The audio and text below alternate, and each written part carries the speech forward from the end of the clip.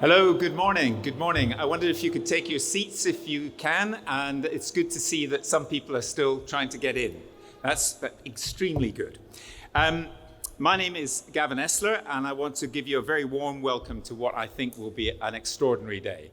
We clearly live in very uncertain times, both here in Britain, nationally and internationally.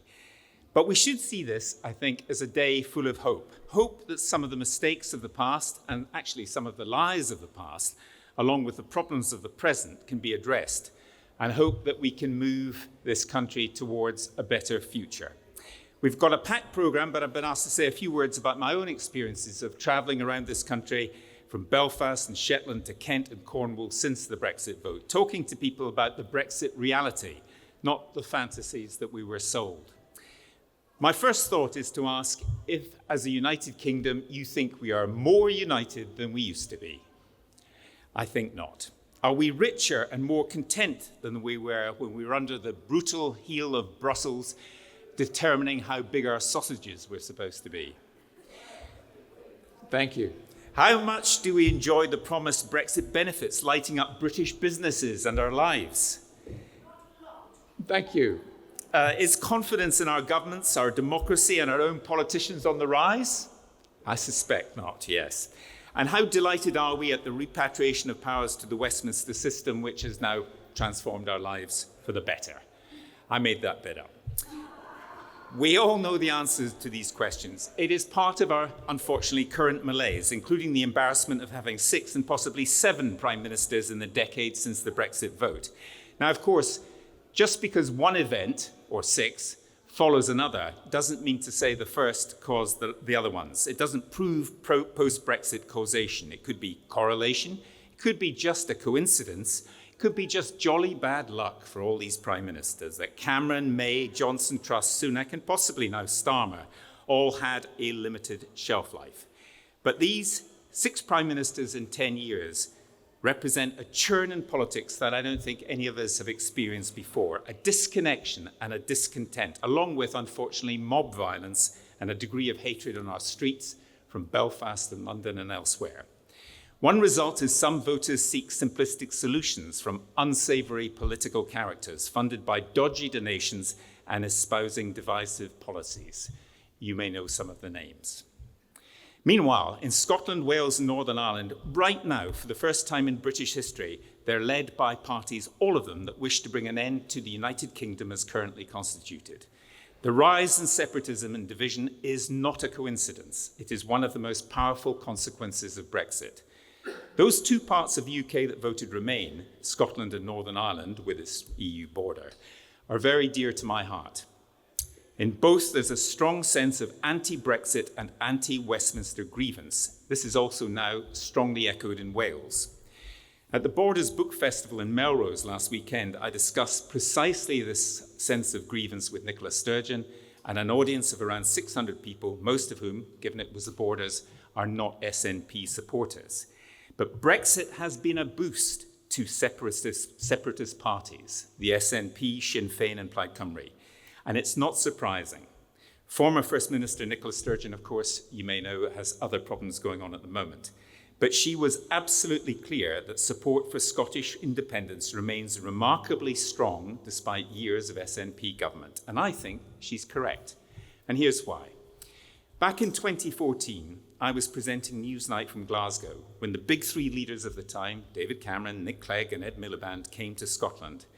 They told the Scottish people that the only way to stay in the European Union was to vote no to Scottish independence. The Scottish newspaper, the Daily Record, called this the vow. How does that look now? The argument then was that the EU would punish Scottish separatism to discourage Catalonia from seceding from Spain and perhaps other European secessionist movements. Now that argument, whether you believed it or not, cut through from some voters I talked to. I wonder how those voters would feel now, reflecting, as the SNP would put it, that they were taken out of the European Union against their will by voters in England in what was supposedly an advisory referendum. To repeat, in Edinburgh, Cardiff and Belfast, the governing parties want out of the UK, and in England, we need to wake up to them. Put simply, if you care about the future unity of the United Kingdom, We need to put an end to Brexit one way or another. If anyone thinks these matters are forgotten, go to Belfast, go to Glasgow. In Belfast, you will hear of the utter failure of Lord Frost as the British negotiator and Boris Johnson as Prime Minister to understand the damage done to Northern Ireland by reopening the Irish border question. In Glasgow, you will hear of the damage done to the Union in Scotland by the carelessness with which the will of Scottish voters was ignored. And it doesn't have to be like this. By 2016, thanks to the Good Friday Agreement, the border between Northern Ireland and the Irish Republic was no longer a salient political issue. Brexit reopened that wound. It resulted in the most careless, self-inflicted damage to the UK since the Corn Laws of the 19th century. Some argue that the Brexit advisory referendum being implemented is an example of the flexibility of the British constitution. I would suggest that a synonym for flexibility is it can be bent. My hope is that, like the Corn Laws, after years of tolerating failure, Brexit will slowly, perhaps painfully at times, be pushed into the dustbin of history. The surge of non-European immigration, the small boats crisis, the increased degree of racial tension we've been experiencing over the past few years, including most recently in Northern Ireland, are, I believe, connected to this post-Brexit self-harm and loss of trust in traditional political parties. The brazen and deliberate lies that we were told on the Brexit bus is just one of the many signs of decay in truth in political discourse on both sides of the Atlantic. And not surprisingly, it's led to a loss of trust in members of Parliament, in Parliament itself. The Henley Business School says that the percentage of the British public that trusts the government always, or most of the time, is about 12%. 12%. Who are these people, by the way? A YouGov poll in 2024 noted that 78% of respondents stated they do not trust MPs to tell the truth. I think they're wrong, but I see why they think that. Brexit is not responsible for all our ills, but it is intimately connected to many of them, especially what's sometimes called apathy. I don't believe not voting is always apathy. I believe it's sometimes anger and disappointment and frustration from the voters I've talked to. So, finally, there is hope. The Corn Laws of 1815, as we were all taught in school, were tariffs that benefited essentially a minority of quite rich people and harmed the poor. Bread became much more expensive, and that limited options during the Industrial Revolution of people to move to towns. The Corn Laws took 31 years to repeal. During our own revolution, not the Industrial Revolution, but the Information Revolution, we can act much more quickly. Most British people clearly realise Brexit is a mistake. What we need to do now is to wake up the British government to the challenges of tomorrow and correct the mistakes of the past. We can do this, and we'll hear how today. Thank you.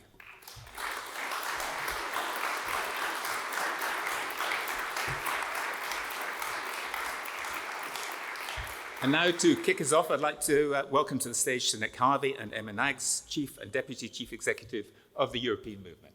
Nick.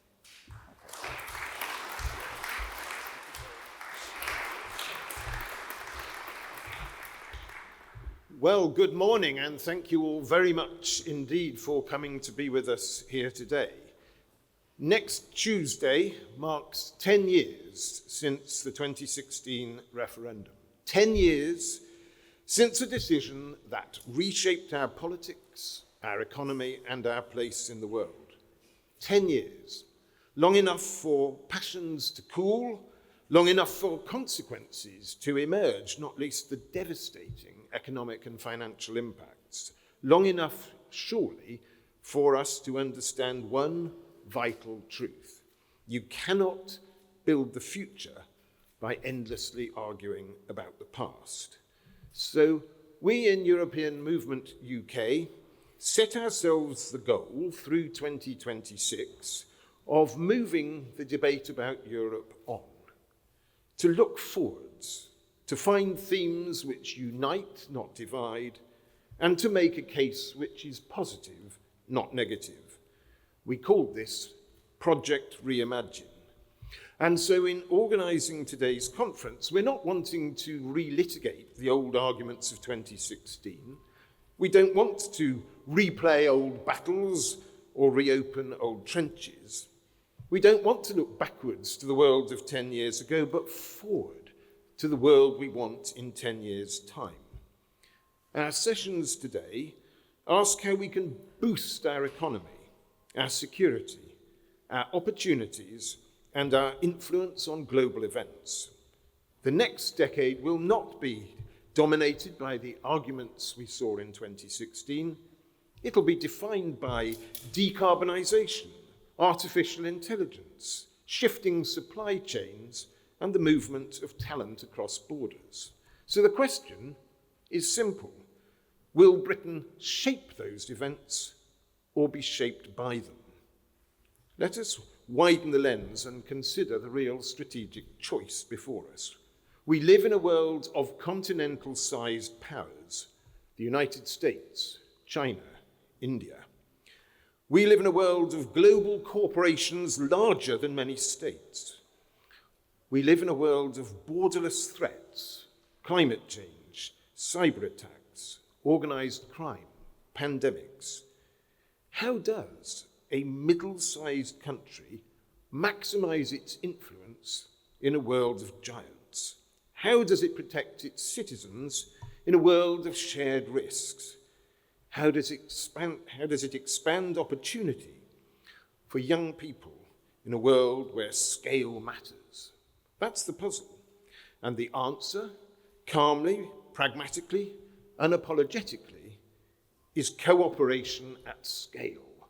And that means Europe. Europe exists for three great purposes: peace, prosperity, and power. Preventing conflict through cooperation, increasing prosperity through shared markets, and amplifying influence through collective action. A reminder that the European project was never small-minded. It was ambitious, it was strategic, it was visionary. And many of us are here this morning because we believe in Europe, not as an argument, not as a grievance, not as nostalgia, but as our future. And when we talk about Europe, we're not talking about an abstract institution. We're talking about something profoundly human. It's a civilization, a community of democracies, a peace project built on the ashes of catastrophe. And at its best, it represents something profoundly liberal, the idea that nations achieve more by working together than by retreating into themselves. Look at the world around us. War on our continent, authoritarianism rising, economic insecurity spreading, global powers competing at continental scale. But we're talking about peace on a continent which once tore itself apart. We're talking about opportunity for people who want to study, to work, to travel, to build lives without artificial barriers. We're talking about strength in a world where no European country, however proud its history, can stand alone against the scale of global challenges. And we stand at a crossroads, not just in Britain, but in Europe. And in that world, the question is not whether Europe matters. Scale alone ensures that it does. The question is whether we choose to be part of shaping it. So this is a moment which demands seriousness, maturity, confidence. Climate change, technology, security, trade, poverty, migration, energy security, the great challenges of our time, which you cannot solve by retreating behind a border.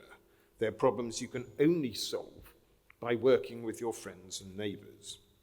Addressing the causes requires sustained cooperation. No European country on its own can fund climate adaptation, development partnerships, and trade reform at anything like the necessary scale. But together, Europe multiplies our impact.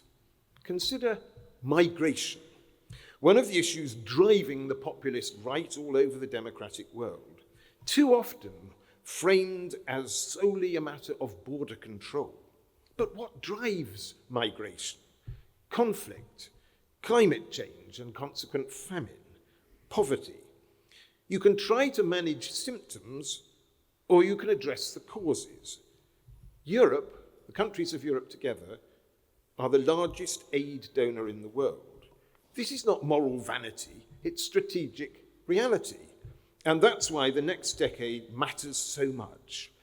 Because in the 21st century, sovereignty is not diminished by cooperation, it's strengthened by it. Britain can still do good things alone, but in an interconnected world, our power is multiplied when we act with our friends. Together, we can create prosperity and influence. Together, we can protect our climate. Together, we can secure our borders and address the causes of migration. Together, we can defend Europe, deter aggression, and uphold democracy. Together, we can tackle organised crime, cyber attacks, and illegal migration. Together, we can ensure technology serves society and not the other way round. Together, we can achieve energy security, economic growth, and set global standards. So, together, we can be safer, greener, and more prosperous. And together, we can ensure that Europe's future is shaped by our democratic values and not by other people's. So to bring this back to where I started, as well as facing the world as it is now, we must also speak to the country as it is now, and not as we sometimes wish it to be. We have to speak to people who don't agree with us yet, the exhausted middle ground, people who are tired of division, tired of being told that they were wrong, tired of being asked to choose sides in a debate that feels stuck in the past. We must give people the space to reflect, to change their minds, and maybe quietly to forgive themselves without being made to feel bad about it. We're not going to win by telling half the country it was wrong. We will not win by relitigating old slogans. We will win by answering practical questions. Does this improve jobs? Does this reduce bills? Does this increase security? And if the answer is yes, and it often is, then we build support. They say that aging generals have a bad habit of refighting the last war rather than being ready for the next. And that madness in politics is to keep doing the same thing, but to expect a different outcome. So we at European Movement are changing how we go about our business. We will make our case through messages which unite, not divide, are positive and not negative, and look to the future, not the past. If we frame it as a cultural crusade, we'll lose the middle. Build, not blame. Tone matters, language matters, direction matters. So I'm going to hand over to my colleague Emma Naggs, who's done a terrific job overseeing Project Reimagine and today's event. And Emma's going to outline how the European movement will talk, behave, and look, in short, our brand, as we embark on the 10-year journey ahead of us, a journey which we believe will lead to the UK claiming once more our place at the heart of Europe. And when the moment comes, and it will, Britain must step forward, not as a country nursing grievance, but as a country ready to lead, ready to act bigger, ready to shape the future, ready to belong, not out of nostalgia, but ambition. So this is not about 2016, it's about 2036. And that future is still ours to shape. Thank you for coming today and joining us in this inspiring and uplifting turning point.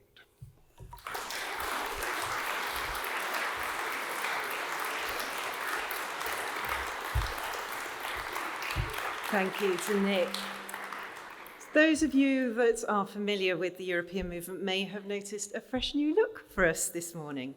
Today, we have launched our new forward-looking brand to the world, and we're very excited and very proud of it. Our steadfast belief in the UK, in Europe, underpins this new brand.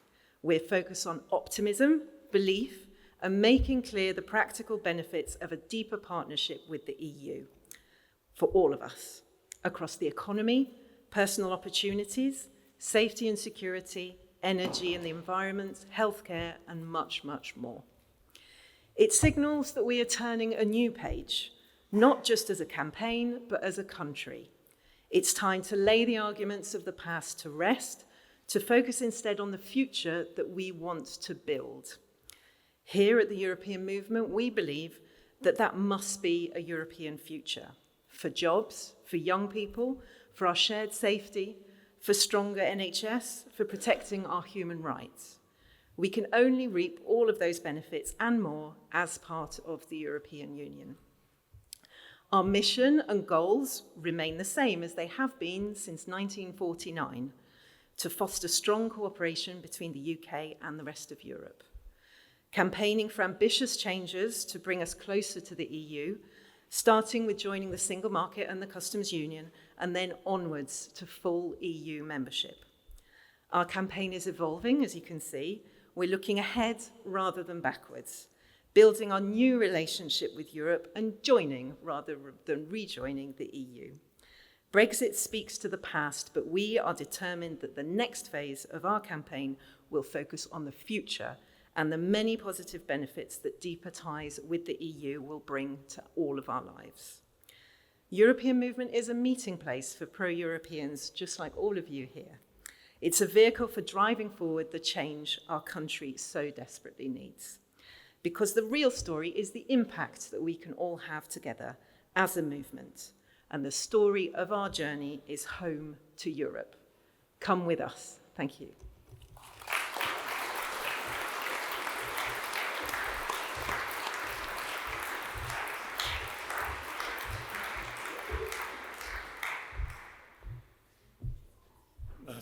Our thanks to Nick and Emma there for that introduction of great optimism, which I join. And I have to say, as a Scottish Presbyterian, that's sometimes a bit tricky, but we'll do our best.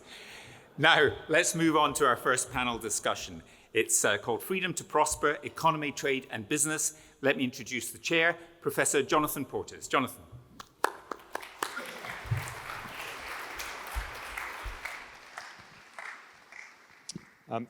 Thank you very much, and thank you for inviting me to chair this extremely distinguished panel, most of whom need rather less introduction than me, I suspect. But in any case, I intend to ask them each to speak for perhaps 5 minutes or so, and after that, we'll have a couple of sort of brief discussion among the panel, and then hopefully some time for a Q&A from the audience. The focus of this session is on the economics, the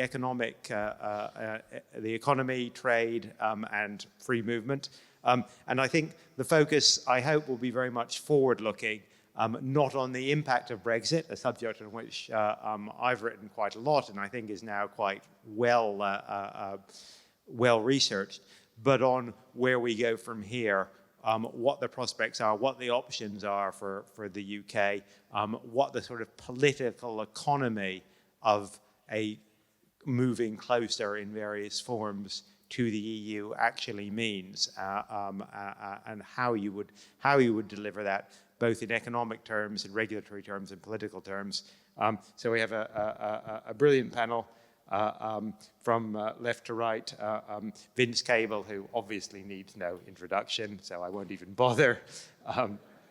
And Naomi Smith from the European Movement, who probably, to this audience at least, doesn't need very much introduction either, but it's David Marsh from OMFIS, who is one of our leading experts on the city, broadly defined, the financial services sector in the UK. And I think one of the areas where some of the issues around reintegration with the EU are most difficult and complex. And then finally, Owen Bennett, formerly of Ofcom, and an expert on one of the other areas where reintegration with the EU has both substantial potential benefits, but also substantial costs because of the complexity and fast-moving nature of regulation in the era of not just the social media, on which he is an expert, but also looking forward AI and other technology-related issues. So as I said, I'll give them each a few minutes to speak, and then we'll have a discussion before throwing it open, beginning with Vince.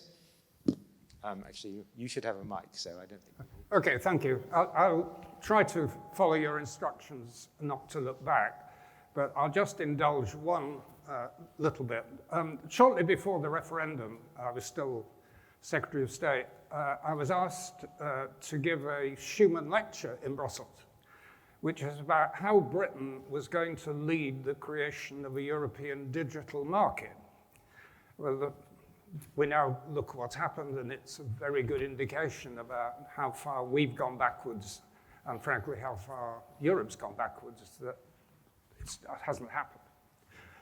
My present role is I chair for the European movement something called Business with Europe. We're trying to persuade businesses who are willing to stick their heads above the parapet and declare support for much closer integration with Europe. And I hope those of you who are here in that world will join me in that work. But the big question we have today is, we've made a mistake, the country's made a mistake, what do we do about it? And the current option, the reset, the government's reset, is doing some useful things. If we get better framework for plant and animal regulation, or the electricity pricing through the interconnector, that's all useful stuff. But it has two problems. First of all, it's very, very small beer. The total benefit, if it materializes, will be about 0.25% of GDP, which is a tiny fraction of what we've lost. It's also what the Europeans regard as cherry picking. Cherries are expensive. We've got to pay to play, which is both an expensive and frustrating and very limited way to proceed. So we're going to need to do something more radical. One of the options is we actually rejoin the single market, which sweeps away, if it happened, many of the regulations, the double testing in chemicals and much else, and would make a major difference. But it involves confronting, and we have to confront, the whole issue of freedom of movement. Existing members and the Norwegians and others have shown that this can be perfectly well managed, but above all, of course, it requires political courage and a willingness to stand up to the increasingly truculent and self-confident extreme right on immigration issues. And I hope we'll hear from Davey this afternoon about how we do that. But I want to talk primarily, just for a few minutes, about another key aspect looking forward, which is external trade, external relationships, and we normally wrap this into the rather techie issue of the customs union, which is all about rules of origin, which are important. But the main benefit, we were told, about Brexit was that we were going to be able to negotiate ambitious trade agreements with the rest of the world. And a few have been negotiated. There was an Indian agreement. It was good, made genuine progress. But of course, the European Union has negotiated its own, probably more ambitious, so we're no further forward. And the really big item was going to be the United States. And we should reflect a little bit on what's happened in our negotiation with the United States. The first step was to roll back some of the tariffs which Trump had himself created, and we did that, and the Europeans have also done that. But the big step failed last December. I don't know whether you followed this closely, but the big economic agreement with the United States failed on three major issues. We were required to adopt American food standards, which we haven't and couldn't. We were required to dismantle digital taxation with the French and the Spanish too, and we couldn't and will not. And most important, we were required not to regulate the big American tech companies. Online Safety Act was to be dismantled. All in the name of what was called freedom of speech.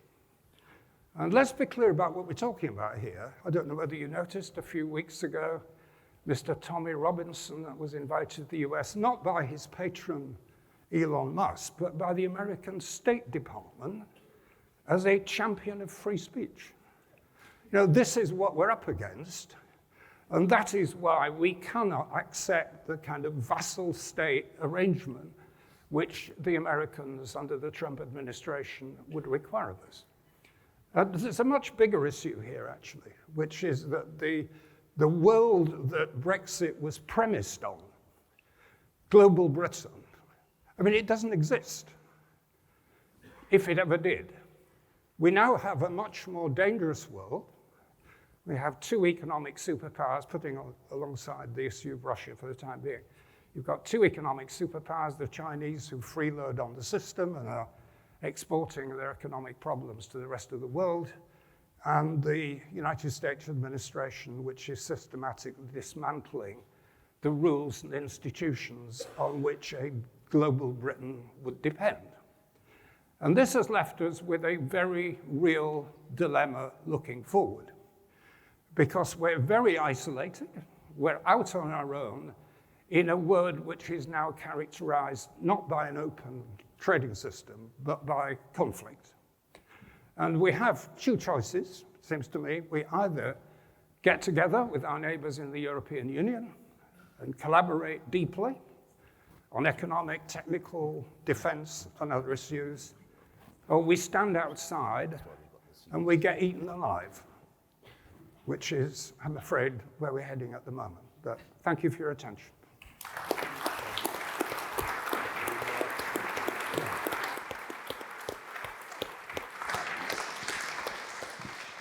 Thanks, and I'm glad I asked Vince to speak first, since he's really posed, I think, in very stark terms the situation in which the UK now finds itself.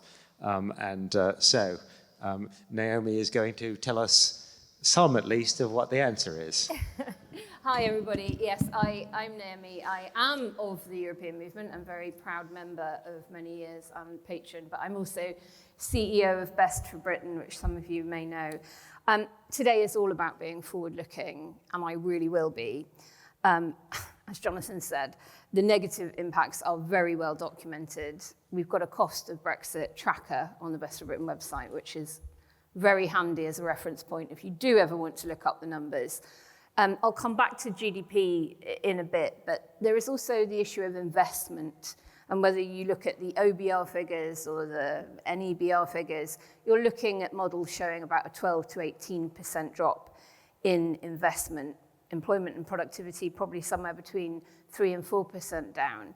And that's all because of elevated uncertainty and reduced demand and a lot of management time being diverted to trying to sort out how to trade with our largest market that we're no longer a formal member of. And so the kind of the good news is that a lot of that can be clawed back. The bad news is we probably wouldn't be able to claw back all of it. Now, European Movement set this panel 2 exam questions. What impact would joining the customs union and single market with freedom of movement have on the business sector over the next decade? And 2, can we reboot the UK economy without EU membership? Now, if the news headlines are to be believed, later today you're going to be hearing from somebody who will tell you, who used to tell you you needed to join the customs union, and that was kind of the thing to do, is now going to say, actually, it's single market. At that rate, maybe by Christmas, they will be saying full EU membership. But because I'm a SWAT, I am going to answer the exam questions that were put to us with workings. So when we look at Turkey, that is showing us somebody who's in a customs union arrangement, but without single market access. Norway, Iceland, and Liechtenstein, on the other hand, show you what single market membership looks like, but without being in the customs union. I'm not going to go over Switzerland because it's very complicated, and the EU definitely don't want another one in their orbit. So let's skate over that and look at what single market and customs union membership for the UK might look like. Well, a customs union arrangement would reduce some, but certainly not all of the trade friction that we've seen. And in terms of what GDP growth we might get from it, well, it would be broadly about the same growth as you would get from the current government's negotiating position on alignment on things like food and emissions trading. So less than 1%, probably closer to a half. Single market membership offers more, maybe double that of customs union, and probably about half of what you'd get if you were a full EU member. So if the UK was somehow to negotiate joining both, you would, of course, get most of the economic benefit of being a full member. But this is where the political rubber really hits the road. You become a rule taker rather than maker. Norway, Iceland, and Liechtenstein have to adopt single market rules without any vote on them. A full member, of course, shapes regulations that its economy will have to follow. It can resist some of the rules that disadvantage its own industries, and of course, it helps to set standards that often become global. But you also get a voice on trade policy. Turkey, customs union arrangement, does not. In a customs union, you must apply the EU's external tariffs and open your markets to countries that the EU signs trade deals with, but you do not automatically get reciprocal access to those markets. Only membership is going to give you that seat at the table and that reciprocity. So on to full membership. CU plus SM probably equals the economic benefit of membership, but you do get a bit more. You'd gain areas that sit outside both the single market and customs union altogether, things like agricultural and fisheries policies, structural cohesion funds, full participation on best value terms of all of the EU programs. The farm support, the regional development money, and research funding are not insignificant. So yes, you remove residual frictions, but importantly, I'm going to come back to that point I made earlier about investment. You remove a lot of uncertainty because even comprehensive non-member arrangements keep some customs formalities, rules of origin checks, and weaker mutual recognition of things like professional qualifications. Membership closes those gaps, and because they're anchored in EU treaties rather than bilateral trade deals that can be renegotiated, it offers a legal permanence, and that encourages long-term investment in cross-border supply chains. That's why you get so much more GDP growth from membership than you do from single market alone. Now, of course, as campaigners, we must also be upfront that membership access carries larger budgetary contributions, even though members also draw on funds that EEA countries cannot.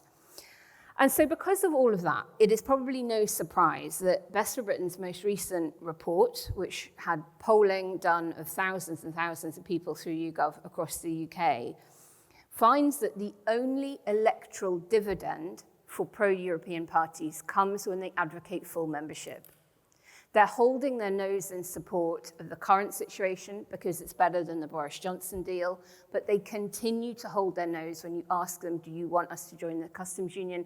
Do you want us to join the single market? They only breathe a sigh of relief and come out in strong support, lifting up the voting intention for those parties advocating it once you say, would you like the UK to rejoin the EU? So the trade-offs of customs union and single market membership, we think, mean that both are not sustainable policy options in the long run because they don't survive the need to carry sufficient political support with you.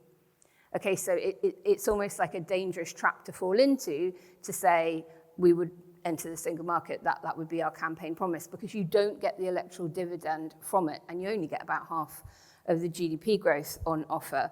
And it is worth bearing in mind that all arrangements would take a long time to negotiate. It is not obvious that the EU would be more willing or quicker to negotiate single market or customs union access for the UK than it would the EU membership. And of course, that also comes with a slightly different approach constitutionally for the EU. They have to consider memberships for accession, applications for accession. They don't for customs union and single market. So to sum up, it really is only full membership that gives certainty to the businesses that need it, the growth required for that economic reboot. And really, it's the only thing that gives the majority of pro-European voters what they actually want.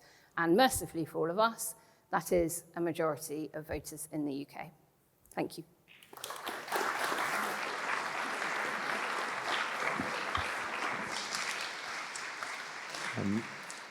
Thanks, Naomi. That was very clear. But there are some really quite difficult issues that arise in some sectors if we move to single market, let alone rejoin, and the financial sector, where divergence is probably more of a material reality than in almost any other sector is one. So now over to David to give us some sense of what the implications would be. Yeah, thank you, Jonathan, and thank you for inviting me.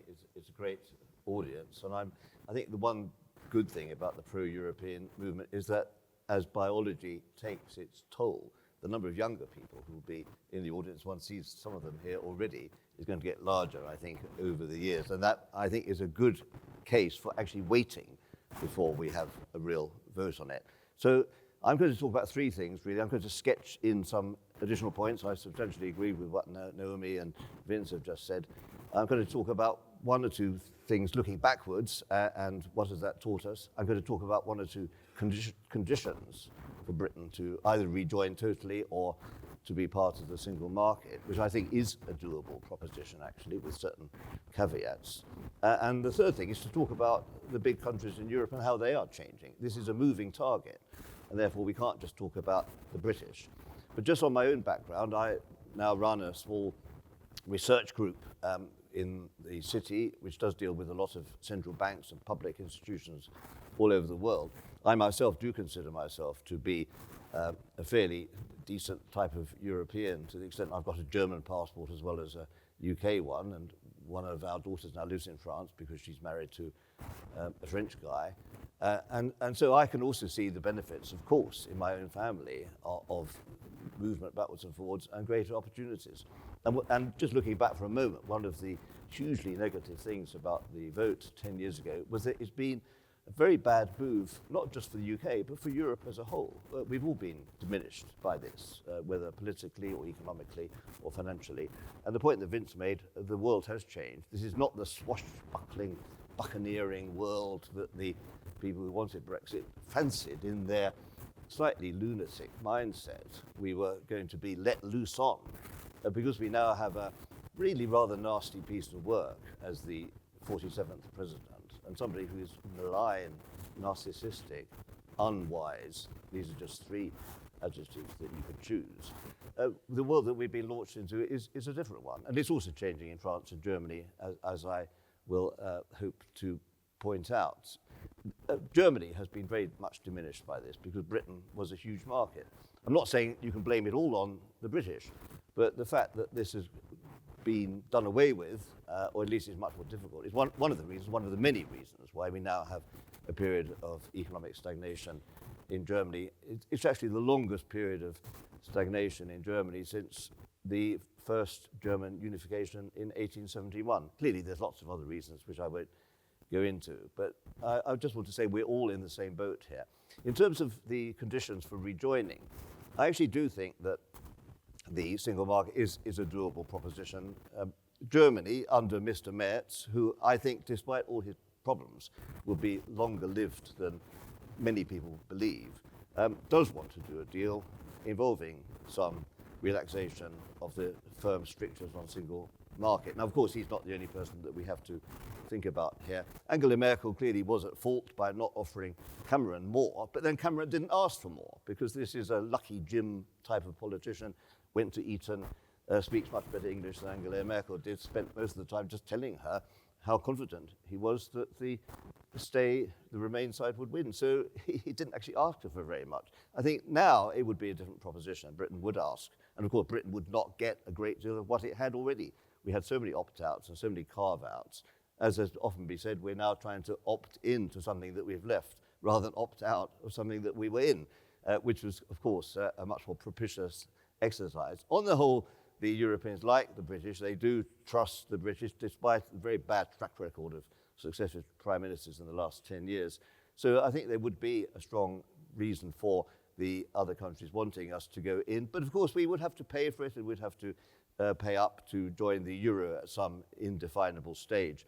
And the one big condition, I think, is that Britain would only really want to go in if our economy was performing substantially less well than the European economy. And if that was to be the case, the other countries wouldn't want us, or at least they would actually drive a very hard bargain. And if Britain, by some happenstance, were to be doing much better, and I did think that was a possibility 10 years ago, but clearly that has not happened, then of course the British people wouldn't want to go in. And I do think the campaigning, the toxic press, which will obviously get better over time, because even the people who run the Daily Mail do die eventually. But the point is the toxic press would still be something that we'd have to face. And I think the negative trade-offs would be quite substantial. Just on the third point, this is a moving target. The European Union that we might want to rejoin at some stage will not be the same one that we left. When the referendum took place, the AfD, Alternative for Germany, was just really coming up in the polling stakes. This was partly a result of the really rather disastrous, well-meant but disastrous immigration policies of Angela Merkel. And now, of course, they are a substantial force. I don't think they're going to get into the corridors of power in a substantial way, but they may start running a few Land governments from the autumn onwards. I think the more substantial issue is France. I think there could well be a far-right president, whether Bardella or Madame Le Pen, in France after April 2027, and they would also drive a very hard set of bargains. That's why I actually believe that the variable geometry side, much blessed by Jacques Delors, and the idea that you can do a lot of things with countries like Norway, with Turkey, Switzerland, the UK outside, and countries which are not actually in the full EU, not in monetary union, countries like Denmark and Sweden. I believe that that is going to be the answer. More variable geometry. It won't make a lot of headlines in the Daily Mail. Tick that box. It won't do a huge amount in terms of good for the UK people. It's certainly something that the City of London could live with. I think already the City of London, you asked me to speak about that, Jonathan, is doing relatively well outside. That is variable geometry squared. So precisely because it's not going to make a lot of headlines, I would go for variable geometry. Thank you.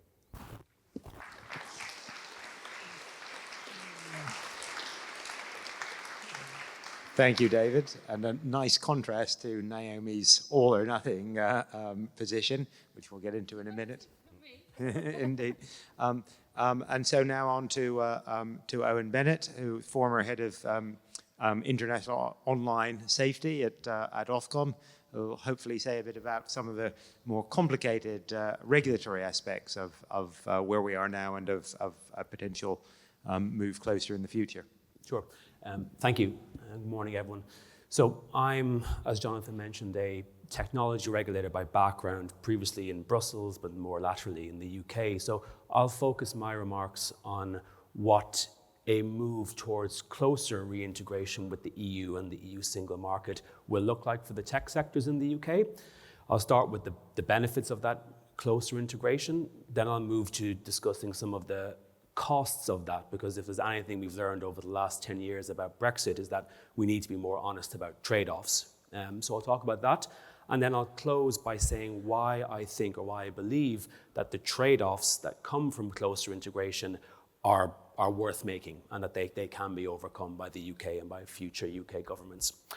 So in terms of the benefits of closer digital integration, I'll look at this through the lens of growth, because ultimately that is the calling card for this government, and likely the next government is going to be majoring on growth in the tech sectors.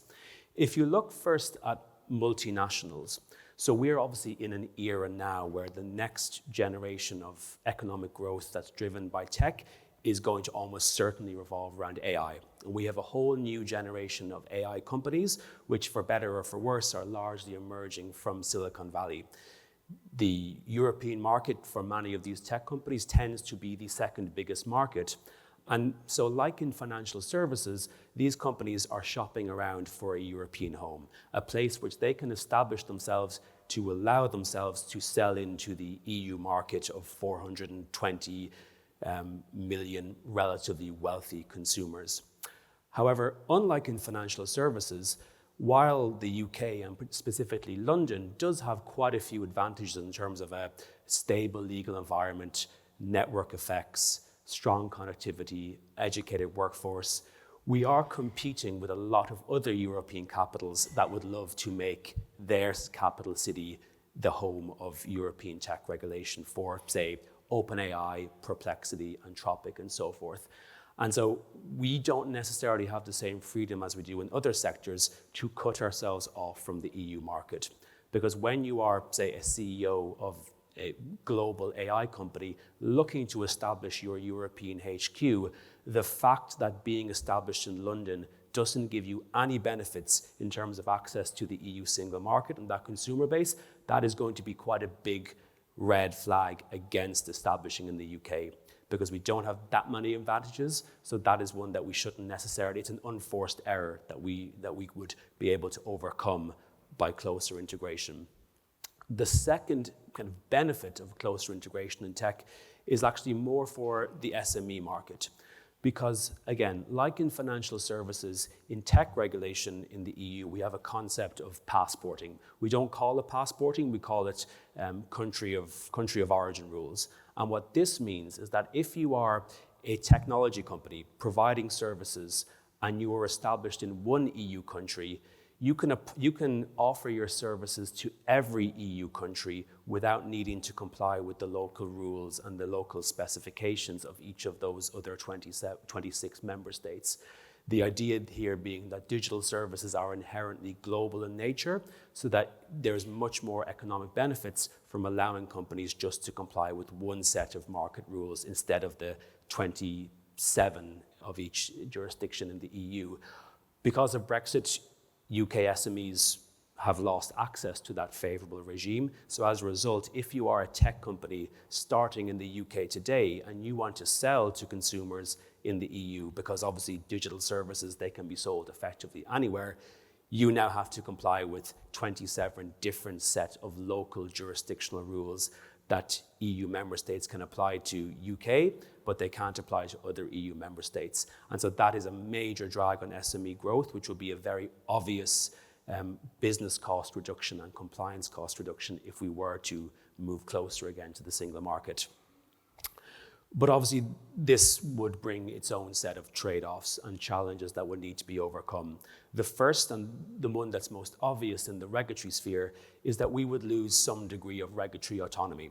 That was obviously one of the big motivating factors behind Brexit, this idea that a sovereign UK could regulate to its heart's content and be the Singapore on Thames and adopt a much more competitive regulatory environment. And to some extent, in some sectors, like in tech and like in financial services, we have exercised a degree of economic and regulatory sovereignty that has allowed us to adopt lighter touch regulatory rule books than the EU. And obviously, if we are to rejoin the EU or to move more into the single market, we would sacrifice that capacity going forward. The second challenge in the regulatory domain of moving closer to the EU would be the fact that since Brexit, in some of these advanced regulatory and emerging regulatory sectors like digital, we have been quite active. So on Monday, Keir Starmer unveiled the social media ban. We have the existing Online Safety Act. We have the Digital Markets and Competitions and Consumers regulation. In the last couple of years, we have adopted a lot of digital regulation. If we are to rejoin the EU or to pursue more integration with the bloc, we would have to walk back quite a few of those regulatory frameworks. And that, I think, will be quite politically challenging, and it will create quite a lot of painful transition for the companies who have spent years having to comply with these rule books. So that will be something which wouldn't be so easy to deal with and to overcome. But now the final point before I wrap up is just the fact that while those challenges are meaningful, I don't think that they're insurmountable, and I think they are worth engaging with. The first, on the regulatory sovereignty point, Like, having been a regulator in a sector that we are regulating alongside the EU, I think it is a fiction to say that we have a high degree of regulatory sovereignty. Many of the companies that we're regulating are global in nature, and they tend to prioritize compliance with the EU rulebook because it is a much more enlarged rulebook applicable to a much broader set of their user base. So while we on paper have regulatory sovereignty, in practice, in most of the digital sectors at least, we have de facto pursued regulatory dynamic alignment. And I think that is not going to change because of the structural factors at play. And then the final point to mention on this is one of the big regulatory criticisms of rejoining the EU would be the fact that we would have to sign up to these quite onerous and quite, you might say, anti-innovation EU rulebooks in the areas of digital competition and in the areas of AI. But the irony is those rulebooks would never have been adopted if the UK was still in the EU, as in the UK has very successfully championed pro-business and pro-sovereignty regulatory narratives while a member of the EU. So the fact that we would have to sign up for these rulebooks would, I think, just be a fact of us having to absorb the consequences of the decision that was made in 2016. But thank you, I will stop there.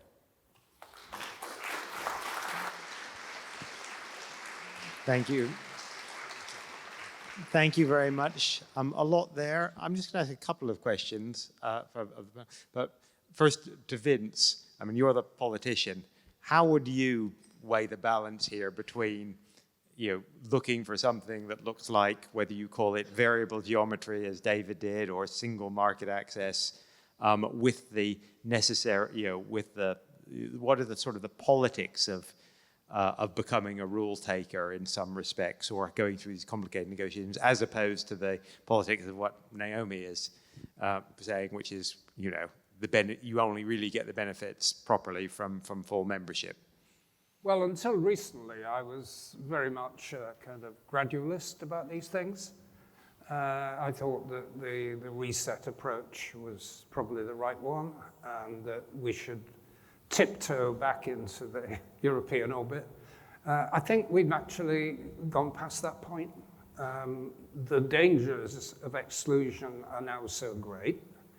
The overall levels of hostility in the world at large are so great that we are faced with stark choices now. And listening, for example, to a very good presentation on the digital world, when we left the European Union, nobody knew what the AI was. I probably thought it was a road to the north of England. But we're now dealing with new technologies with massive potential, but also massive dangers. The issue about how you regulate these things matters, and we either operate with a, I suppose, broadly Anglo-Saxon approach of light regulation, which I think, frankly, is too dangerous. And the mere fact, for example, that Ofcom can't even take action against Mr. Musk's X channel, for example. This is the British predicament. It may be that the European Union is heavy-handed in some of these respects. Maybe needs to be more pro-innovation. I think that's generally understood. But in a world where you have to choose, I'm very clear what side we have to choose. And I think the halfway houses, the single market customs union, sounds attractive, but I think it sets you very clearly on a path to membership for this very simple reason that a country the size of Britain can't just indefinitely be a rule taker. And so how we go about this process, over what time frame, at what point you consult the British public in a referendum, that's open for debate. But I now think that there is no alternative but to full membership. Thanks. And Naomi, so last time the Remain campaign comprehensively messed it up.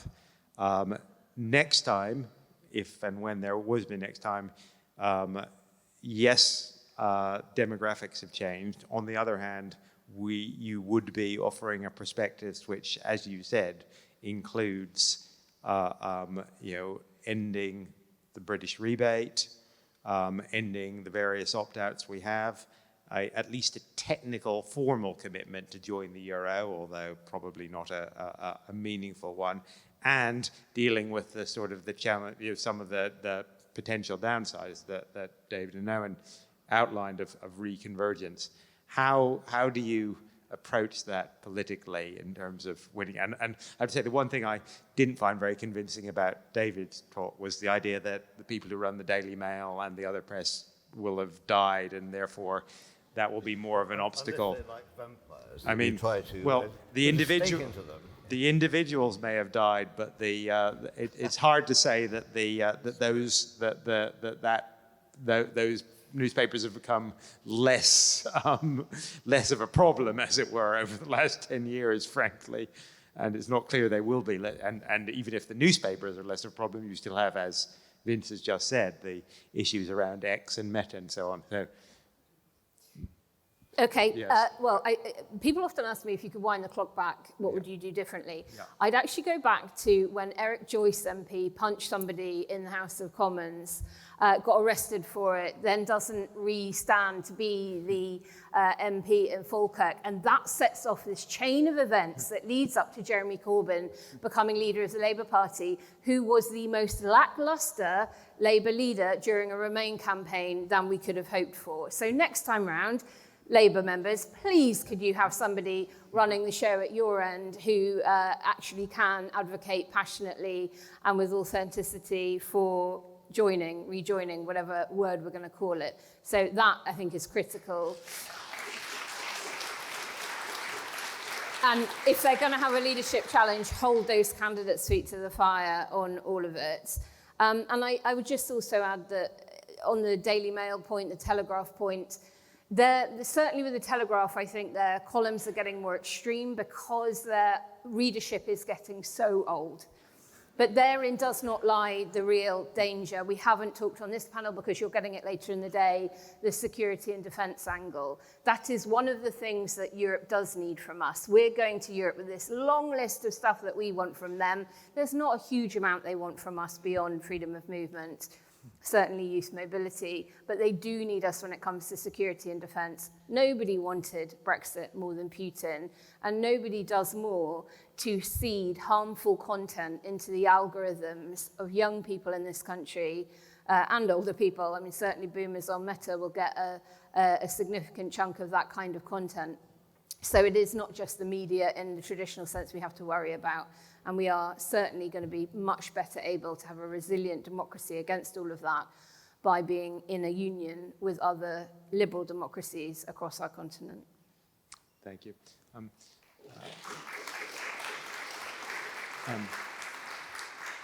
David, do I have time to take some questions from the floor? Well, yes, I just did want to Yeah. say, Yeah, sorry to keep banging on about the Daily Mail, but my mother, who's aged 99, she's getting more right-wing as she gets older. I have to say, she takes the Daily Mail. It's a very well-crafted paper. The big issue for me is how Matthias Dürkner affects the Telegraph, now that Axel Springer has taken it over. That's not going to become suddenly very pro-European. Axel Springer is the person who asked Mr. Vance to write for it, but there will be a change in the press, and that's something that we should all be aware of. Okay, I think I've been told I can take one round of questions from the floor, so I'll take three short questions, please, not statements, and then I'll decide how to allocate them. Or yeah. So, sorry, hands. So the woman there in third row from the back. Yeah, purple top. Yeah. And then the person here in the front. Given your last comment about the security threats, what exactly were Yaxley Lennon and Elon Musk's father up to in Moscow? And there was one more just behind there, so we'll take that since the mic is there, and then the one right here at the front.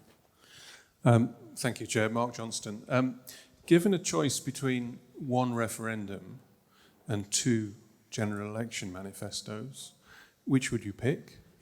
And if it were the referendum, how would we know on referendum day what the terms of rejoining would be? Thank you. Good question. And gentleman here at the front. Yes, you just shout it out if you can be loud enough. In the context of freedom to prosper, how would you position in 1 or 2 sentences freedom of movement? 3 very good questions, although I'm not sure any of us know the answer to the first about Yaxley, Lennon and Musk, except it can't possibly be good. I think the question of 1 referendum or 2 general elections, who wants to take that? It's a good One question. referendum, certainly. I think you need the democratic legitimacy of a referendum, given that one took us out. I think you have to have one to get us back in, and I certainly wouldn't want to set a precedent that would allow a future very Eurosceptic government to take us out without one. How would we know? Well, look, we now finally have a date for the summit between Ursula von der Leyen and Keir Starmer. That was announced yesterday as being the 22nd of July. After that point, I don't know what the UK and the EU talk about in the run-up to the next general election in the UK, if not beginning to talk about what re-entry would look like. I don't think the EU want to talk about much else than that. They've invested a huge amount of time in it up to now, and the incremental approach, I think it's probably run its course.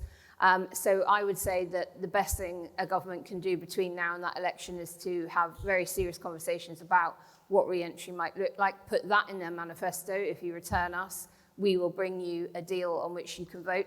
And then a referendum would not be an open-ended question that can be interpreted by anybody and everybody as to what it might be. It would be on the actual terms of all the things Jonathan mentioned, what opt-ins we'd have, what carve-outs we wouldn't have, etc. Okay. David? Could I just have a go on Trump? I think he undoubtedly is compromised, and therefore if the Democrats do win control of Congress, we will be seeing more efforts to try to prize out some of this documentation. We obviously won't have enough. And then on the question about prospering, I think it should be freedom to work rather than freedom to move. Vince, anything on freedom of movement? Well, just to actually go back to the first question. I think, regardless of the details of what happened, I mean, we are faced with an extreme movement which is neo-Nazi at the fringes and which is poisoning our politics. And before people start thinking about manifestos in 2 general elections, you know, we run the very real risk of extreme populist right winning an election here, which is why we need to put this whole Brexit debate in a wider context and the reform of our political system in order to ensure that we have properly representative government here. And that's the priority.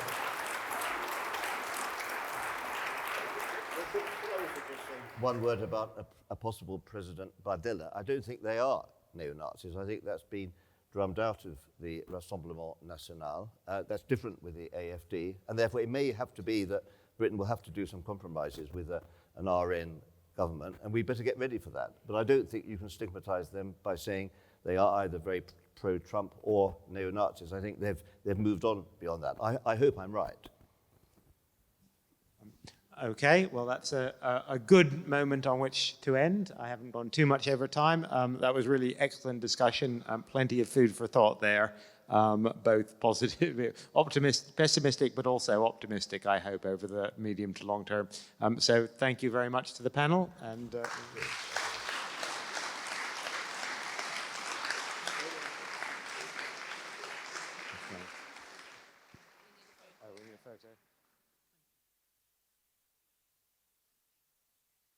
Young European Movement UK are proud to represent our members as the leading voice of pro-EU youth across the UK. We believe passionately that the UK's future lies in Europe, and we are campaigning to restore opportunities for British youth to live, work, learn and travel in Europe. Our campaign, Open Doors, Open Futures, succeeded in campaigning for the UK to rejoin the Erasmus Plus programme. Now, we are focusing on ensuring the successful delivery of an extensive and meaningful youth experience scheme that provides opportunities for international mobility to all young Brits, especially those from disadvantaged communities. But ultimately, we want to see the UK government deliver much more for British youth. We know firsthand how tough life is for young people in the UK. And we believe that opening doors to opportunities in Europe will provide a more positive and hopeful future for British youth. We are YEM, and we are fighting for the UK to be back at the heart of Europe. Now, that was a cracking panel. Thank you to Jonathan Portis. That was really, really good.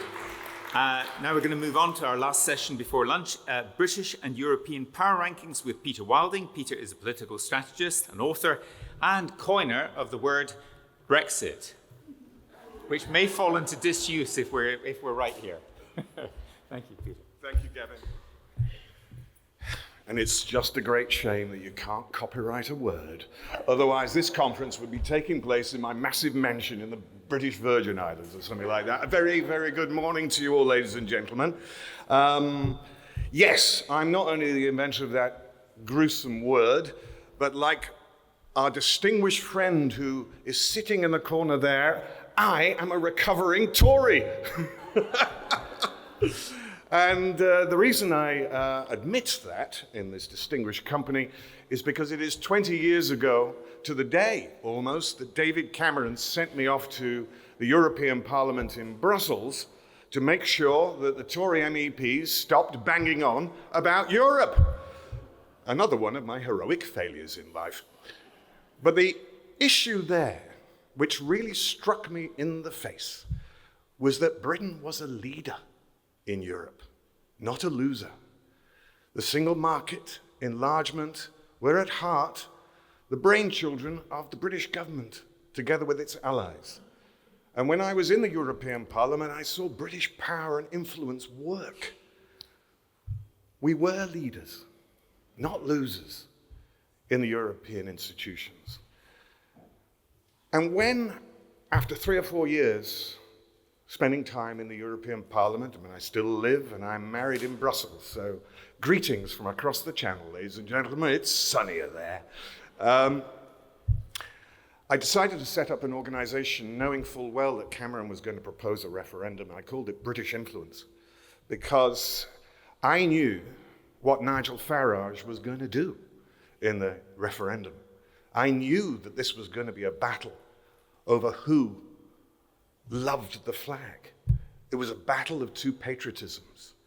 And so I went to Lord Sainsbury and I asked him for money, and thank God he gave it to me, because I said, this campaign is not going to be won on facts, it's going to be won on emotion. Our slogan would have been, Britain should be leading, not leaving Europe. But the problem with our emotional attachment to Europe in the political class is that there is very little of it. Facts must always trump emotion, which is why we were left with the Remain campaign, sadly, that we got.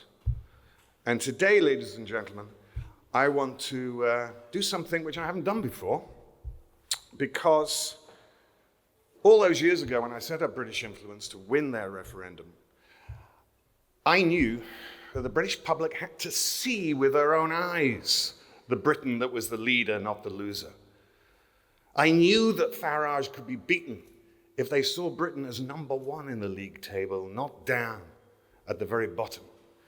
And so when I set that up, I commissioned some polling, the kind of polling that Naomi does so beautifully these days. And I went to David Cameron in the cabinet room of number 10, and I sat down and I showed him the results. And I think you might be interested in knowing what those results were and his reaction to them. The results were that 65% of the British public wanted to see the leaders of their country lead in Europe. They wanted to see positivity, achievements. They wanted not to see skirling in the sidelines. But 61% of that number said Britain was a loser. They thought France and Germans had it all sewn up, that in fact nobody listened to us, that we were the runts of Europe, and it was better that we were out. Can you imagine what effectively was a narcissistic victim syndrome? That at once the people felt we were great, but that they felt we were shackled. I said, this could be your Churchill moment, Prime Minister. And you know what he said to me? He said, "It's too late." "What?" I said. "Too late? Why?" He said, "It's too late now to do positive campaigning. I won the Scottish referendum with fear. I'll win the general election 2015 with fear, and I'll win the referendum with fear if it comes to that." And I said to him, "Prime Minister, you will lose." And the tragedy of all this was that technology has moved on so much, it was impossible to show Britain like a football league table. You know, being my team, Liverpool, of course, not quite at the top of the league, but certainly not Huddersfield Town. I'm sorry.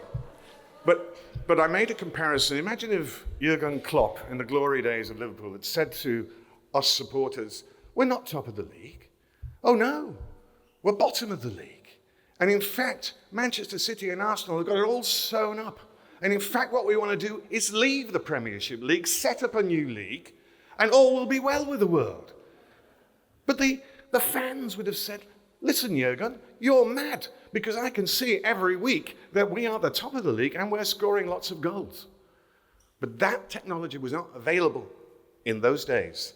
And so, ladies and gentlemen, for a long time, I have been like Caractacus Potts with his chitty-chitty bang-bang in the garage, tinkering away, and I've just pushed out something. I'll tell you what that is in a second. And the reason is, 10 years ago, I wrote this book, What Next? And I proposed, if we were to do Brexit, a positive, strategic approach. The European Union was one of the institutions of Europe. There are many others, the Council of Europe, NATO assemblies, etc. Get stuck in, I said. Needless to say, we did the opposite. And today, I'm going to show you what that looks like in the Football League of European countries. I've called it the League of Nations. Perhaps 100 years ago, the League of Nations had a table like I'm going to show you. They'd have seen the danger coming. And I'm going to show you what happened, because the next book coming out next week is called What Happened, and it's based on what you're about to see. What I've done is to try and show people without fear or favor what has happened. Not because of my opinion or your opinion, but the opinion of institutions that have collated all the data since, I put it at 2012, the glory days of the London Olympics, and see what happened after that.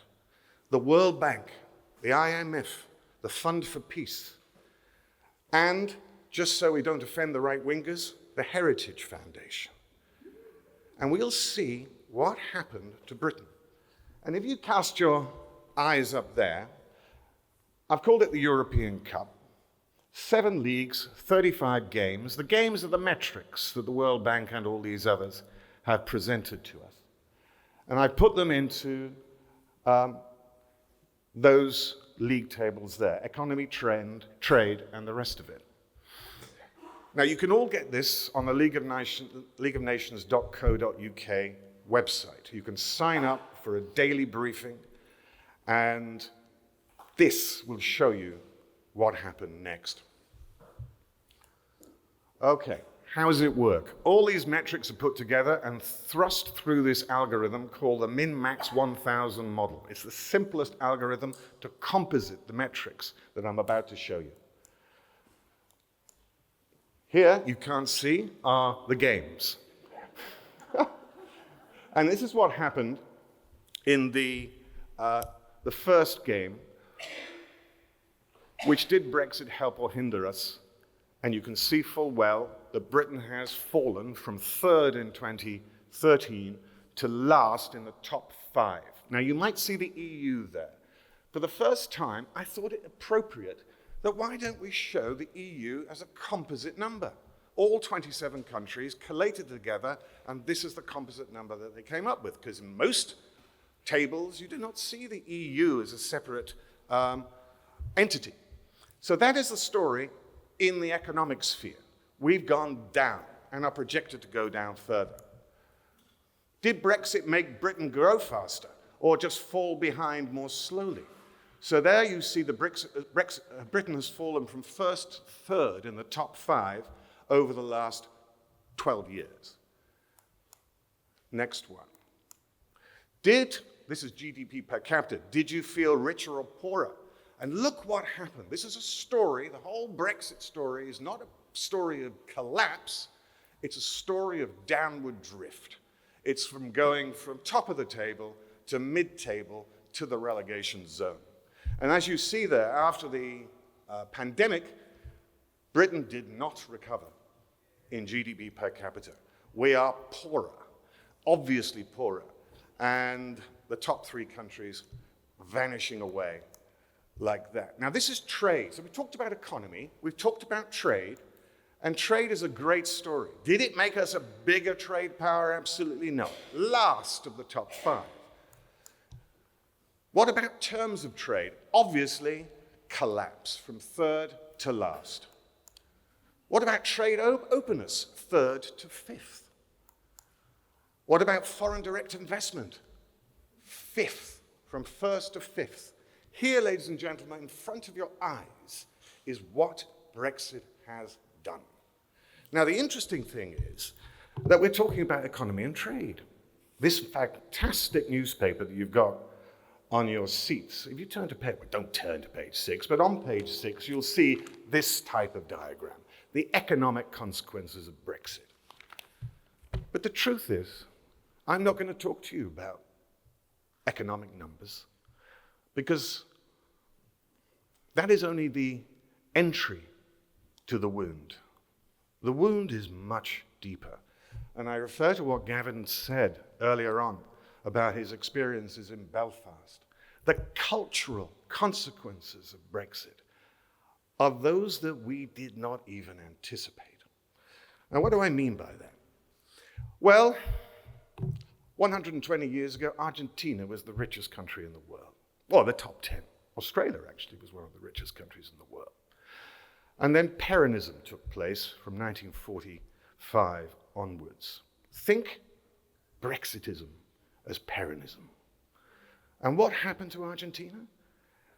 Take back control was Perón's mantra. Get the Brits out, or the English out, if you remember the musical all those years ago. Similar to Brexit. They took back economic control, but that was what happened to them. But what happened further was that Argentina lost political and people control. What I mean by that is the state lost control of itself. And the people for whom the state is supposed to work lost power. So let's see what this means, because it all comes down to one thing: money. Now, everybody knows about the figures, £40 billion worth of tax revenue lost. And if the American think tank, which published recently, saying that the GDP hit was 8%, it's £90 billion. Now, just like Argentina, the only way you can deal with the contraction of your economy is to tax more. But the consequence of taxing more is higher interest rates, higher inflation. And this cancer has been eating away these last 10 years at not only the British economy, but the British state. Because you see, the downstream consequences of Brexit are critical. Because an economic hit leads to a fiscal hit. A fiscal hit leads to a political hit. And a political hit leads to a cultural hit. And that is the debate we haven't had. Everybody's talking about the economy, but nobody's talking about this. Not that. This. Is Britain becoming harder to govern after Brexit? Collapse. This comes from the Fragile States Index from the Fund for Peace in the United States. They publish an index every year in which they judge the fragility of states. This is Britain. And look, France, Germany, the EU average, and Italy. Britain has been beaten by Italy as a fragile state. What about the British elite? many of whom are in this room right now. The factionalized elite index show that Britain has gone from third to fifth. Before Brexit, third, now fifth, with a projection to 2030, this is as well, by the way. What about economic decline, says the Fund for Peace? Britain has gone from second to fifth. That is an image of economic decline. Is Brexit Britain driving away the talent it needs most? Brain drain. There you see it. Britain's gone from first to fourth in the loss of talent. So that, you see, is what happens to a state when it loses control, thinking it's taken back control. It's got more difficult to govern, more difficult to steer. The elites are not united. There is economic decline, and people are leaving the country and not coming. So that was a frightening consequence, I think you'll agree, of Brexit, that is effectively, just like Argentina, eaten out the state. Did Brexit boost the Did Britain beat the Europeans in the leadership power? In other words, has the state taken back control since Brexit? And you can see the answer in front of your eyes. It's gone down from second to last. That is not leadership. Now, if that isn't worrying enough, what about culture? Now, I don't mean museum visits and tourist visits and things like that here. I mean what Duncan Smith, Boris Johnson, and Michael Gove said. We are going to be freer, better innovation, academics able to think, a science superpower. So here's the first one. Is Britain still economically flexible? The Heritage Foundation judged this by assessing the tax burden and the debt burden, effectively the economic consequences of Brexit on the state itself, and having to raise 40 to 90 billion pounds worth in extra tax since 2021. There you are. Down it goes again. From second to fifth. It's tough to do business in this country. It's tough to live. That is your cost of living crisis as an image. Is it still open for business? Crash after 2024-25. Now, these are comparatives, of course, but from first to there is not great. Are we more connected to the global economy or less? Again, we're being pushed into the relegation zone from first to fourth. Britain's economic culture results. What would the Heritage Foundation say about the overall composite of the graphs we've just seen? There you see a steady decline from first up to the referendum, right now down to fourth. So, did Brexit work? So this is the composite of the composite of the composite of indices here. This is the League of Nations. And you see Britain was the second most powerful country out of the top 5 in 2016, and now is palpably not, and has descended to 5th. So why does this matter? It matters because, in many respects, it's the opposite of a positive message, but the darkest hour is before dawn. And what's important to realize is we mustn't talk only about the economy. We must talk about culture. And this is why the European movement's mantra of positivity and optimism is ideal to capture what appears to be steps in the right direction to rejoin. But what does that say to you, ladies and gentlemen? Now, in the League of Nations, you might have heard a concept called, a philosophical concept of smart power, coined by Professor Joseph Nye many years ago. Is the state acting smartly? The combination of hard power and soft power together. And where do you think we are after seeing those results? Do you think we're a power that is rising, has momentum, is a challenger to the hegemon? Is it a zenith power? Or are we in pressures, overreach, or decline? What do you think? So, decline. Actually, I wouldn't go as far as to say decline, because Argentina has had a tough time, certainly, but countries that did the same as us recovered. I refer you to New Zealand under Sir Robert Muldoon 50 years ago, who closed the country off. Uruguay itself. These countries recovered because they could turn themselves around by linking their recovery into an era which suited their recovery. Namely, under the American hegemonic economic power, liberal globalization, you could switch yourself off, turn yourself on, and hit back into a globalized economy and recover. The problem is we are not in that period of time right now. Brexit, sold as a mission to create a free trade Britain, tried to buck history and failed. And I'm going to leave you, therefore, with something that I hope you might join me in the League of Nations to see where we are sitting in historical trends. Here's my view. Brexit was obviously a historic mistake, not just because it was a historic mistake, it misread history.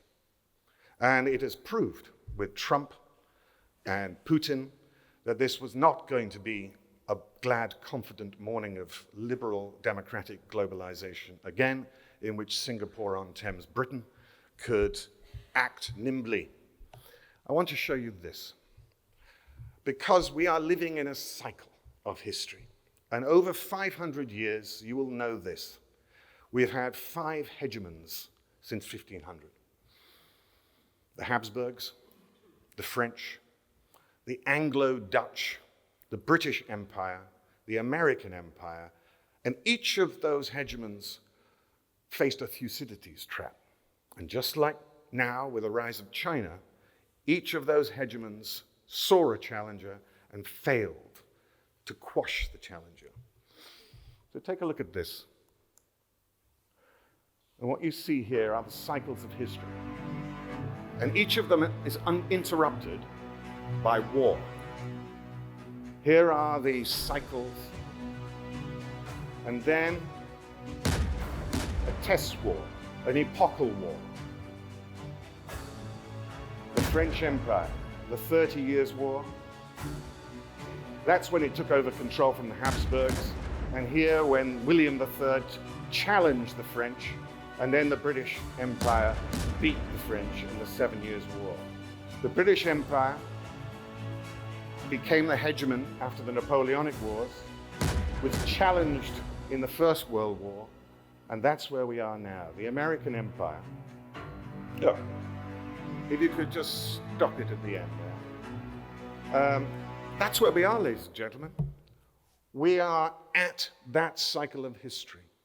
Brexit isolates us when, as Gavin and Sir Nick said, the future is continental powers. You ask, I'll leave you with this. Why was Trump talking about annexing Canada, Panama? Why? Simple as far as I was concerned, because he wants to be a continental power. And he means all of North America. That's why. Canada is an accident of history. The future that I was talking about there is simple as far as I'm concerned. The hegemons of the future are going to be battling between China, India, North America, and Europe. And if Britain wants to lead in Europe, it simply has to be part of it. Thank you very much.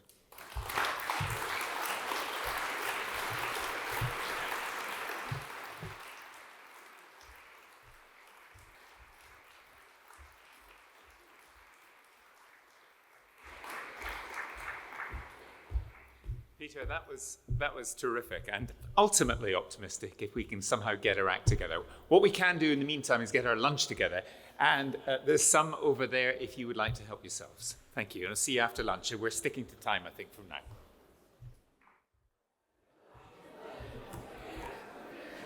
Right, hello again, and we're on time, more or less, which is rather good. Let's crack on now. Mike Goldsworthy, Dr. Mike Goldsworthy, Chair of the European Movement, is going to take us through this next panel. It's called Open Futures, and I think it will breathe quite a bit of optimism, I hope. Mike. Thanks very much. Whoa, that's intense, isn't it? Well, at least it woke you up after lunch. So this panel is called Open Futures, Values, Citizenship and Opportunities. So all the good stuff. And if you were watching Peter's speech before when he was saying that it needs to be about more than economics, it needs also to be about culture, well, he asked, we deliver, because I've got a great panel here that's going to talk exactly about all of those future opportunities that we need to be grasping.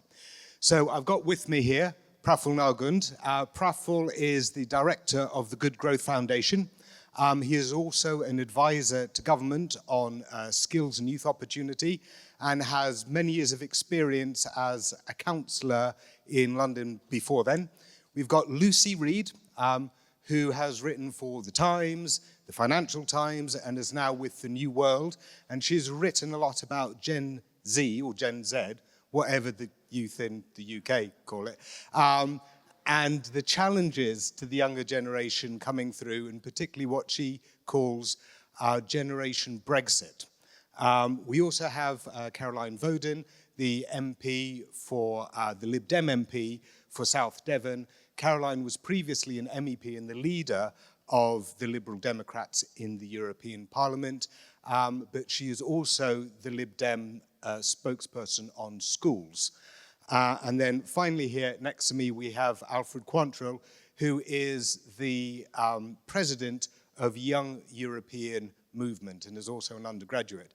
And Alfred became president of Young European Movement at the tender age of 19, but is now the rosy old age of 20. So what I want to do is just get just a couple of minutes from each of them about their initial thoughts, ping a few questions around, but then for most of this, I want to involve all of you. That helps me check that you're not in that post-lunch slump, but also if we're going to talk about open futures, that means open discussion with everyone, because going forward, it needs to be an inclusive and discursive society going forward. So I want all the things you can think of pitched our way. Right, so then, first up, Praful. You believe that centering a lot of the rebuilding with the EU should actually be driven from the youth angle and the youth opportunity angle. Can you talk us through why you think that is so central to the current direction? Yeah, absolutely. Good afternoon, everyone. Good to see you. Look, we do a lot of work looking at actually how do you navigate the politics of Brexit. We wrote a report last year called The Third Rail. And the optimistic message I'd give you is that, yeah, if you center youth opportunity, I think you have a unique opportunity to deepen and strengthen what you can do with the European Union. And to understand that, I think you have to sort of understand what is really driving public opinion towards a closer relationship. So we talk about three factors. One is Trump in the West and the fact he's unreliable, making the world more unstable, instability in the East, Vladimir Putin's invasion of Ukraine, and then, of course, very much linked to both of those things, the cost of living crisis at home. And the combination of them on people at large is not just the pressures of unexpected bills and the pain that that creates, but it's actually how, when you have the constant sense that your foundation might be ripped away from you, you feel like you can't get on, you can't take a risk, you can't pursue opportunity. And so often when we're engaging with the public, especially with young people, we hear back, we feel like we've lost our chance, our agency, our choice, we feel choicelessness. And nowhere is that more acute than it is for young people. I mean, right now, we have 1 million young people who are not in education, employment, and training, 25 and under. That's a national scandal. It has to be a mission to fix it. And actually, a lot of it got worse post-Brexit. And there are lots of opportunities you can put on the table when it comes to clearly youth mobility, or what are we allowed to call it now, youth experience, potentially things around mutual recognition of qualifications. And of course, the thing that is hidden in Erasmus, that you can do vocational training as part of Erasmus, right? And that was always too small a part of it when we were part of the EU. And so we have, again, a unique opportunity to unlock that and build a kind of cycle where young people who've been cut out of opportunity for 10 years plus finally have a chance to get on again. And that is a really strong foundation to make the political argument for a closer relationship with the European Union. Thanks ever so much, Praful. I endorse that thoroughly. And Lucy,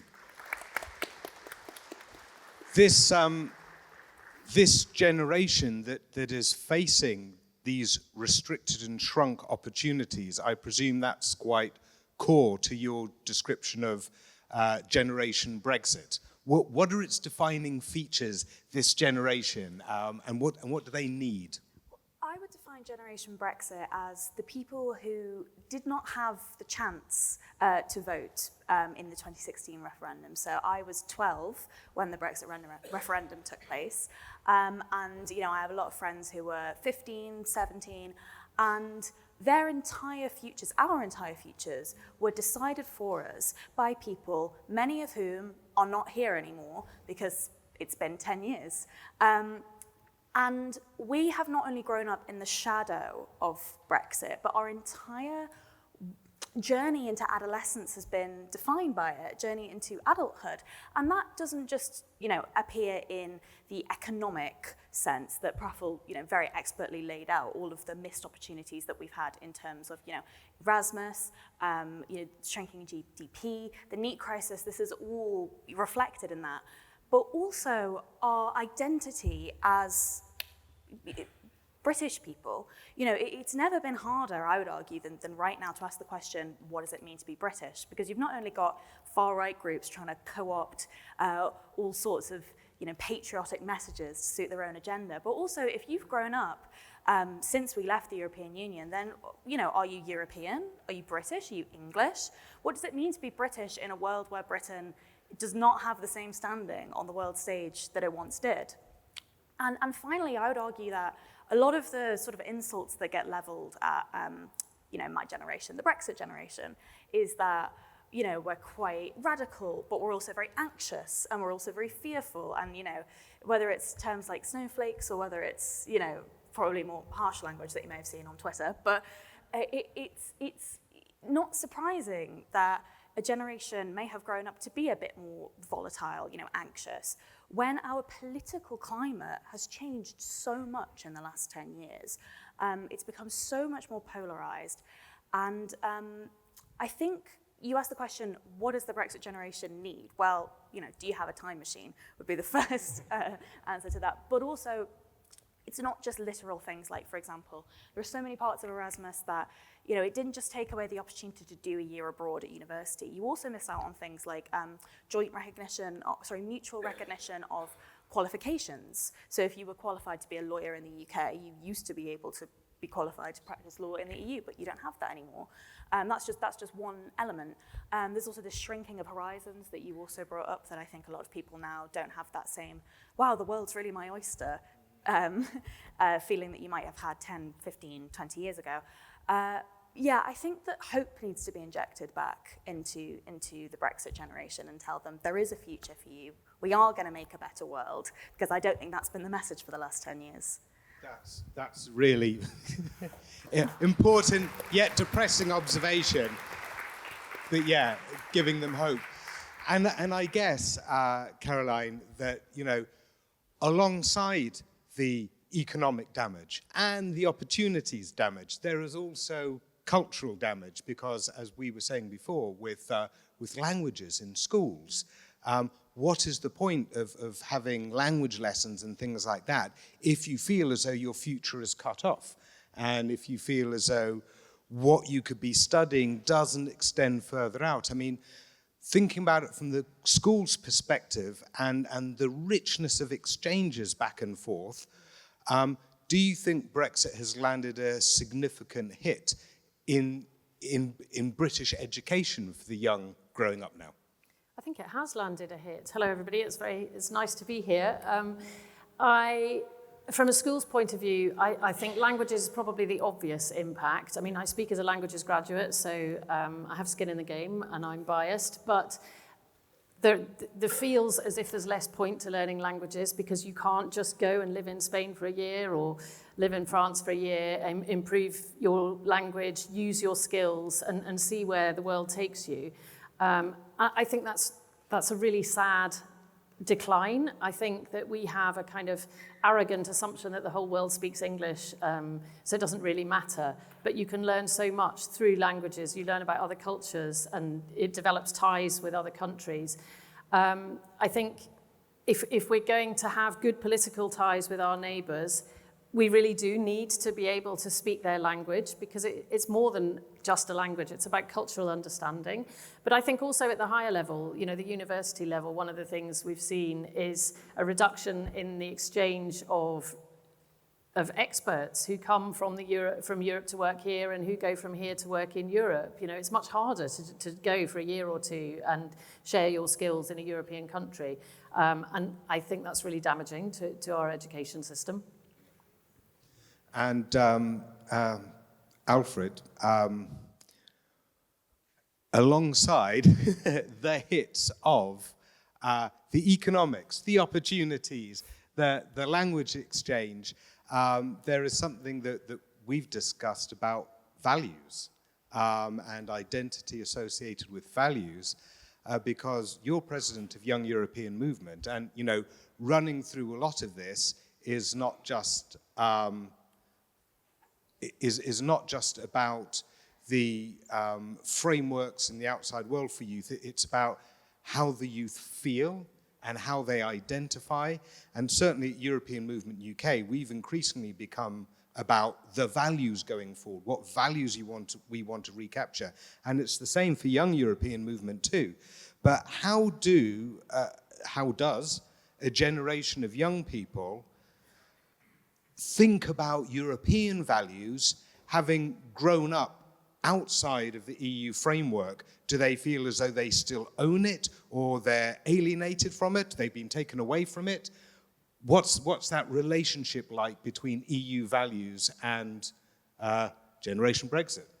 Yeah, I think you captured really well in talking about Generation Brexit, partly an idea of fatigue, because like you, I was 11, I think. My first political memory was getting on the train the day of the referendum and seeing everybody's fallen faces. I lived in a very Remain voting area and thinking, God, something's really gone wrong here.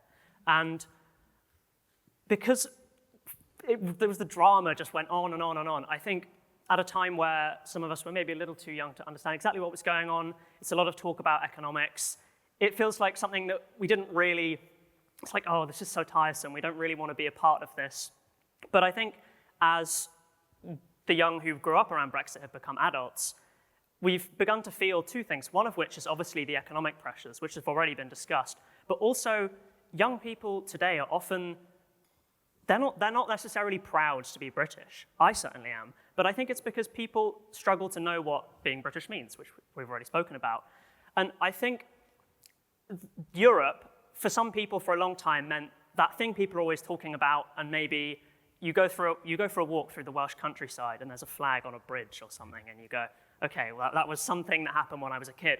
But for me, speaking to young people all around the country, people have gone from, okay, well, maybe I'm broadly progressive. And just to touch on that, I think the idea that all young people in the UK are becoming far right, I think this is a narrative that we really need to challenge. The idea, I often speak to people at the EU delegation and other places, and they're very concerned, maybe rightly, with a rising trend in far-right attitudes, especially young white men. But the overwhelming majority of young people are still broadly progressive, broadly in favor of Europe. But what we need to do is turn that energy of, yeah, I think Europe's probably something I'm in favor of, to this is a high priority for me. And we're beginning to see that, not only in the economics, but also because of Trump. I think for me, Trump is the massive turning point in young people's attitudes. We are certainly, at least in America, skeptic generation. A lot of young people, despite the fact that we consume so much American media, look at America and think this is something that not only we are different from, but we want to be different from that. And I think Trump has made it clearer than ever before, although many people might have felt this before Trump, that Britain has a choice. Because we grew up in a generation of maybe decline, we don't look at Britain and go, Britain can stand out and be its own thing, we can be distinctly ourselves. We feel like we have a choice of either being more like Europe. Europe, it's a place where you have work-life balance and human rights, and then America is a place where everybody's racist and you have to work 12 hours a day. And young people look at Europe and they think, this is what I want, and this is what we have to be more like. So I think European values represent hope for our generation in a time when we're not feeling so much of it for all the reasons we've just discussed.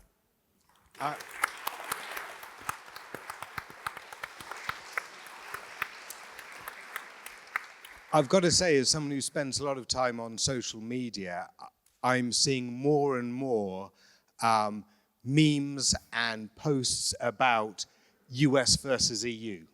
And I thought that it would be coming along at some time, and I thought there would be this clash of culture within the Western world, which is broadly defined by the difference between the direction the US is going. We have greater GDP per head than all of you, and drill baby drill and all of that, versus no, we have better quality of life and cheese that is real cheese and bread that is real bread, and all of this kind of investment in the culture, the citizenry, the rule of law, and that kind of stuff. But you're really seeing it now being fought, even from the States, attacking Europe with the recent war in Iran and things like that.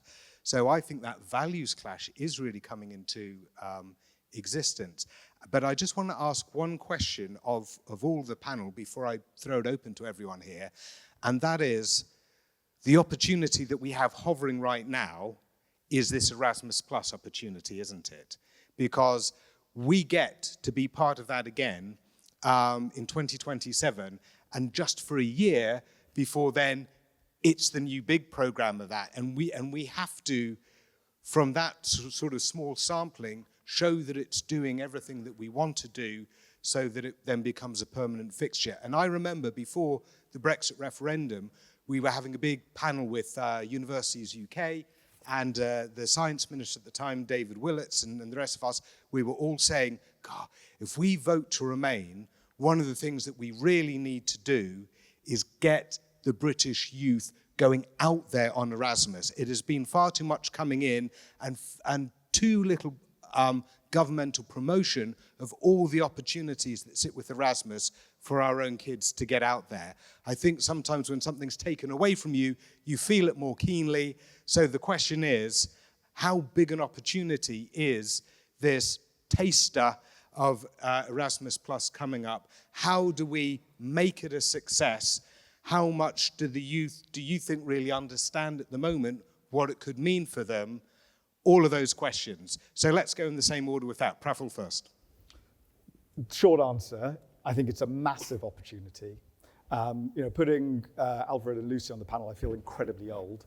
And so, but with a bit of a few more additional years. And Mike, we first met during People's Vote campaign, right? Like that, I was in my 20s then. But the thing me too.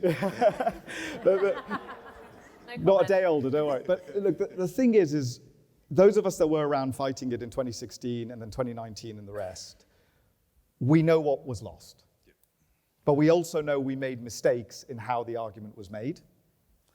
And it's incumbent on those of us that still want to campaign on this and win the fight to learn from those mistakes and fight them in a different way. You mentioned the EU flags on bridges that nobody gave any credit for. You'll all remember the apocryphal quote, "Your GDP, not my GDP, mate," right? And skills and training, the Erasmus Plus program, is a real opportunity to fix that, but it will not happen automatically.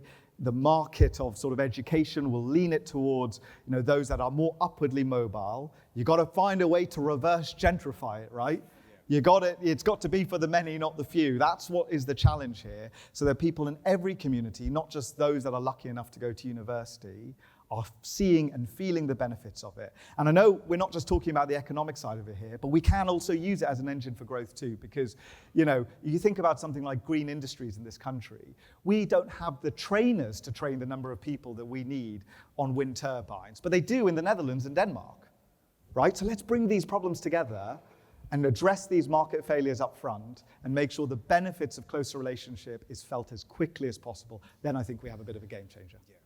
And that's a really good point with the wind turbines, because with a lot of industries, with free movement, you get people moving along the actual joined up industries that work across. So to actually cut out people from being able to move with the networks of their industries is an absolute killer on the growth there as well. Lucy. I think we're probably all going to agree on this panel that it's an excellent opportunity. And something that I think it would be quite interesting to hone in on is the idea of non-university students and Erasmus. You kind of touched on this point before about how, it wasn't just about university students, it was people, in vocational apprenticeships as well. And I think there's a lot of lessons that we can learn from Europe in how they sort of manage their, NEET crisis. I mean, they manage it a lot better than we do. But if you look at Germany, for example, and how they sort of bridge that gap between school and career with a far more fair and equal attitude towards vocational careers, which we just don't have in this country. And that's why you do see the graduate crisis that we currently have in front of us, where so many people are going to university and nobody is getting a job, because these other avenues are just not being, they might be there, but they're certainly not being advertised in the right way. And I think if, when we rejoin Erasmus Plus, if this can be made more clear that, you don't have to go to university to be a part of this, you don't have to go to university to live in the Netherlands or Germany or France for a year, you can go on a vocational pathway, I think so many people will pick that opportunity. And it was quite interesting what you said. That, yeah. I think it's quite interesting what you said about people, it used to be too many coming here to take the opportunity and not the other way around. I don't think many young people nowadays would pass up the opportunity to go and work in Europe for a year, I'll tell you that. Yeah, I sense that as well, that the younger generation are raring to go. They're very aware that it's there, whereas we always had a bit more of a snooty attitude, maybe about the languages as well, but it feels very different now. What would you say to that, Caroline? I think one of the worries is that things are getting so toxic in this country at the moment that maybe too many young people would leave if we open the doors to Europe, Keep leashes on them all, bring them back. To work the fields. Yeah. But I mean, there are huge opportunities with Erasmus Plus, and you're absolutely right. It has to go way beyond the university students who go for a year abroad, and we have to really focus on that apprenticeship side of it, so that people can go and experience working in business and industry in Europe. But this is just a drop in the ocean. We can't do Erasmus in isolation. The government have been talking about a reset on Europe for 2 years. And basically all they've done is been a bit more friendly and polite than the Conservatives were. And they're all getting on better. But they haven't actually achieved anything in terms of resetting our relationship with Europe. We think they need to be much bolder. Who knows what's going to happen in the next 36 hours? There's a certain by-election tomorrow. Events might unfold next week, and we might end up with somebody who's a little bit more enthusiastic. But we certainly haven't seen from Keir Starmer what we were hoping for. They tied themselves up in these red lines, and the best they can do is talk about Erasmus Plus. If we look at the creative artists, the situation with creative artists, this is something we've been pushing really, really hard on. The arts is one of our best exports. We are world leaders in arts and culture, and yet our musicians find it impossible now to go and tour around Europe. It can't be beyond the bounds of human possibility to find a way to have an exemption so that a touring band can travel around Europe and do some gigs without having to do 3 million bits of paperwork. Yeah, there's definitely a lot of hope needed in there. And I noticed a little bit in there which was a good warm-up for Ed Davey coming along later as well. So, Alfred, right, how do we solve this? I'm throwing the hospital pass to you. Right, we want more youth in from all regions of the country, particularly those not going to university, working class youth clubs. How are we going to do it, Alfred? I think you focusing on the mechanics of how this is going to work is really important, because we had the scheme before, and yeah, maybe people were a little more enthusiastic to go to Europe now than they were, but people probably still wanted to do it then, but the opportunity wasn't taken up quite as much as it should have been. I think what's really important to understand is Erasmus, yeah, it's about going abroad, but it's also about domestic opportunities. I know some people at European Movement or affiliated with it made this brilliant program where you can look at all of the different Erasmus programs that were kind of set up in this country, and a lot of them were just local things for young people in disadvantaged places or not, to give them a skill, an experience, just something to make their life a little more full. But the way those things happen is you have to be a youth organization, you've got to apply for this grant, there's got to be an organization which is overseeing those things and is properly staffed and managed and then can give you that grant. Erasmus, it relies on a flourishing youth civil society, and we don't have that in this country. The youth sector is just sledgehammered over and over again, and young people really feel like the government just doesn't care about us. And you see that so it certainly feels like a lack of support from the government in encouraging young people to go and develop themselves. I'm sure there are lots of people in the EU who would say, oh, well, the EU's rubbish at that too. But at least the EU looks like it's trying. I wouldn't even say our government is doing that. I mean, this kind of youth, this whole youth scheme program they were going to do to revitalize the country for young people, I mean, what's happened with that? No, young people are completely unaware of this. It doesn't seem to have meant anything. So I think to really take the full advantage of Erasmus that we can, we have to start refunding civil society, re-encouraging civil society. The government really needs to have a reset in its attitude with young people. I mean, we're probably all sick of resets, so who knows if they can actually pull it off. But yeah, I mean, the answer is always more money, more administration, which is not what anybody wants to hear, really, but I think that's a fact you've got to face up to, because if one of the biggest opportunities with Erasmus is that if we can get that to happen, whether it's young people getting something at home or abroad, if we can have a generation of young people whose first experience with politics maybe is the EU providing them with a really valuable, enriching opportunity, that those human stories, those individual one-by-one people who know, yeah, the EU, our country in cooperation with Europe has done something meaningful for my life, that's what sets the ball rolling towards what most of us in this room, I'm sure, want, which is us rejoining. Great stuff. And I see Praful taking notes on that. Very good. You know where to take that. I will say this, though, that we at European Movement are very aware of this programme and what we can do with this programme, because it is being run by the British Council, but because we at European Movement have local groups all over the country, we will be pushing those local youth organisations to get signed up to this programme. And I know the Education Committee are doing that. I see Barbara over here with the Diversity Committee. Again, it's, oh yeah, there we go, there's Chris over there. And so we do have committees that have got this on their radar and will be taking action on getting that inclusivity going. So we're gonna step in there and do what we can. Right, now, it's time. Oh, Chris, are you sticking up your hand already in anticipation of questions? All right, Chris first. Anyone else who isn't so quick on the draw as Chris? Okay, I see one at the back who is up next, and then this gentleman here.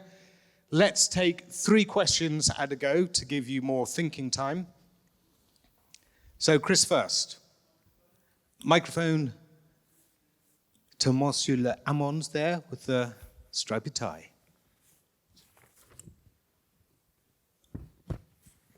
Thank you very much. Speaking as chair of the Education Committee. At European Movement UK. At EM UK, I'd like to ask the question to the whole of the panel, because Alfred, you gave a very good, excellent, broad outline of how you would tackle it, and Mike, you added to that. Could the other 3 panelists, and indeed Mike or Alfred, give us some concrete solutions as to how you're going to reach out to young people here in Britain to persuade them to do and go and take part in Erasmus+. Thanks for the question, allowing me to ask. Okay, thanks, Chris. And next, pass the mic along. Thank you. Interesting panel. Question for all the panelists, but above all, Mr. Quantrill, because Mr. Quantrill made a quite extraordinary statement, a statement that doesn't recognize the EU as it is now. He talked about cultural values in Europe, and Europe standing for human rights, and so on, and liberal principles. Well, it's very clear that young Europeans, and indeed all Europeans, have very different views on what human rights are. The Eastern Europeans have built a wall throughout the whole of Southeastern Europe to keep Syrians out. Okay? Poland isn't allowing any refugees in unless they're Ukrainians. A majority of young people in Poland reject gay marriage. There is no gay marriage in Poland. So the liberal principles that you say are the European values, they don't exist. They exist here. They exist in France, they exist in Holland, they exist in Belgium, they exist in Sweden, Western European countries, but they don't exist in Eastern European countries. So what cultural unity are you going to give to Europe? The reality is Europe is just as divided on culture as is the United States. There are red states and blue states in Europe just as Okay, so the question is, so what is the cultural unity of which you speak? Yes. Great. And then third question, just in front of you down here. Yep, that's the one. Hi, so my question is, what do you think both politicians and political parties and groups, particularly the European movement, can do to create a sense of hope or optimism in politics? Is that something that can be created, or is it something that just we have to wait for, like the weather, or is it something we can make? Okay, right, great. So 3 questions there. 1, what are you going to do from the capacities you have? 2, what is this cultural unity that is supposed to be there in Europe as opposed to elsewhere? And then thirdly, hope. Where does it come from? How is it generated and or magnified? Right, who'd like to go first? Lucy's looking the most composed and then decided to look away. Lucy! Oh gosh, it's a big question, how are we going to persuade young people? I mean, I kind of stick by my previous answer in that I don't think they're going to need that much persuading. Honestly, I completely agree with Alfred in that the appetite to leave Britain is very strong amongst younger people. I think Praful also makes a very good point that we need to de-gentrify that process. But I think just making clear in every school, making it a part of careers guidance, which most schools should give. I mean, they give them to varying degrees. That's why we have such a big class divide in our university system. But I think making it a part of career guidance for teens in, this is an opportunity that you have. This is a path that you can take. Making that clearer to them will provide that opportunity, at least in their minds, of thinking, I could do this. As I've said before about the horizons shrinking, and I do think that's a real sense that I've picked up in the last 10 years of people, and I think just reopening that kind of speaks to the hope question. I don't know if we're allowed to mix questions together in our answers. Yeah. That's what I want, a sort of bundle that effortlessly weaves together the 3. Yeah, I mean, on the hope question, I think that we are lucky to live in a country where so many people like the European movement and like the New World magazine, which is a complimentary copy on every table, and John T. Bloom's A History of Brexit in 256 Disasters can be bought for £15 in the foyer. No one asked me to say that. I just completely said that of my own volition.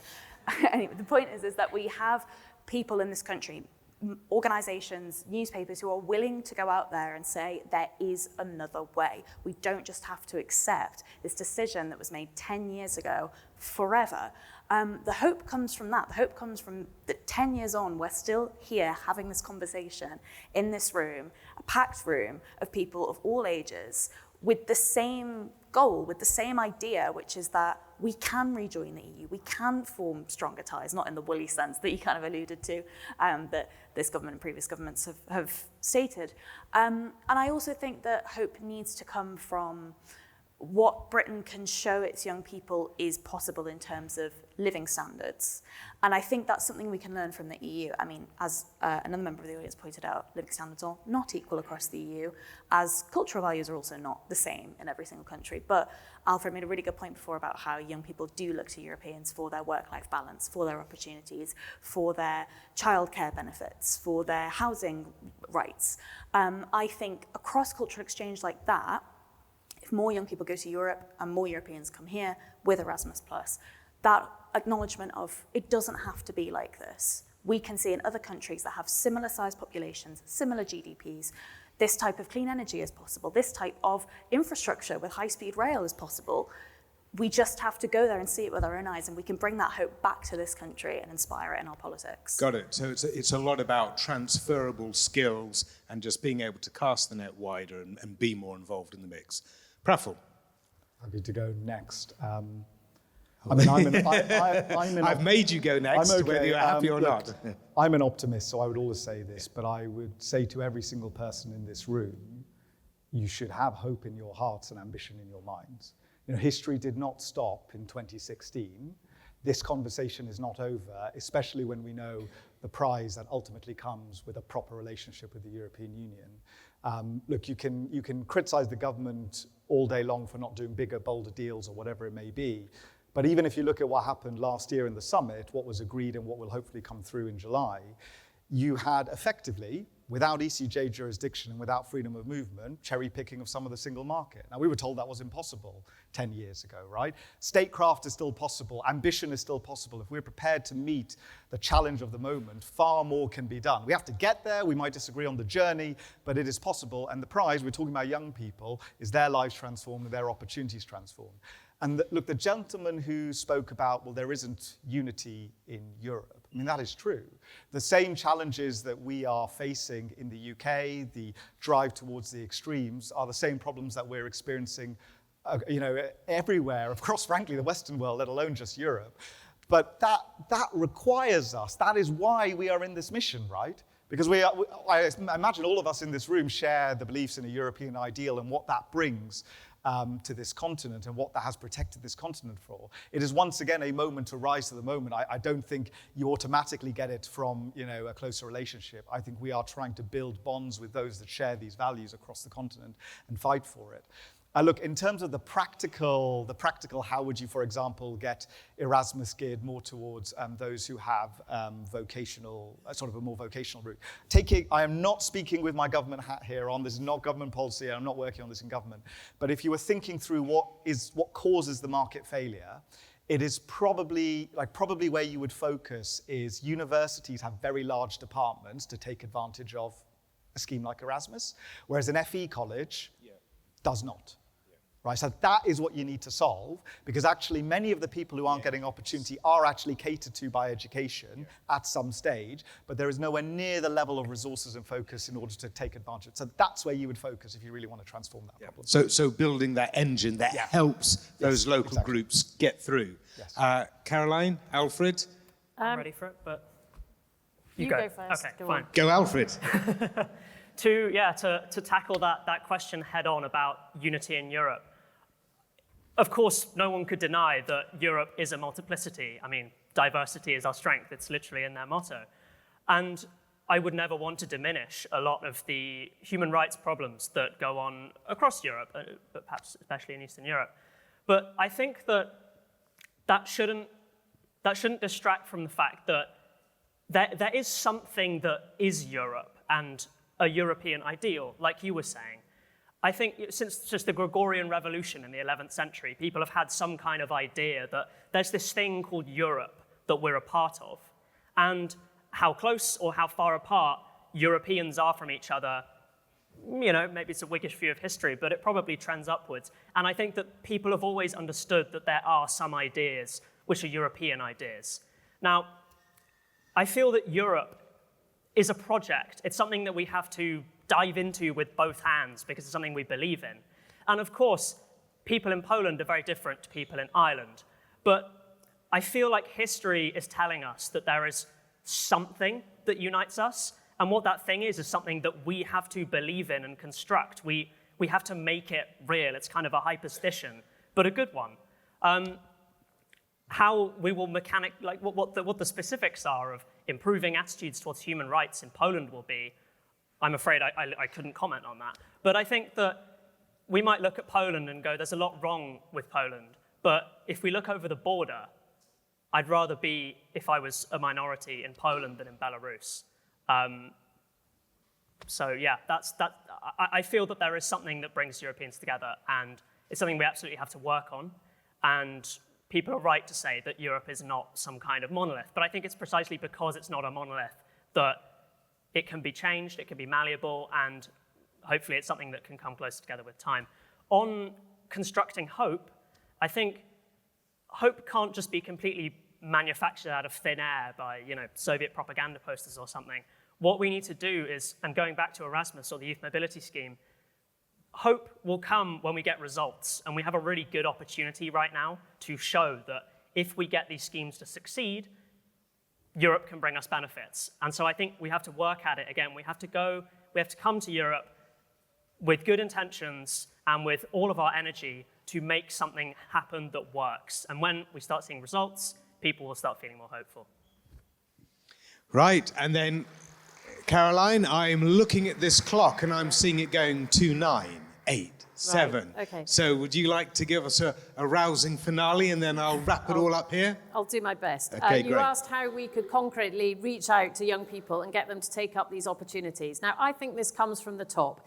I think the conversation starts at the top and it is shaped all the way down. So we're talking about government, we're talking about MPs, we're talking about local government, but also all the people involved in civil society. It's incumbent on all of us to make these things work, to encourage people to take up these opportunities, to work with schools, to work with our young people in local groups, through churches, community organizations. All of those people have a role to play, and we can push these opportunities towards our young people in a positive way.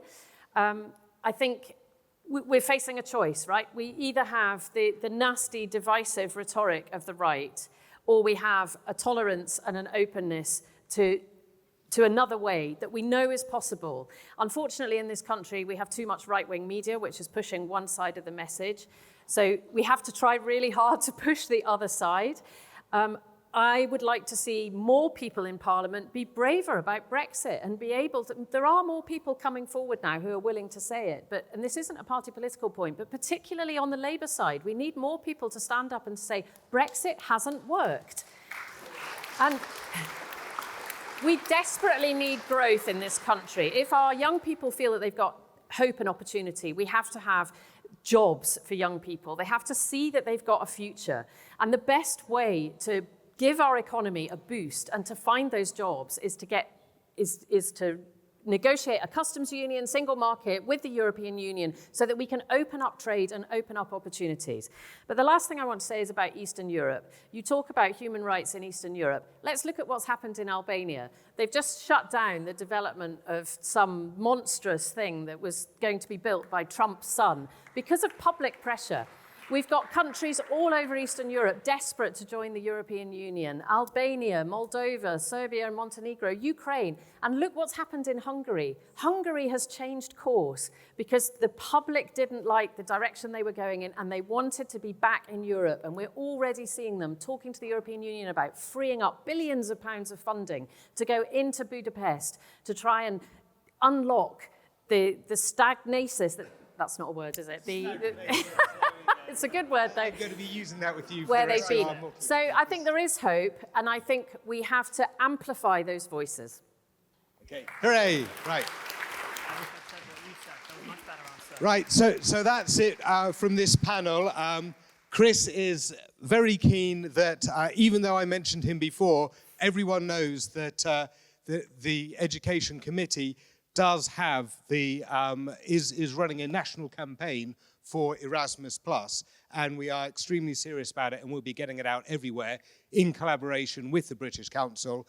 I find this a really good moment of hope to break through the stagnasis, because the appetite of the youth is clearly such, not just in this country, but across Europe. So let us give them everything they need in order to break through and lead the future as they should. So thanks again to Praful Nargund, to Lucy Reed, to Caroline Voaden, and to Alfred Quantrill. Big round of applause. Thank you very much. Oh, and now there will be a photo.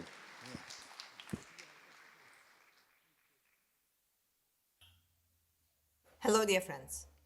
This is Kira Rudik, member of Ukrainian parliament and leader of the political party Holos. I'm speaking from Kyiv, Ukraine.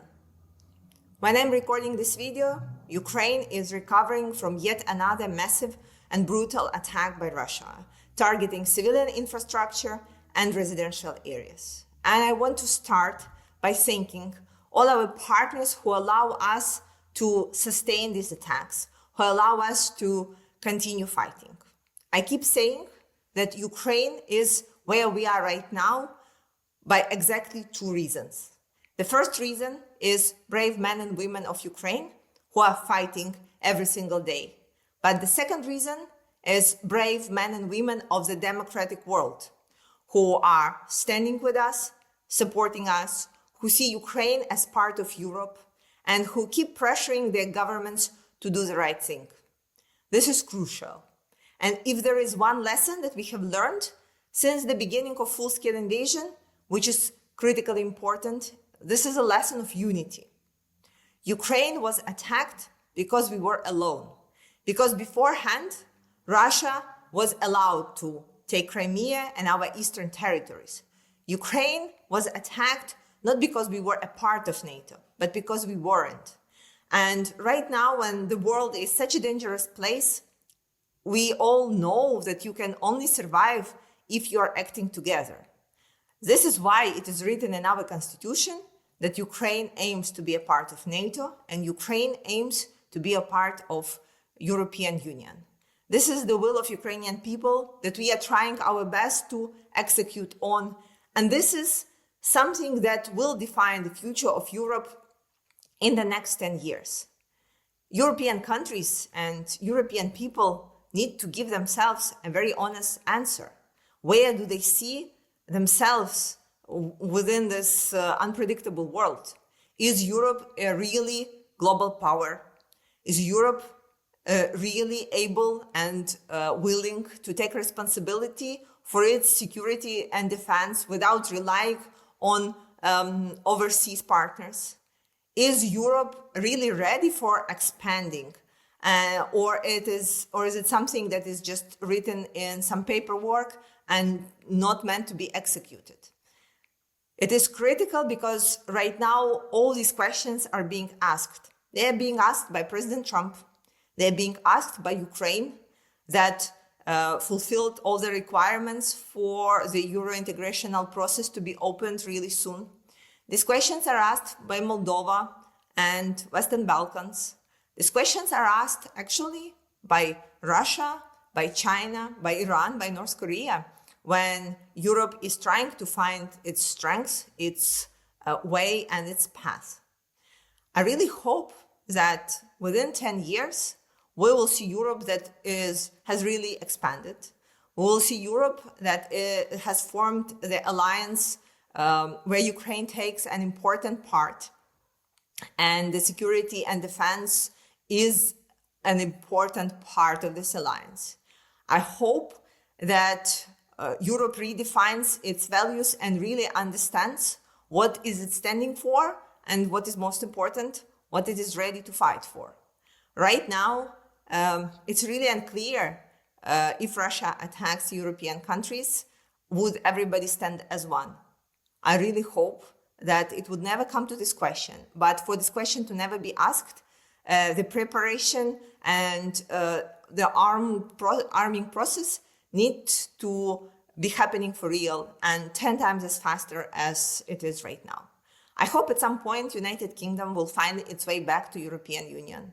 And because I think we will all agree that, again, you cannot sustain all the challenges of the modern world when you are acting alone, especially when there are more and more countries that want to take leadership. And there are less and less countries that want to stand for peace and want to stand for liberal and democratic values.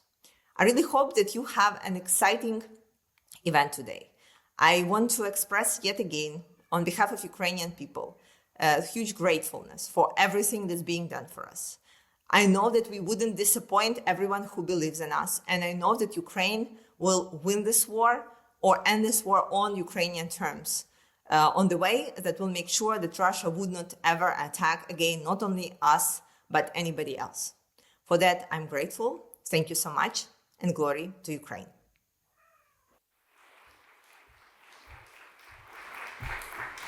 Well, that very powerful message from Kiev tees up exactly what we're going to talk about next. Securing Europe in an age of geopolitical turbulence, defense and security. Please will you welcome your chair, Sir Nick Harvey, CEO of the European Movement.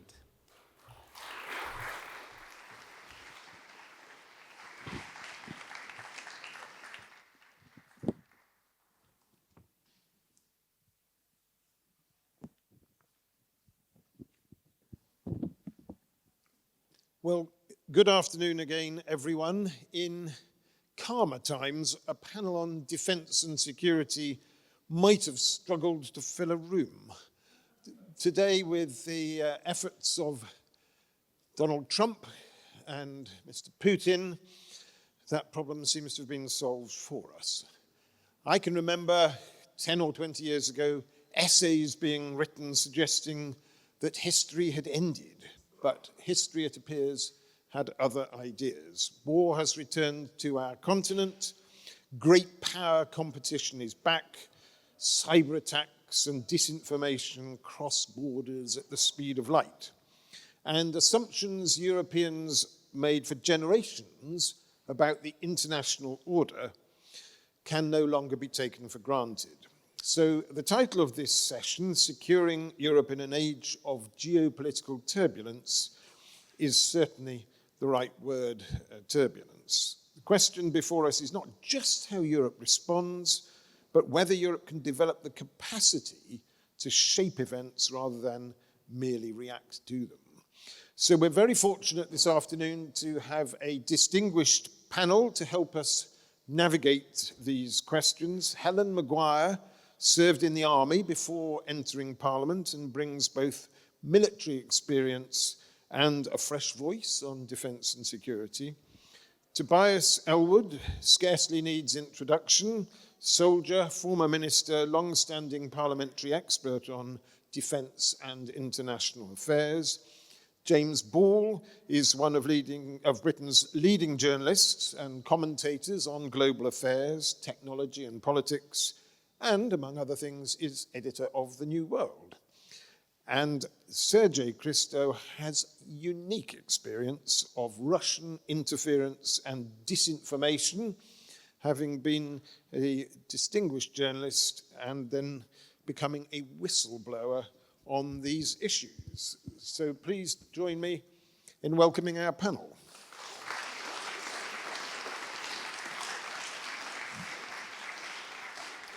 So I'm going to open with a broad question to each of our panelists. If we were to meet again in 10 years' time, what single security challenge might Europe most regret not having addressed in 2026? I shall start with Tobias, who has a book out, and I shall ask him to refrain from summarizing the contents of the entire book, but instead to identify perhaps the single challenge he thinks we most need to address. Well, so Nick, and good afternoon, everybody. It's a real pleasure to be here. And as you say, these are critical times. Were I to say what we should have done 10 years from now is prepare ourselves for global conflict. My book is called 10 Steps to Prevent World War III. And on the current trajectory that we're at the moment, we are sliding to another world war. And we're in denial about that. So for me, it's not learning the lessons from 1937, when we saw a risk averseness creep in. We saw rearmament take place. We saw adversaries starting to work together to pursue a different global order. We saw international institutions, then League of Nations, today the United Nations, unable to hold errant nations to account, and a lack of leadership, Western leadership.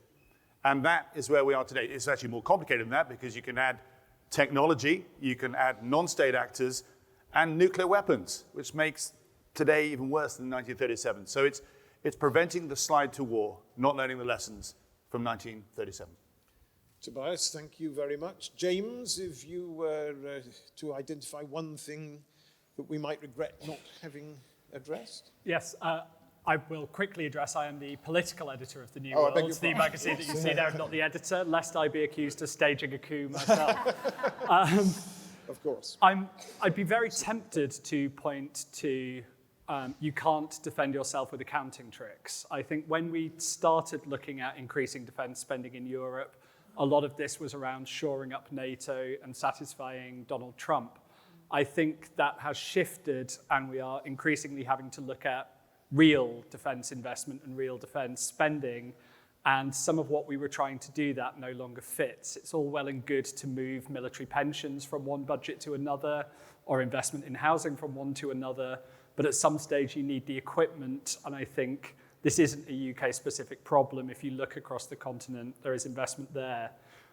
Possibly even beyond that, though, is we need our own infrastructure, and particularly our own digital infrastructure. It is all well and good to try and regulate the internet, while every company except TikTok is American, and the internet is critical infrastructure. We are utterly, utterly dependent on an unreliable ally and on infrastructure that Europe doesn't control. And while it's not the imminent problem with Russia on the doorstep, it's the horizon one. And so I think we have to develop that crucially and rapidly. Thank you very much. Helen. Well, I think one thing that we should be doing, we're not doing at the moment, that I wish we would have done if we take ourselves 10 years forward, is actually having that very honest conversation with the general public about what is happening. You see, John Healey said the other day in his resignation letter that there could be a threat from Russia by 2030, and arguably I'd say that's actually happening right now. Hybrid warfare is already happening on our doorstep. We're seeing cyber threats all the time. We saw the Russians attack the NHS and get into their IT systems, and we're seeing the increase of dis and misinformation online, which is fueled by, well, whether it's bots in Russia, etc. So we need to have that honest conversation with the general public, that leadership, so that we can actually get that buy-in for that need and for that additional spending on defence. Thank you. And Sergey? Well, I think it would be the failure for the government to come clean on what exactly happened with the Russian shenanigans around the 2016 Brexit referendum.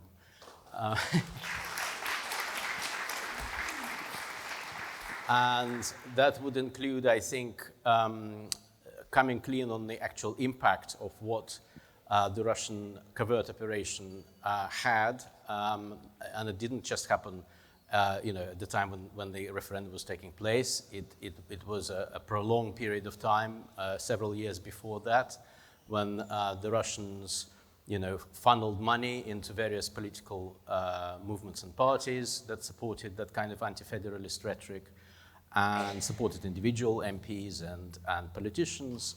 And then closer to the referendum, they pumped out all kinds of disinformation through the internet, on social networks, etc. For that, the government needs to agree or be forced to have a full public inquiry where we can see where the government will be forced to disclose documents, conversations, a rationale for various decisions they've taken. And at the moment, probably that the representation of People's Bill is going through Parliament. Yes. It's back in the House of Commons. I'm astonished that not one MP has still proposing to table an amendment to force that inquiry as part of the bill. Thank you very much.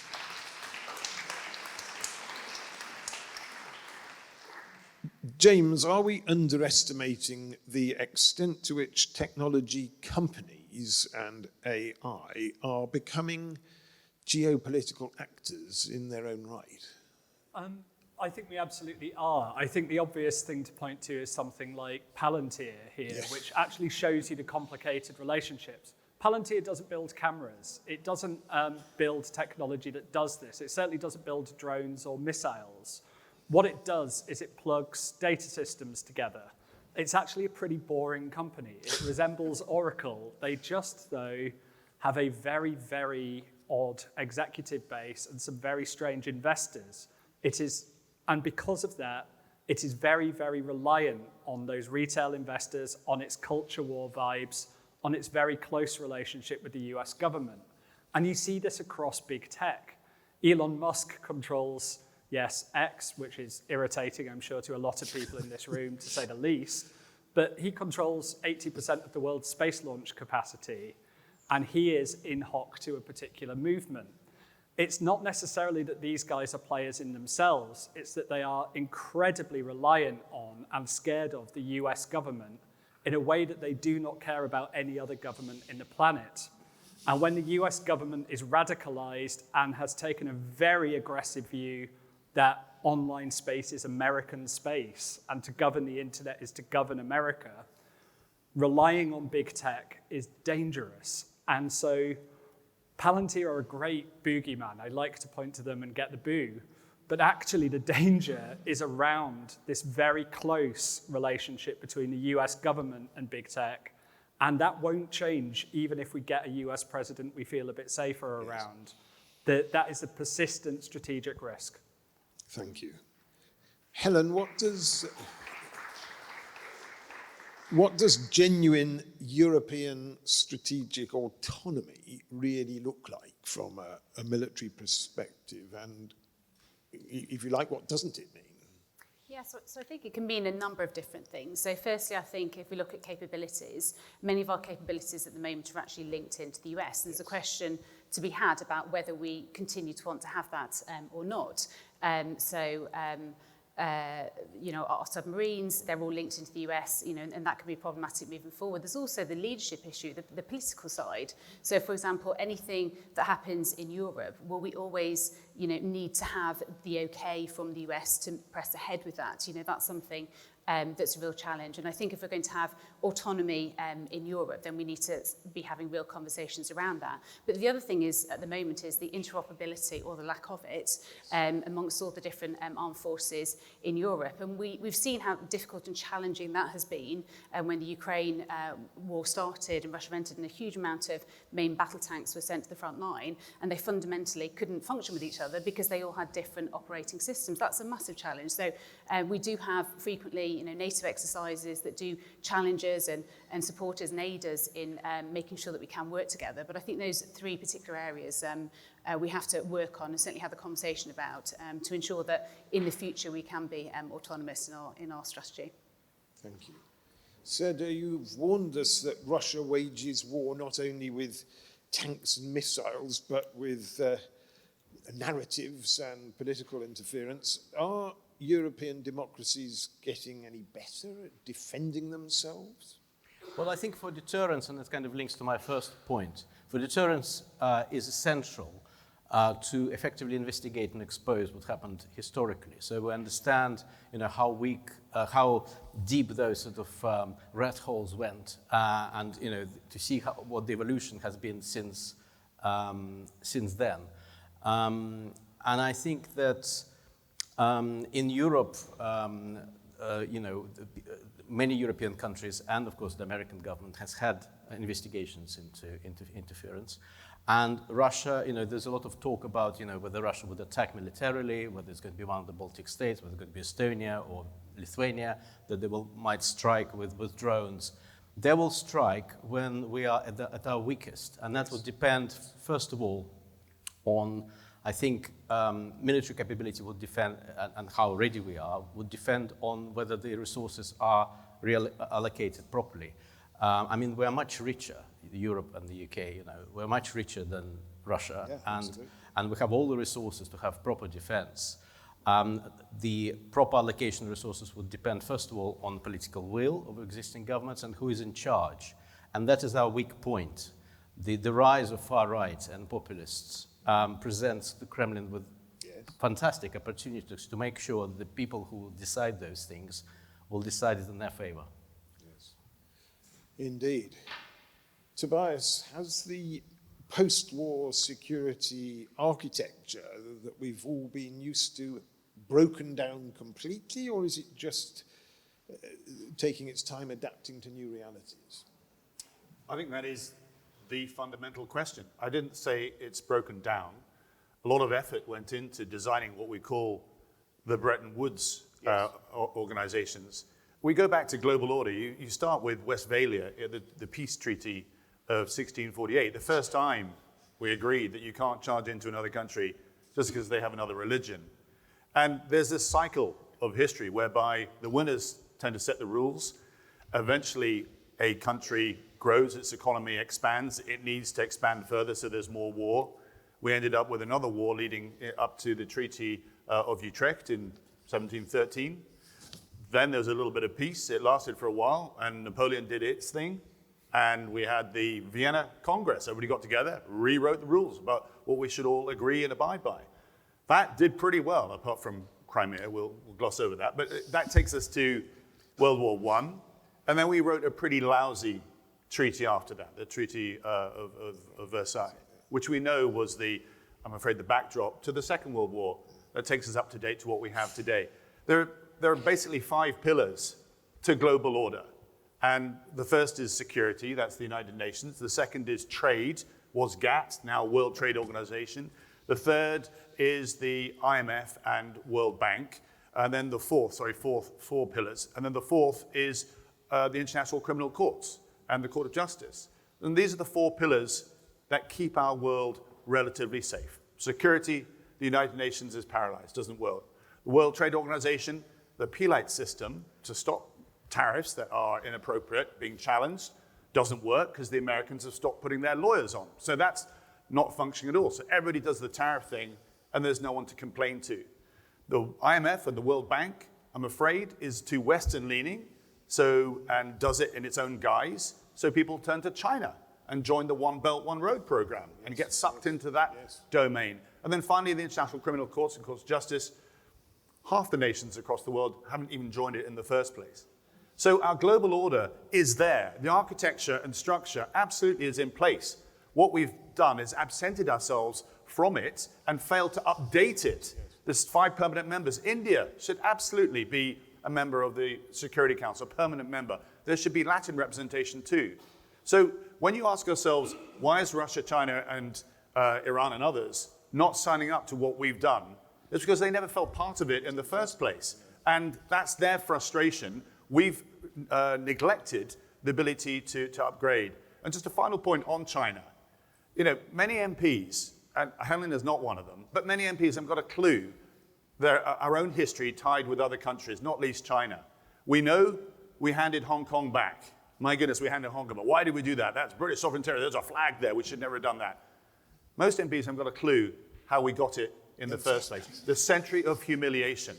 And when that United Nations Security Council was founded in 1946, we gave the permanent seat not to China, Beijing, but to Taiwan, the Kuomintang, Chiang Kai-shek, because they're the ones that we supported during the Civil War. And it wasn't until the 1970s that finally that seat at the United Nations for China was given to Beijing. And then you wonder why today, not justifying it at all, but China never bought into the system, worried about being attacked again because they think that's what the West might do, of why they build up their own military capability and their own strength in the South China area. That's the Chinese way of thinking, and we have to put ourselves into the shoes of our adversaries to understand what they think if we need an off-ramp to prevent World War III.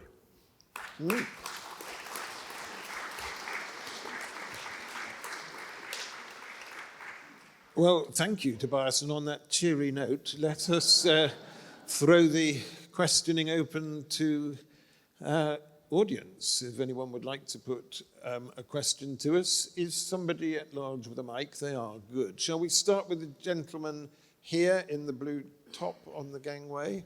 And whether a couple of other hands? Yes, we'll take the gentleman here after that and the lady there. Just where you are now, yes. Thank you. Please. Yes, I wanted to ask more about China and the economic element of security that they've started to introduce into their plans with One Belt, One Road. They've given a lot of loans to not just African countries, but also countries in the Balkans like Serbia, in yuan, and even Russia, which is denominated in their currency, the yuan, not in USD, as most international loans are, and that they are working towards alternative international trade and economic structures. And what I wanted to sort of ask is, in the event of a future war or future global conflict, can Europe really rely on international trade routes and international economic power if China is developing alternative structures, and how can that be combated? Thank you. And the gentleman here, if I may. Thank you. You spoke a little bit about European strategic autonomy, so I'd like to maybe come back to that. And I'd like to hear your thoughts about what are some of the practical sort of like structures that you think could be developed in Europe to commonize defense? Because, I mean, I'd love to say, let's rejoin the EU and build an EU army, but that's not going to happen within the next 3.5 years, which is when some people are saying Russia might invade by. So what can we do practically in the next 3.5 years to kind of commonize European defense and sort of, you know, have a proper deterrent, I would say European deterrent? Thank you very much. And the third question right here. Thank you. There are two groups who are available. One is young asylum seekers waiting the results of their claims, and the other are the NEETs. Is there any action whatsoever to involve either or both of these groups in the defence of the realm? Thank you. So we've got a question on China. We have one on what Europe might do soon, and one on putting NEETs or asylum seekers to work. Who fancies picking up any of those? China first question? Yes, please. So it's a very good question, and I think the UK is in a very interesting pivot point on this, as London is the biggest clearinghouse of renminbi outside of China and Hong Kong. And so we are very actively courting a central role in this second financial system. And there is a good economic case to make for that. There is a good financial case to make for that. If we want to be a center of world trade, and world trade is switching from being one country's currency to several, which might be more secure, we should have it. But it does obviously play us in a very conflicted role, given that China is often an adversary as well as a key trading partner. I would say that London playing a role in that system and being central to that system does mean that we may have some leverage as it emerges. And so I think there's a very complicated game that we need to play on China that is not necessarily as easy as do we engage or do we disengage. I think it's more about how do we see this in a very clear-eyed fashion, and we have a tendency to not do that and either be quite naive about a spirit of cooperation or unrealistic about the extent to which we can disengage. And trying to think through what that middle path looks like is very complex. Indeed. Tobias. Yeah, let me just quickly touch on the EU question and just really, forgive me, we've not met, but I'm going to push back in the strongest terms to say this idea of an EU army is daft. And I say this, I hope Helen would agree with me. When you join the armed forces, you actually fight for the person in the trench with you. You then might have a second consideration about fighting for your country. You do not fight for an entire continent. So when armies come together, they come together because they're part of a coalition that has a united cause. Please, please, it destroys any furtherment of the argument of Britain's involvement in the EU when I'm afraid this argument is put forward to say the answer to our security issues in Europe is an EU army. First of all, it isn't an army. An army is one part of our military force. And again, Helen mentioned on this, conduct of warfare, the character of warfare, is all about grey zone as well. So sorry to push back on this, but it's a real frustration and hurts the argument of us having a stronger relationship with Europe. There's a lot more other things in Maslow's hierarchy of needs that we should be looking at with our re-engagement with Europe than an EU army. And I do apologize for being so strong about this, but I hear this so often. It's the first chance I had to push back. On China, China isn't going to start to go to war with us. War will conflict will grow until the world is at war. Many conflicts, proxy wars, fires that are there that don't get put out. China delays what it can do 10 years from now if it can do it better rather than doing it today. But it's strengthening itself and it thinks strategically. So its grasp over minerals, for example, its grasp over the economic reach across the Commonwealth and so on, that's exactly what it does, thinking 10, 15 years ahead, rather than the British electorate and the British MPs that spend more time focusing on potholes than they do, I'm afraid, about long term. And I simply would add that the biggest thing which we could spend a long time talking about is Q-Day, is when quantum computing actually replaces the traditional computer. That race will be won or lost in the next 4 years. Whoever harnesses quantum first will be able to break cryptic, break our atomic codes, enter every single bank account. They will have absolute control over everything that's encrypted today. That's how good quantum is. And we are losing the race. China will beat us unless we have a Manhattan Project type approach of all our nations in the West working together to crack it. That's in 4 to 6 years' time. Helen,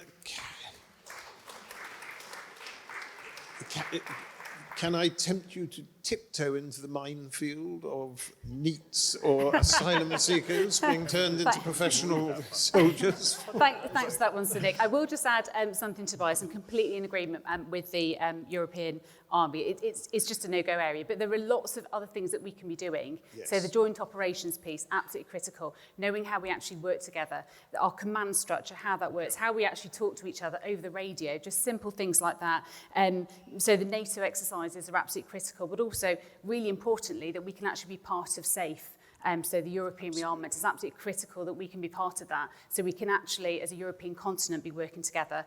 On the NEETs bit, what I would say is there is every opportunity for every 16-plus-year-old at the moment to join as a reservist or the armed forces. You know, we're looking for more people to join the armed forces.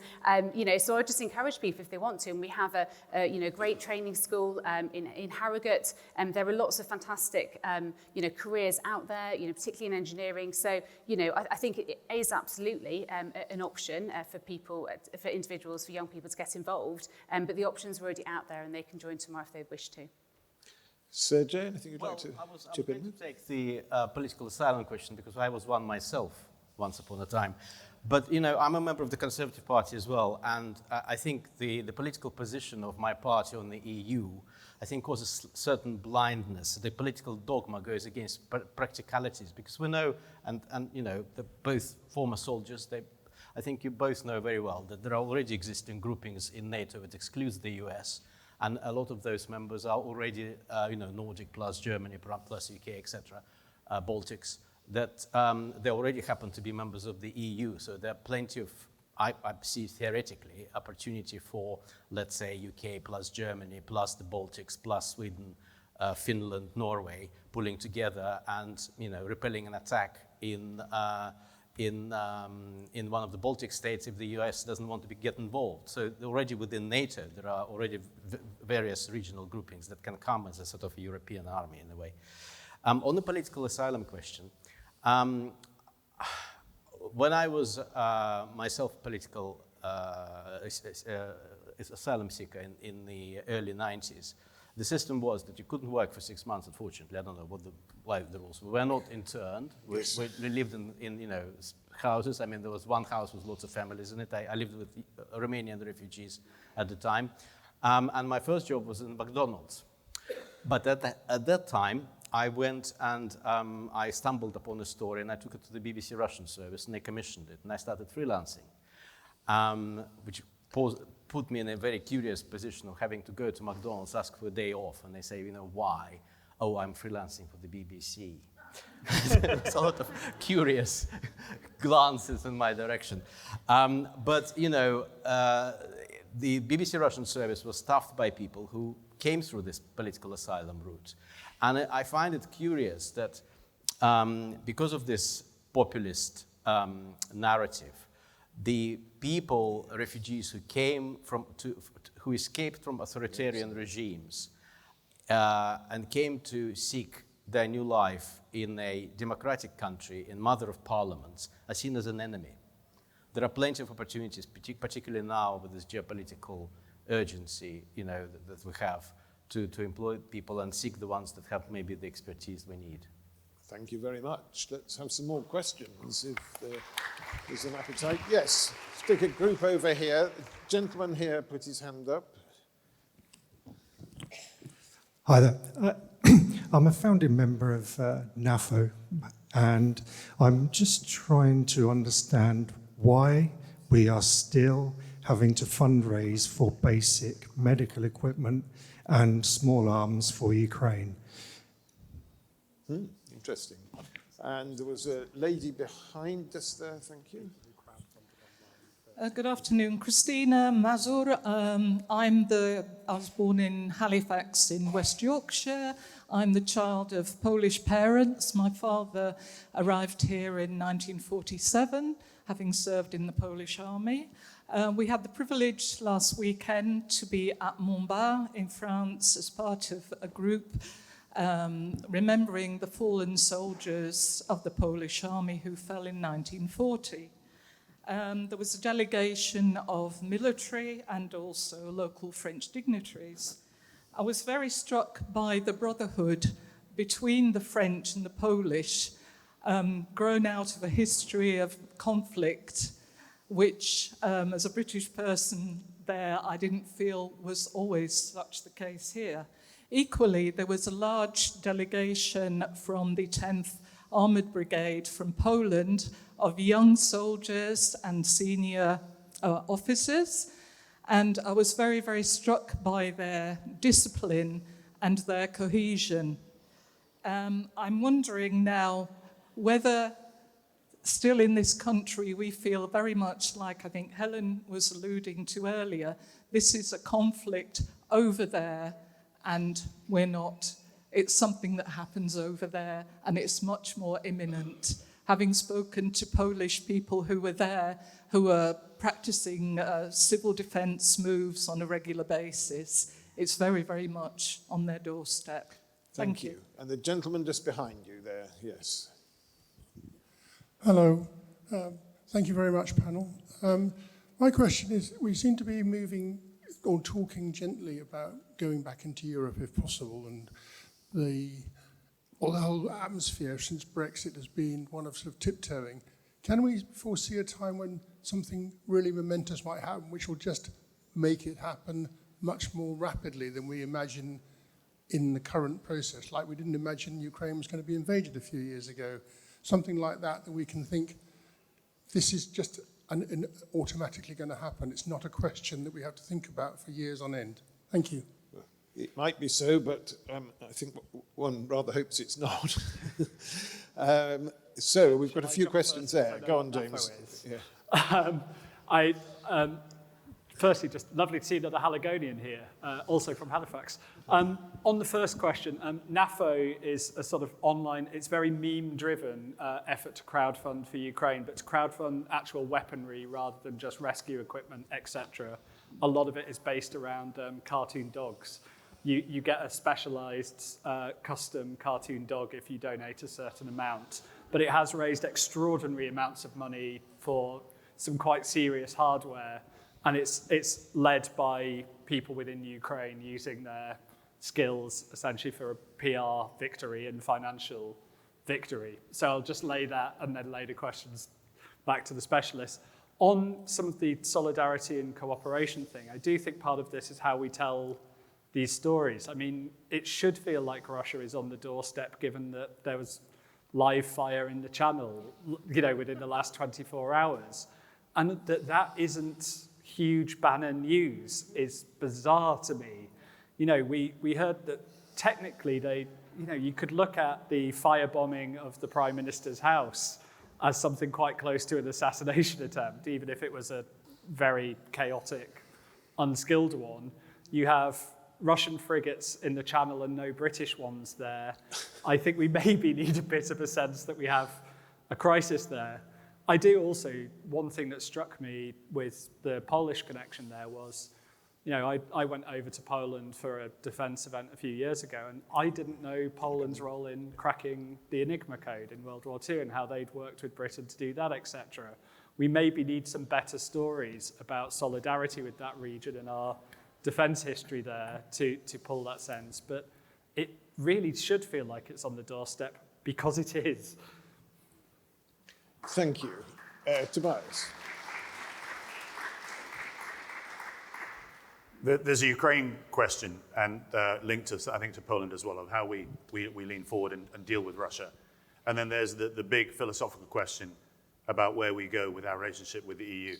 And on the first part, it's absolutely critical, and MPs stress this all the time, that Ukraine are fighting for us. They're fighting for Europe.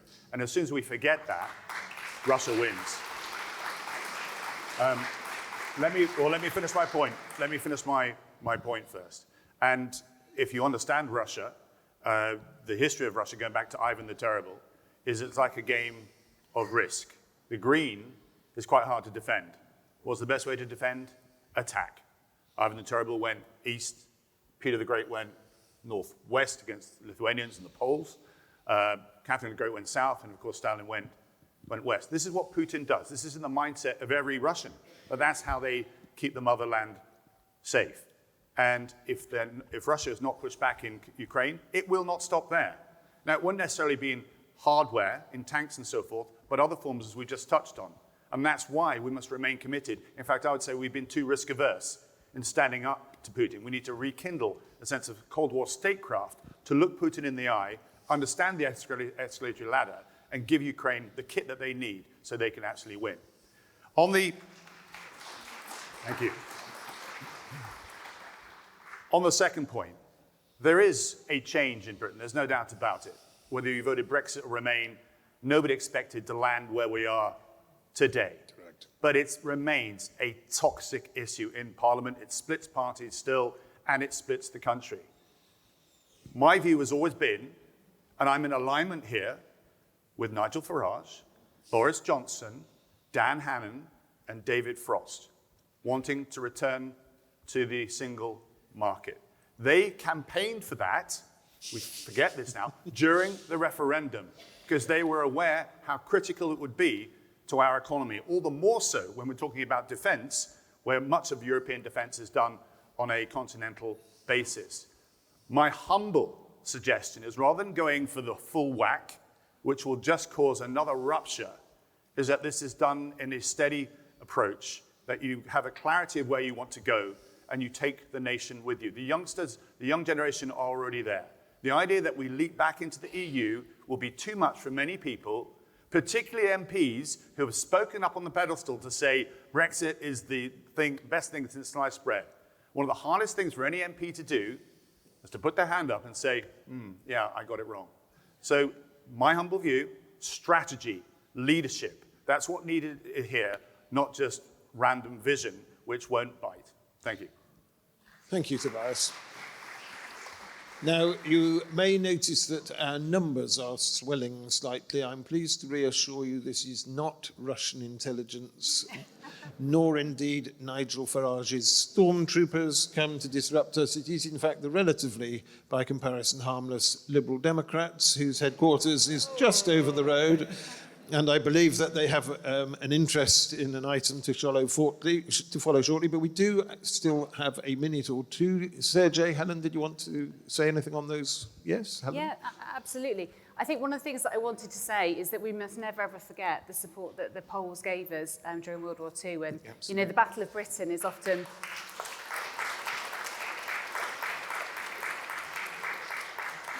The Battle of Britain is often brought up as one of those moments, and without the Poles, you know, we may not have won that, you know, so their support has been invaluable.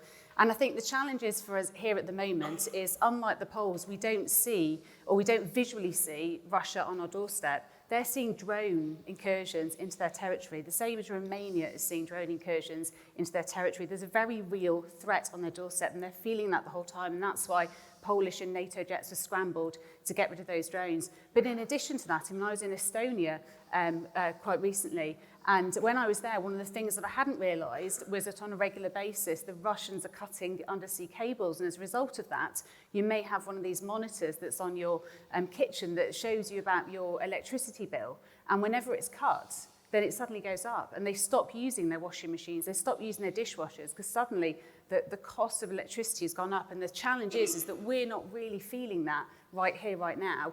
And as my colleague here said, because it's not been reported front and centre in the media about these Russian attacks, whether it's on the Prime Minister's home or anything else, or anything to do with the riots, we're not feeling it. And so we've got to be much more vocal about what's happening on our doorstep.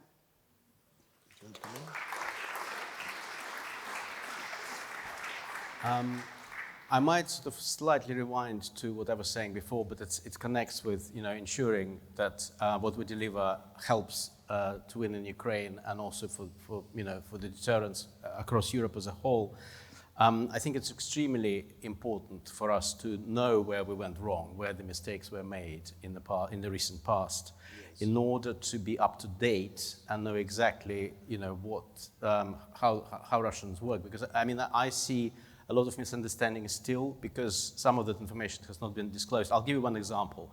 There's quite a prominent commentator on the left wing who is an expert in manipulation, Russian manipulation, disinformation, and so on.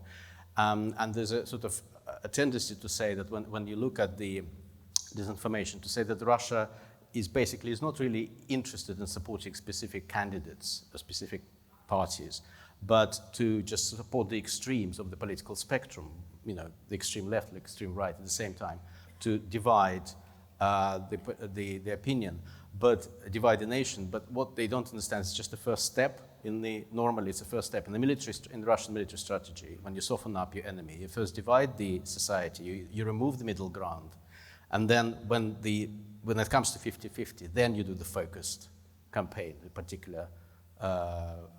It's just one example. But I think, Matt here, who asked the question, I also wanted to say thank you very much for Matt's help to print a report that Open Britain recently produced on political interference. I contributed analysis to that report. We'll leave some in the outside, people can pick up. It's basically, if you remember, there was a Rycroft inquiry into the foreign political inquiry, which wasn't actually an inquiry, it was a regulatory review. They haven't really investigated much, but the report, you will see what are the questions which were still left unanswered and which need to be answered, hopefully as part of the inquiry, if it happens. Thank you very much. Well, Europe faces many problems, but the most immediate one is a lack of time. So I'm afraid I'm not going to be able to take any more questions, but I will just ask our four panelists for a very, very quick last thought, if there's anything they wish they'd said and haven't as yet done so. James? So, that's one to put you on the spot. No, I think we need to look as a continent and look together on cooperation. I think we need to look very practically and solidly. It's very easy to say we should have these grand strategic visions or we should rebuild from the ground up. I think take it step by step and get places. It is a travesty that we're not in SAFE and Canada is. What are the steps we can do today? What can get us to the destination? And I think it looks a lot more achievable and a lot less scary if we do that. Thank you. Helen? Yeah, I think talking is great, conversations, reports are fantastic, but ultimately we need to take action and we need to take a step forward. And that includes properly funding the Defence Investment Plan, and I hope that we're going to start to see a better outcome soon. Thank you. Sergey? Well, I think we need to learn how to be more strategic and stick to strategy, because I think one of the weakest points in the society is that we tend to be quite tactical, short-term, quite reactive, and therefore easily distracted. So, sabotage, etc., great, but we have to just keep on what we've agreed on strategy and try not to change too much in the short-term political, tactical aims. Yeah. Thank you very much. Tobias? Statecraft and leadership. When we think of Britain's history, we are a nation that steps forward when others hesitate. We are a nation that usually is strong in hard power and soft power. Look at all the problems that there are across the world, not just least in Europe. And what's Britain about to do? Re-elect or choose another prime minister that's almost self-indulgent in that sense. So I'd like to see us reconsider our place in the world, our place in Europe as well. Poland was mentioned. It was the E3 historically, over the last 4 or 5 decades, France, Germany, and Britain, that really led the way in Europe and then beyond. And it's good to see those leaders starting to come together again. I'd actually include Poland, given what they're spending on defense as well. So there's an E4 that shows some leadership in Europe. But America is dialing back. There is an absence of statecraft across the world. China is rekindling its views of where it wants to take the world. The world is splintering into two. What is Britain doing about it? Statecraft and leadership. That's what Britain should be focusing on. Thank you, Tobias. Well, in conclusion, the population of Europe, the GDP of Europe, even the number of uniformed armed service personnel in Europe are great enough that we shouldn't have difficulty deterring Russia and punching our weight in the world. But we're not doing that at the moment, and to echo Tobias, statecraft is really what we need, and we need it extremely quickly. My thanks to our distinguished panel. Thank you indeed for being with us, for sharing your different perspectives, and hopefully not frightening everybody too much within the widths of their lives. But ladies and gentlemen, please thank the panel.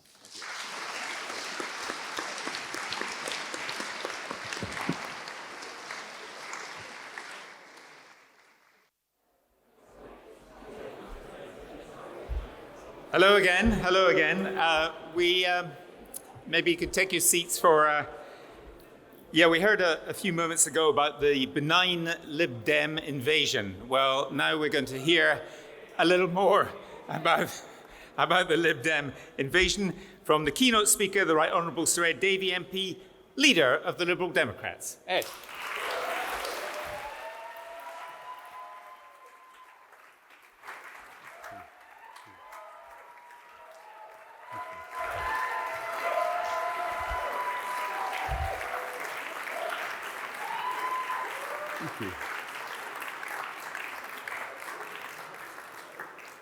Good afternoon, friends. We meet at an extraordinary moment. Vladimir Putin is still waging war on our continent. Donald Trump's chaos in the Middle East goes on. And our government, our own government, is paralyzed by infighting, waiting for Makerfield to release them from their agony. And yet, despite all that, standing with you here today, I feel hope. And not just about England's chances against Croatia tonight, but hope about our country's future. Not hope because the path ahead is easy. It isn't. Not hope because everything will magically get better. It won't. But hope because finally, after 10 long, difficult years, I believe we can move on. We can finally fix the Brexit damage, end the Brexit chaos, and get our country back on track. Because the story the media won't tell you, as they fawn over the rise of Farage, as they hang on his every empty press conference, is that the country is with us. We hear it on the doorsteps, we see it in the polls, we feel it in our communities. People are fed up. They've had enough. Enough of the chaos in government, the queues at ports, the queues at airports, the bills that just keep on going up. They know the hard truth that most politicians won't admit. The Brexit experiment has failed.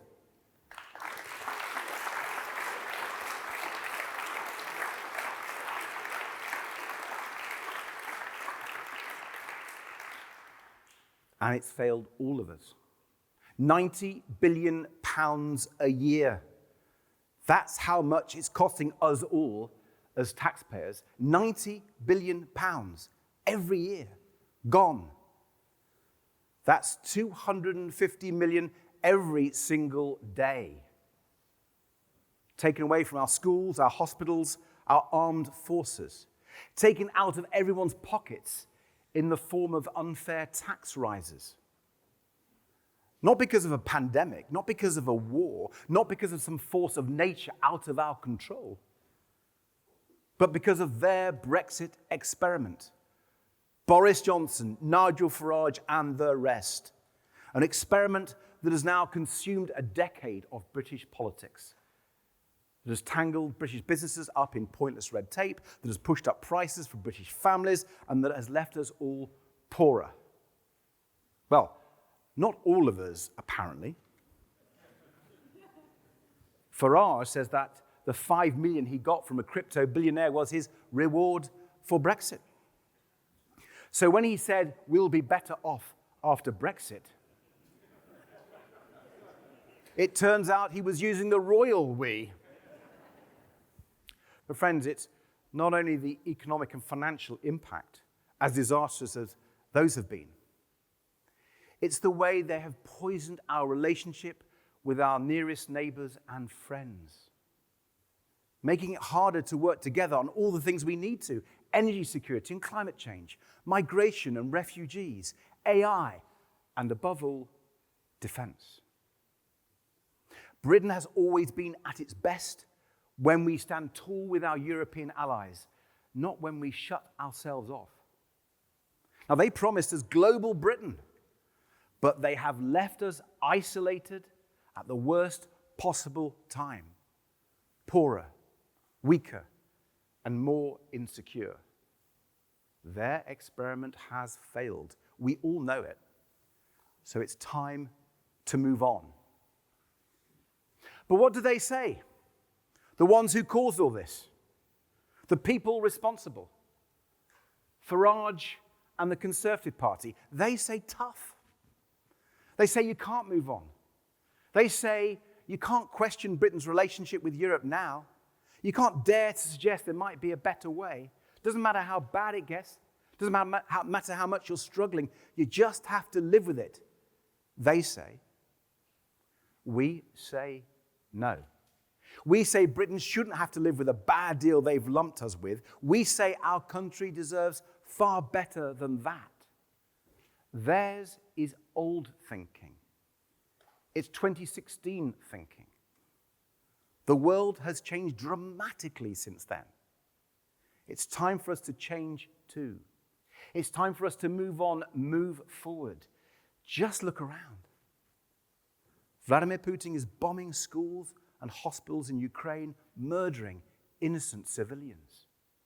He's testing NATO's resolve and setting his sights on the rest of Eastern Europe. He has shown that territorial conquest is not some relic of the distant past.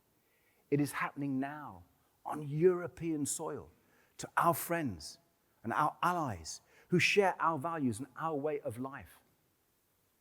And Donald Trump, he's torching the world economy for fun with his tariffs and his trade wars and now his actual war with Iran. And he's ripping up the rules-based international order that generations of leaders, British leaders, American leaders, European leaders, painstakingly built after the Second World War. Trump's threatening NATO, emboldening Putin, and actively meddling in our democracies. And then there's China, increasingly using trade, supply chains, and strategic dependencies as instruments of geopolitical competition.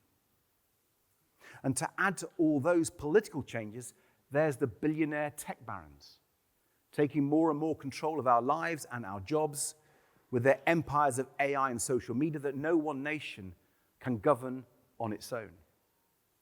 The assumptions we have all lived by for decades, that global trade would keep expanding, that international rules would broadly be respected, that our security would be underwritten by stable alliances, those assumptions no longer hold.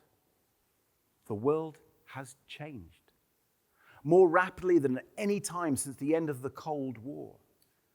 And our politics must change too. Now, we obviously can't turn to those who wrecked it, Farage and the Conservatives. They only want to make things worse, even now pushing for Brexit 2.0 with their plans to rip up the European Convention on Human Rights. They would just rerun all the old arguments, forcing Britain to replay the last 10 years and over in a never-ending Brexit doom loop. But nor, I'm afraid, can we look to Labour. Labour who have failed to act with anything like the urgency this moment demands, who don't even seem to grasp the scale of the change we need in our relationship with Europe. Labour who still kept us hemmed into the red lines they set more than 5 years ago. No single market, no customs union. Red lines they set before Putin invaded Ukraine, before Trump returned to the White House. Red lines that were wrong then and are even more wrong now. The world has changed, and it's time to move on. We cannot be trapped by that old thinking anymore. We have to look to the future, not back to 2016, but to 2036 and beyond. And that's why we're all here today, isn't it? Not because we're bitter about the past, but because we believe in a better future, because we love our country, and we know its brightest days still lie ahead. We're here for our children and our grandchildren, because we want them to inherit a country that is growing, that is confident, that is leading, not one that is shrinking, stagnating, and standing alone. That's what drives us. We're here because the world has changed, because the challenges we face to our economy, to our society, and to our national defense are real and urgent. And because we believe Britain deserves ambition that matches the scale of this moment. So, what does that ambition look like? Well, first, the government needs to drop those old red lines that stop us getting rid of the Conservatives' red tape. Those red lines are holding Britain back. They're hurting the British people, and they are playing into the hands of Farage and Reform. So my message to Andy Burnham, to Wes Streeting, to whoever the next Prime Minister may be, is this: drop those red lines, drop them now.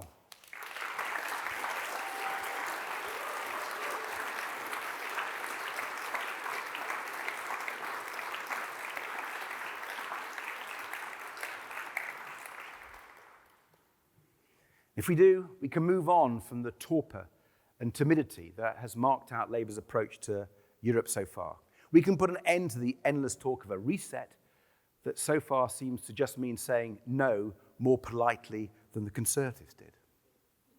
And we can get on with properly fixing our relationship with Europe for our economy, for our security, for our future. Our party has led that debate for years. Last year, days before Trump took office, we set out plans for the UK to join a new customs union with the EU. And today, I want to build on that and go further, much further. Today, we are calling for a new growth and defence partnership with the European Union. A bold...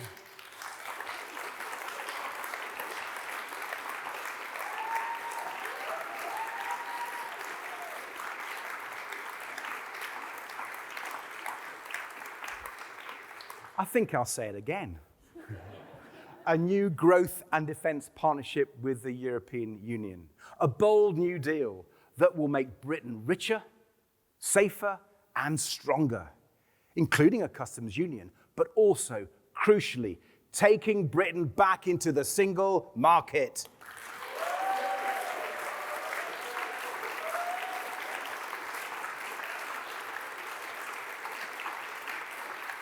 Tearing down the barriers to trade, ending the mountains of paperwork, the cost, the delays, the queues, giving our young people the chance to study and work, live and love anywhere in the EU, undoing the damage of the Johnson-Farage Brexit deal that has held our economy back for so long, giving British businesses the certainty they need to invest, to hire and to grow.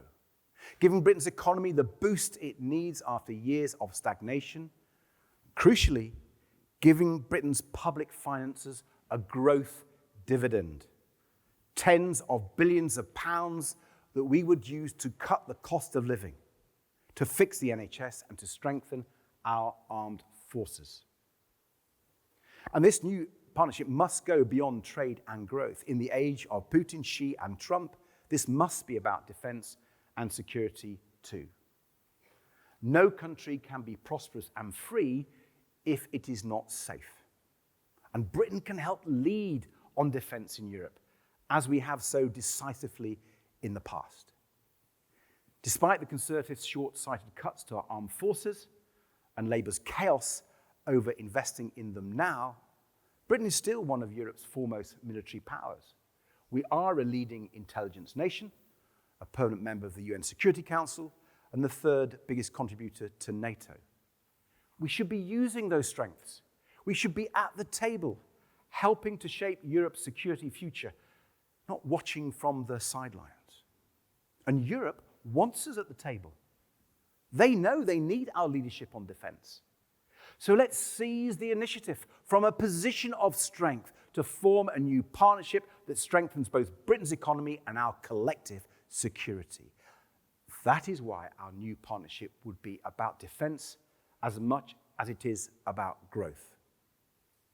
Now that means financial cooperation through a new European rearmament bank, alongside securing UK access to the €150 billion SAFE programme. It means joint defence procurement, creating jobs in Britain while strengthening our collective capabilities. It means deeper cooperation on intelligence, on cybersecurity, and on protecting critical infrastructure. It means working together on energy security so that none of us can be held hostage by an authoritarian regime turning off the gas. It means political cooperation through a new European Security Council with a permanent seat for the UK, ensuring that Europe can shoulder greater responsibility for its own security within NATO, as Trump's actions remind us every day that we cannot afford to rely so much on the United States. Friends, this is not a choice we can afford to dodge any longer. In the face of Putin's threats and Trump's unpredictability, a new defense pact with Europe, with allies on whom we can depend, allies who share our interests and our values, is frankly the only way to keep Britain safe and defend our values in a dangerous world. A new defense pact with Europe is not a choice. It is a necessity.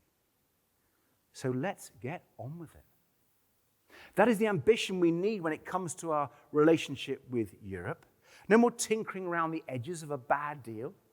No more shackling ourselves to the arguments of the last 10 years, but building something new. A partnership fit for the enormous challenges we face today.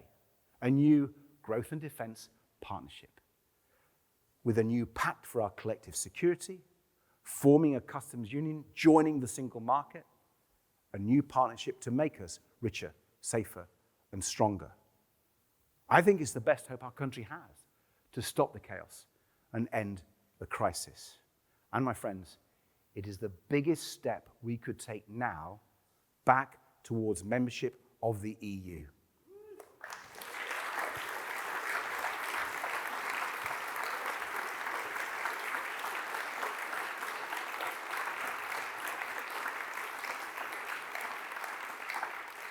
And there's another big step we need to take too, defeating Nigel Farage and reform.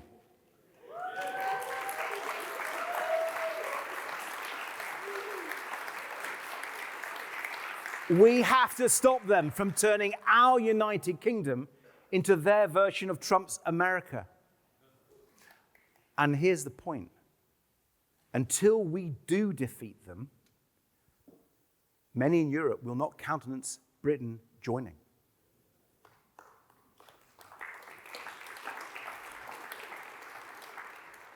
Let's remember why this matters. Why it's so crucial for Britain to be there at the heart of Europe, at the table with our nearest neighbours. I've been privileged to see it for myself.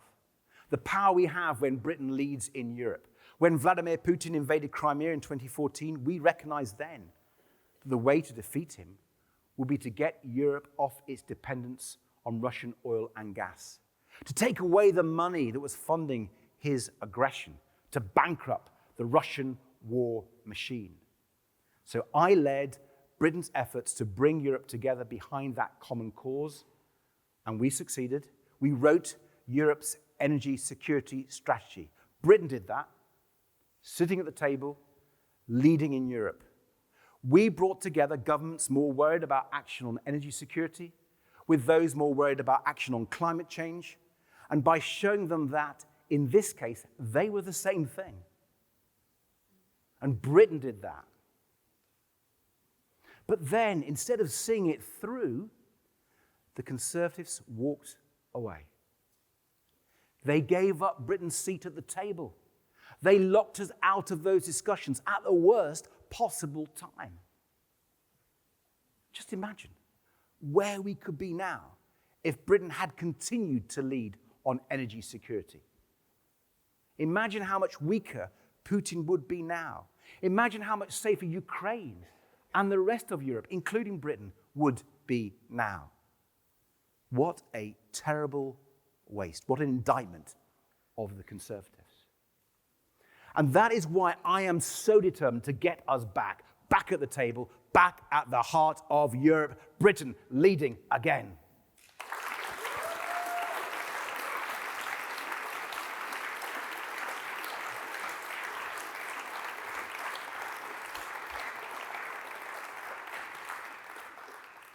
Now, I want to speak for a moment about the bigger picture, because our ambition is not limited to Europe alone. It's about Britain's place in the world. The old assumption that trade, security, and prosperity could be treated as separate issues no longer holds. Supply chains can be disrupted. Energy can be weaponized. Economic security and national security are now inseparable. At a time when authoritarian powers are doing so much to undermine our security, democratic nations must work more closely together to enhance it. As Mark Carney said in Davos, middle powers must act together, because if we're not at the table, we're on the menu. He's right. Fixing our relationship with Europe is the essential foundation, but it's not the ceiling. The UK can be an incredible force for good when it stands tall on the world stage. Our history, our alliances, and our relationships across every continent gives a unique position for us to act as a bridge, not just between Europe and the US, but between Europe and the whole wider democratic world. We are here because we believe that our country and our people thrive when we are open and outward looking. That is Britain at its best. Not a small, inward-looking island clinging to the wreckage of a failed experiment, but a leader, a convening power, a country that helps shape the international order rather than being buffeted by it. That is the Britain we can be. But friends, I want to be honest with you about the task ahead. What we are proposing is bold, it is ambitious, it requires courage, it requires leadership, and it will not happen without all of us. We know the obstacles we face, the arguments ahead, the opponents who would rather replay the last 10 years instead of moving on from them, who will tell us we can't even talk about a new deal with Europe, let alone make one. The politicians who will claim change isn't possible because the status quo works for them. But it doesn't work for anyone else. So our job is to get out there and show people that change is possible, that it doesn't have to be like this, that there is a way forward, a better future for our country leading in Europe once again. This isn't just because we believe in Europe. It's not just about friendship or shared history or the fact that a divided Europe has always ended in misery. Fixing it is about us, our country, our future, our hopes and our dreams. Britain needs a new plan for growth, for jobs, for defense, a plan to give our children the better future they deserve, a new deal with Europe. The only way to fix the cost of living crisis, the only way to get our country back on track. So let us stand together. Let us end the chaos. Let us show the world what Britain can be. Not a small island clinging to a failed experiment, but a leader, open, outward-looking, at the table, not on the menu. A Britain that is richer, safer, and stronger. That is the future we are fighting for. Thank you.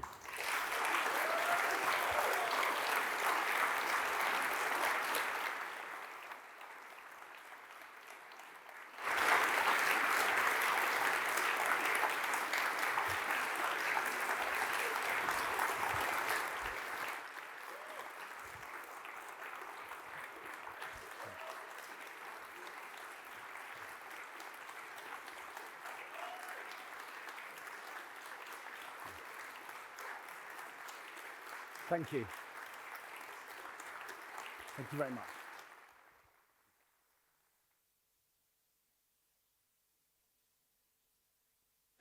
Hello, I'm Philip Rycroft, one-time Permanent Secretary at the Department for Exiting the EU. I hope you're having a good day.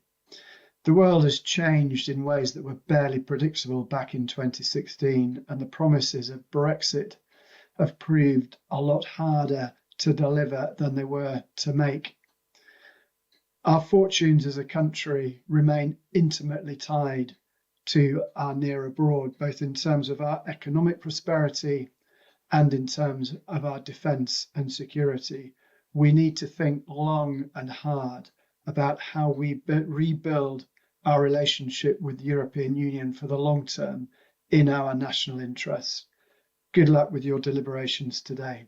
Thank you.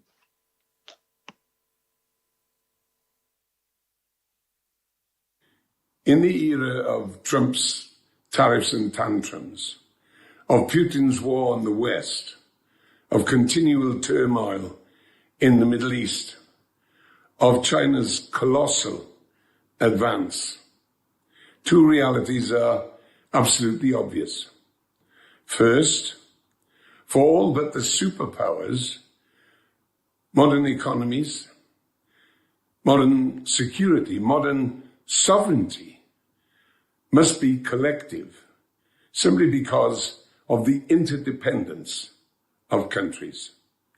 And secondly, for the United Kingdom, our special relationship has to be with our neighbours in our continent.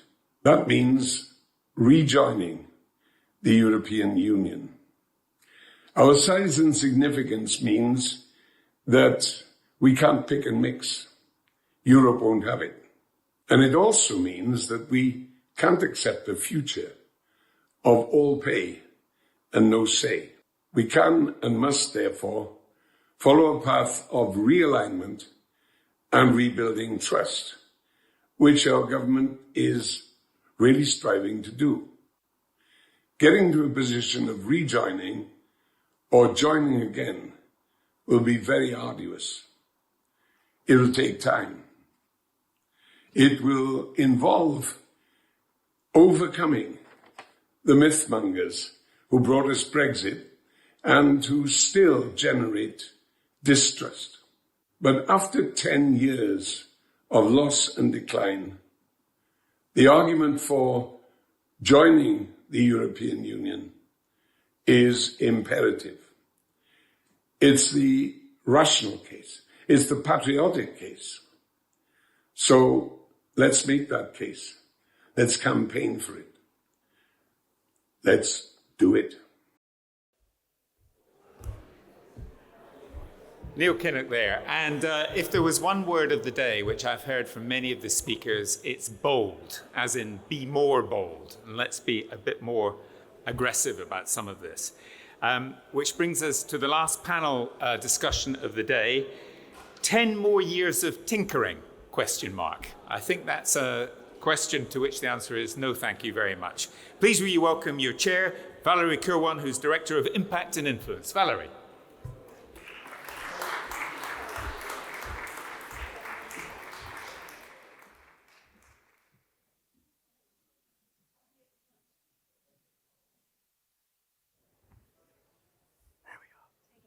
on closer. Come closer. We've got one spare chair, haven't we? Come on closer. That's it. That's it.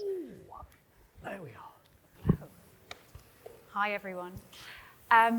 It's such a pleasure to moderate this absolutely brilliant panel. It's the last panel of the day. I have every confidence we're going to keep the energy levels up. They don't need much of an introduction, but let me do one anyway. Dominic Grieve, KC, former Attorney General for England and Wales, former Chair of the Intelligence and Security Committee, well-known voice on Brexit, human rights, Britain's place in Europe. Got Caroline Lucas, former leader of the Green Party for England and Wales. She was the first, and I think for many years, Caroline, the only Green MP in Parliament, and a lonely job, and an MEP for many years before that. And you're currently a professor at the University of Sussex on sustainability. And Peter Jukes is, you're many things, Peter. You're an investigative journalist, a writer, an author, a screenwriter, playwright, many things, which is fantastic. And you are currently the executive editor and co-founder of the Byline Times. And you've written a lot about Russia, democracy, media. And I read somewhere that you live tweeted the whole Everson inquiry. Is that right? I did. I think there were 2 million keystrokes. Wow. Okay. And I learned in 8 months, because I was a playwright before then, the law very, very quickly. I'm sure you did. Yeah, libel law. And contempt. And contempt, crucially. So I was going to start off with a Mark Carney's quote, but unfortunately Davey had stolen that one, so I'll do a different one. This panel is about global issues, and it seems like the reasonable place to start is geopolitics. So Caroline, I'm going to start with you. A question about the United States. And Mark Carney earlier this year talked about a rupture in the world order, and he said that nostalgia is not a strategy. And I'm wondering if you agree with that. Do you think that we are living through a fundamental realignment of the world order right now? And if so, what does that mean for the UK and indeed the EU's relationship with each other and the kinds of alliances that they're going to need to form over the next decade? Thank you so much for the question. And you won't be surprised, I'm sure, that I do agree with Mark Carney, and I think he was absolutely right when he was basically saying that what we're facing is a rupture and not a transition, and that things aren't going to go back to the way that they were. And I know all of us can look at Trump and wish that he were not there, but I would just caution us to be careful what we do wish for, because of course in the wings, if he goes anywhere very soon, we've got J.D. Vance, which is probably, well, just as bad, if not worse. But I think my point really is that even if we were to have a different kind of administration in the US, my sense is that we're not going back to how things were. I think trust has been so fundamentally undermined. I think there are real structural changes that have happened in the US, which kind of explains why Trump has been elected not once but twice. The kinds of things I'm thinking of, for example, is that a new growing US nationalism, and alongside that, I think a real concern about economic globalization, and in many ways a very legitimate concern about economic globalization to the extent that it pits workers against one another in a race to the bottom. And so people do want to be protected, and I think that is a challenge to the kind of economic liberalism that we have had in recent decades. I think we're seeing more political polarization. I think we're seeing a public that's reluctant to pay the costs of international leadership. We're seeing a change of attention now looking at China and the Indo-Pacific rather than to Europe and the West. So I think for all of those reasons means that we need to recognize that this is a juncture, a rupture, but I think it's also a real opportunity. It's an opportunity for us to put aside this kind of rather childish belief in a special relationship. You know, let us work out who our real allies are, and it doesn't take a lot of geography or wisdom to recognize that our future is inside Europe, and we do need to get back into Europe as soon as we possibly can. I think that when you see the kind of the feral nature of the US, you know, in terms of Trump's actions on Greenland, on Canada, that's before we even get to what he's been doing on trade and tariffs and so forth. So I think a UK that is more strategically autonomous and resilient will be a stronger foundation for a much more balanced transatlantic partnership. So I think rather than kind of casting our eyes backward and looking for something we wish was there, let's take this as an opportunity to stand more firmly on our own 2 feet, work more closely with the EU, and recognize that's where our future lies.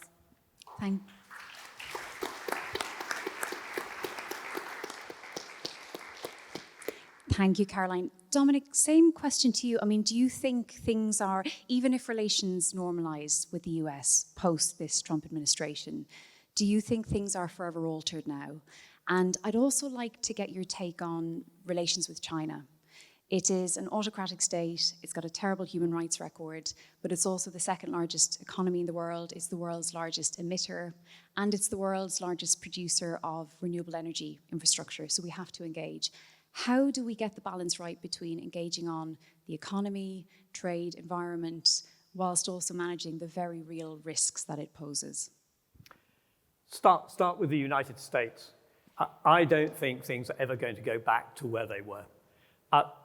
The US, since the Second World War, its governing elites have seen a huge advantage in leadership of Western democracy.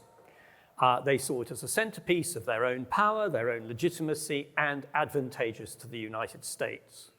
And what we see with Trump is that Trump has abandoned that because he doesn't see it as advantageous. And interestingly, and it was always latent in some parts of the United States, but it's now become much more prominent, because the United States no longer sees itself as having the hegemonic power it had previously.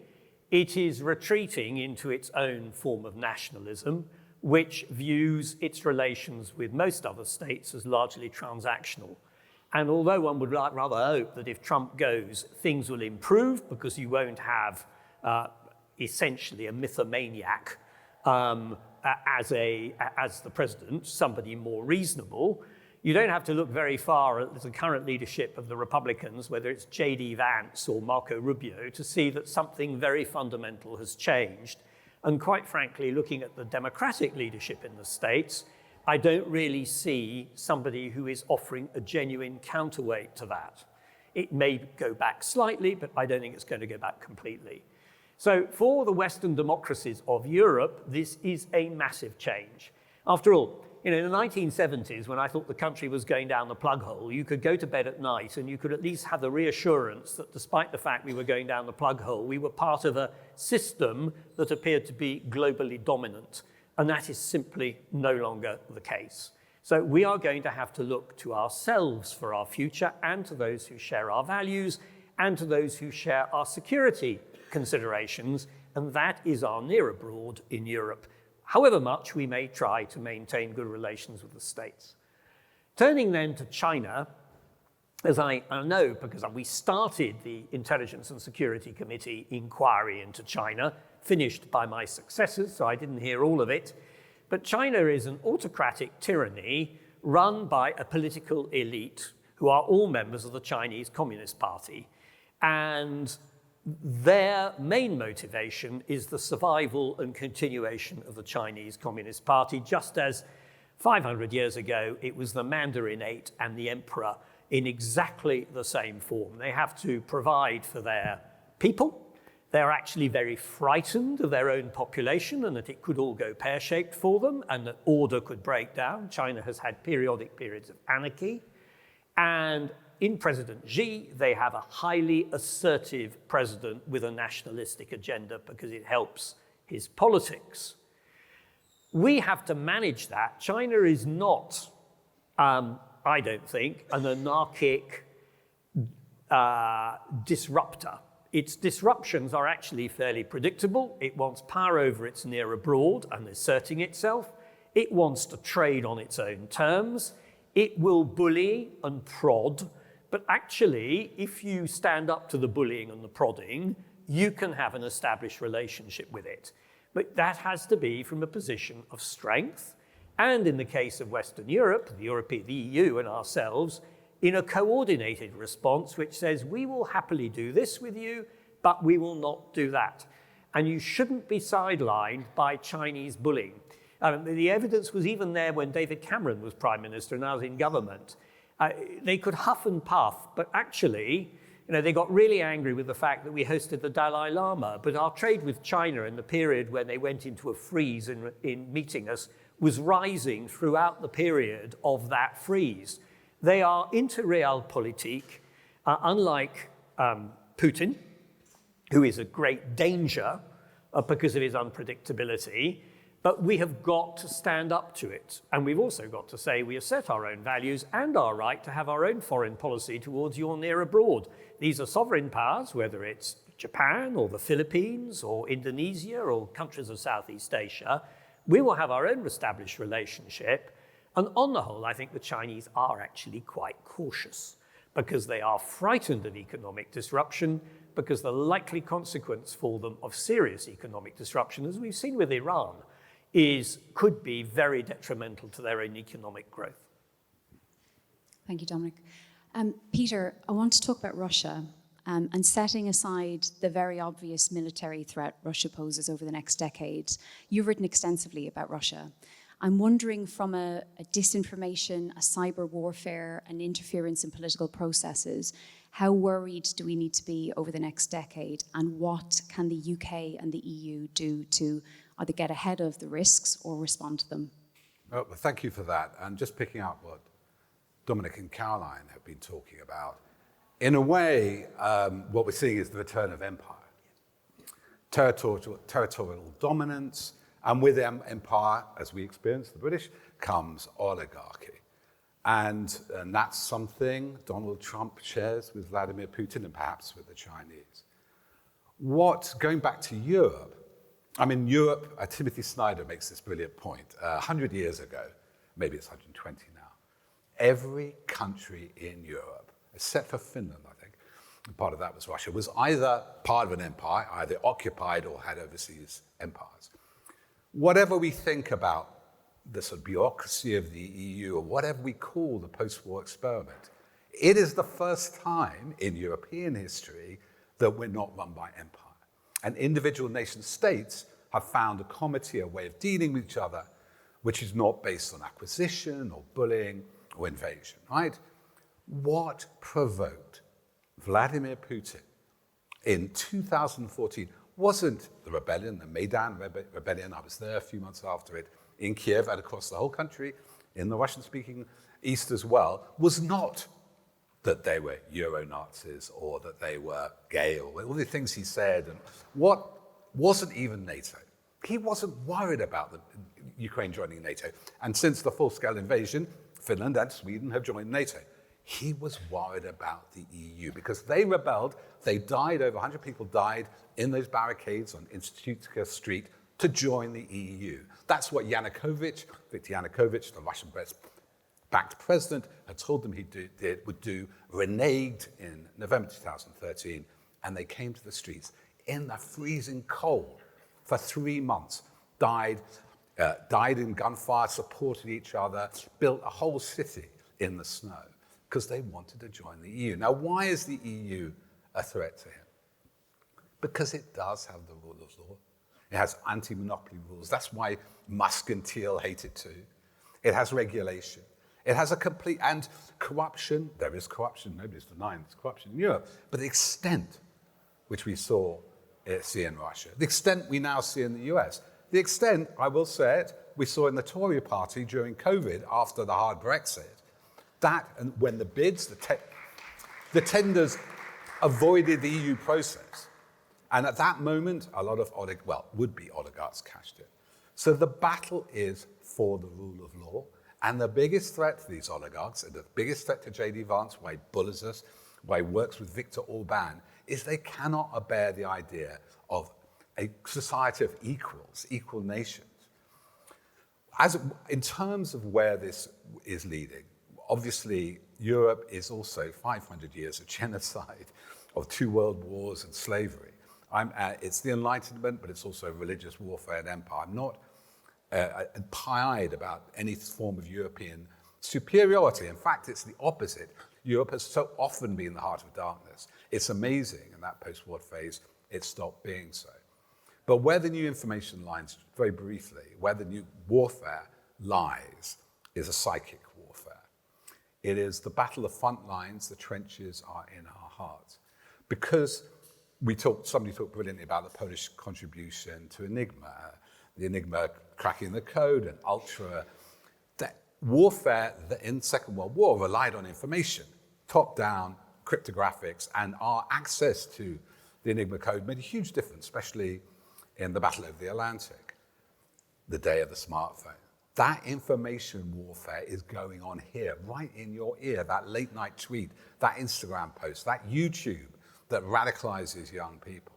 And Russia has realized this, partly because of the paucity of their military, very early on.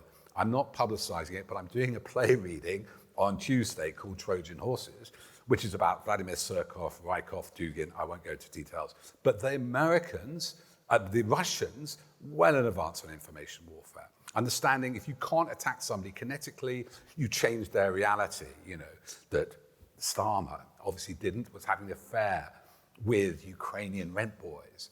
You changed the reality. Their first great success, I would say, and others would back me, was Brexit.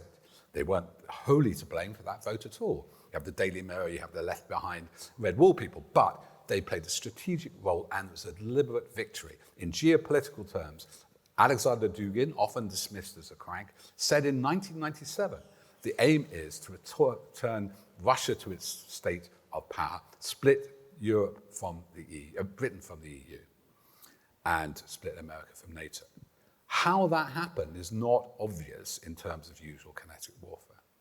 And so we've got to rethink our defense systems, and obviously I'm not an expert, and people here are better on geopolitics, but one of the things I would urge everybody to teach as a form of resilience is cognitive security, i.e., is that true or not? Is the vaccine, a very great Russian information op, by the way.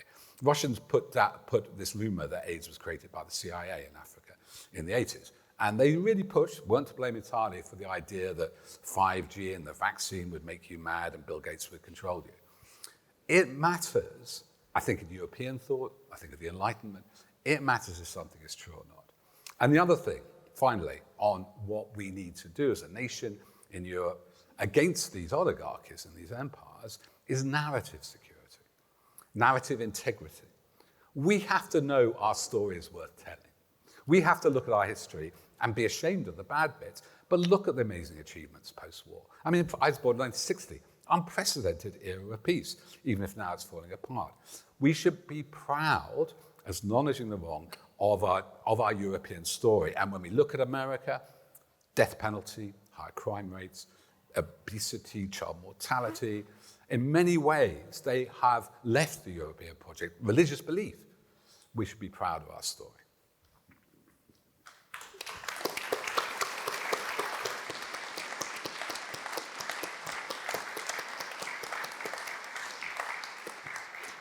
Thank you, Peter. Cognitive security, narrative security. I like that. I think they're. Narrative integrity. Oh, I beg your pardon. Narrative integrity. Well, you kept me honest, so thank you. Really fascinating. Caroline, we can't talk about global issues without talking about climate change and nature loss. Well, I'm bloody glad we've got to it, is all I can say. I've been waiting. Well, here it is. Here it is. Here it is. I mean, gosh, where to even start? It's the hottest decade on record. 1.5 is probably dead. We've got some really, really serious targets that need to be met over the next 10 years in terms of emission reduction if 2050 has any chance of becoming sort of net zero. Well, firstly, I'd like to know whether or not you think we're on target, it's achievable still, and how do we keep action on climate change, biodiversity loss at the top of the agenda when there is so much else going on, when there's a lot of skepticism, and when there's a huge amount of competing priorities, especially on public spending, particularly security and defence, which you talked a lot about today?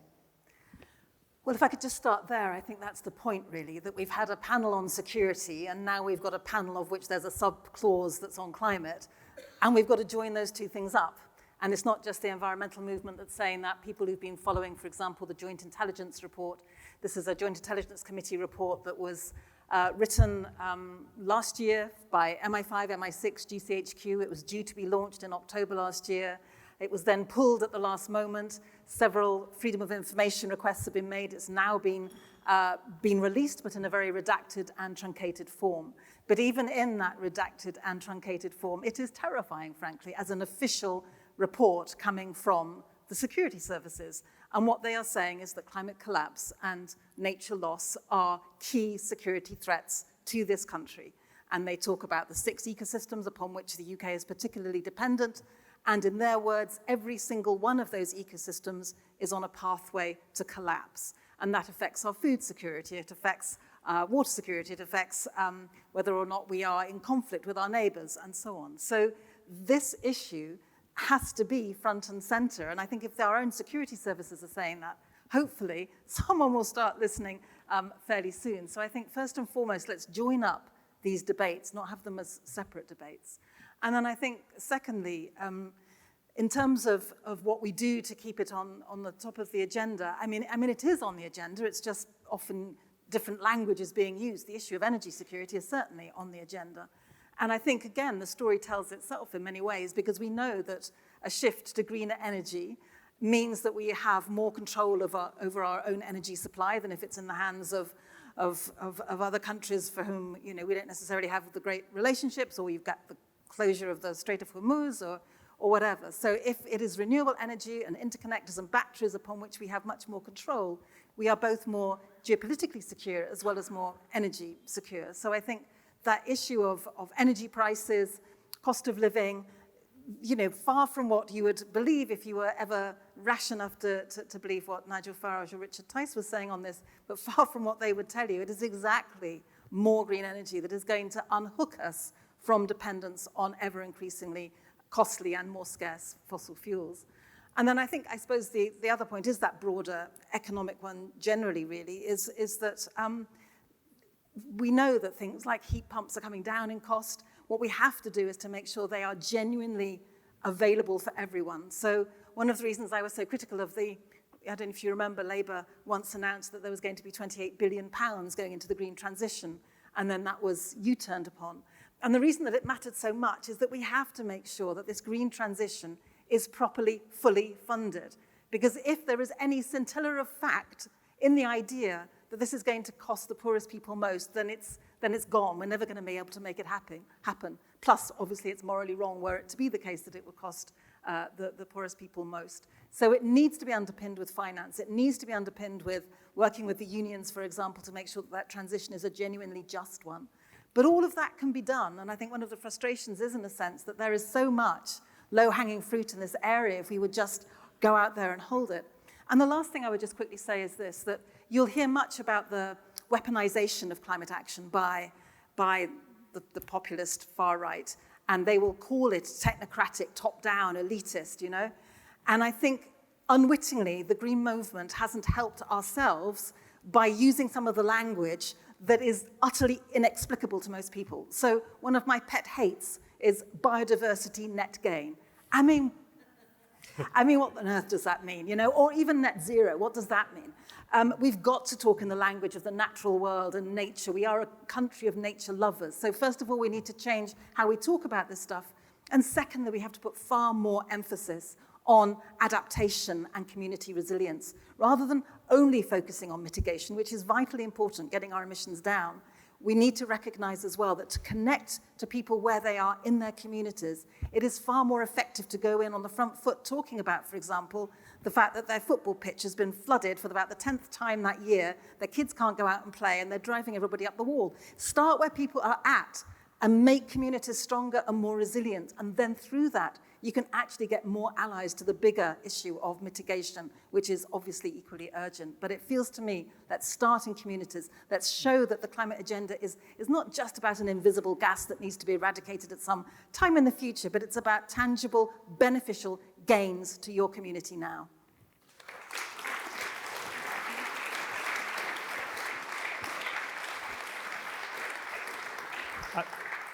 I'm in agreement with Caroline on all of that, although I just add another ingredient into the mix. There is a great unmentionable in our modern politics, and that is that, of course, the global population has risen from 3 billion to 9.5 billion over the course of little more than half a century. And economic growth and population growth have historically been seen as going hand in hand. And a lot of the green agenda that is put forward is, well, we have a green agenda and then we don't have to worry about the fact that the world's global population has gone from 3 billion to 9.5 billion.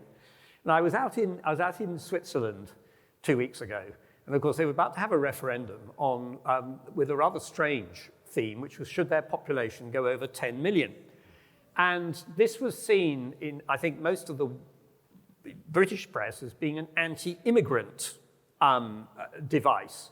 But whilst it certainly had that element, actually what it was a large number of Swiss people saying they just didn't want their population to go over 10 million. And I think that we ignore this issue and have consistently ignored it because it is so complex and difficult. And actually at a European level, it does need to be discussed. Because ultimately, you can put in as many green policies as you like, but if in fact the fate of the world is that we have 18 billion people living on it at some point in future, and we double again, achieving our green goals becomes almost completely impossible because we have to feed ourselves, and that means you have to take up, even if you intensify agriculture, we're losing huge areas of biodiversity.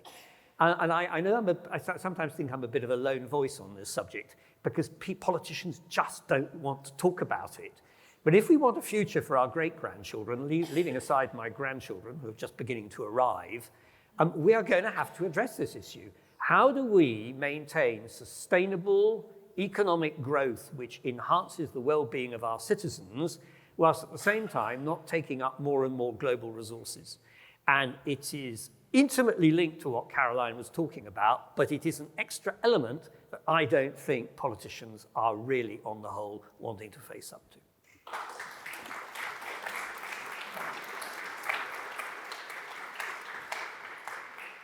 Thank you, Dominic. And I guess linked to the climate debate, AI, it's going to be a huge driver of energy consumption. And it's already changing all of our lives, right? Changing the labor force, changing economies, changing everything from healthcare to media. I appreciate this is a difficult question because the technology is changing very quickly.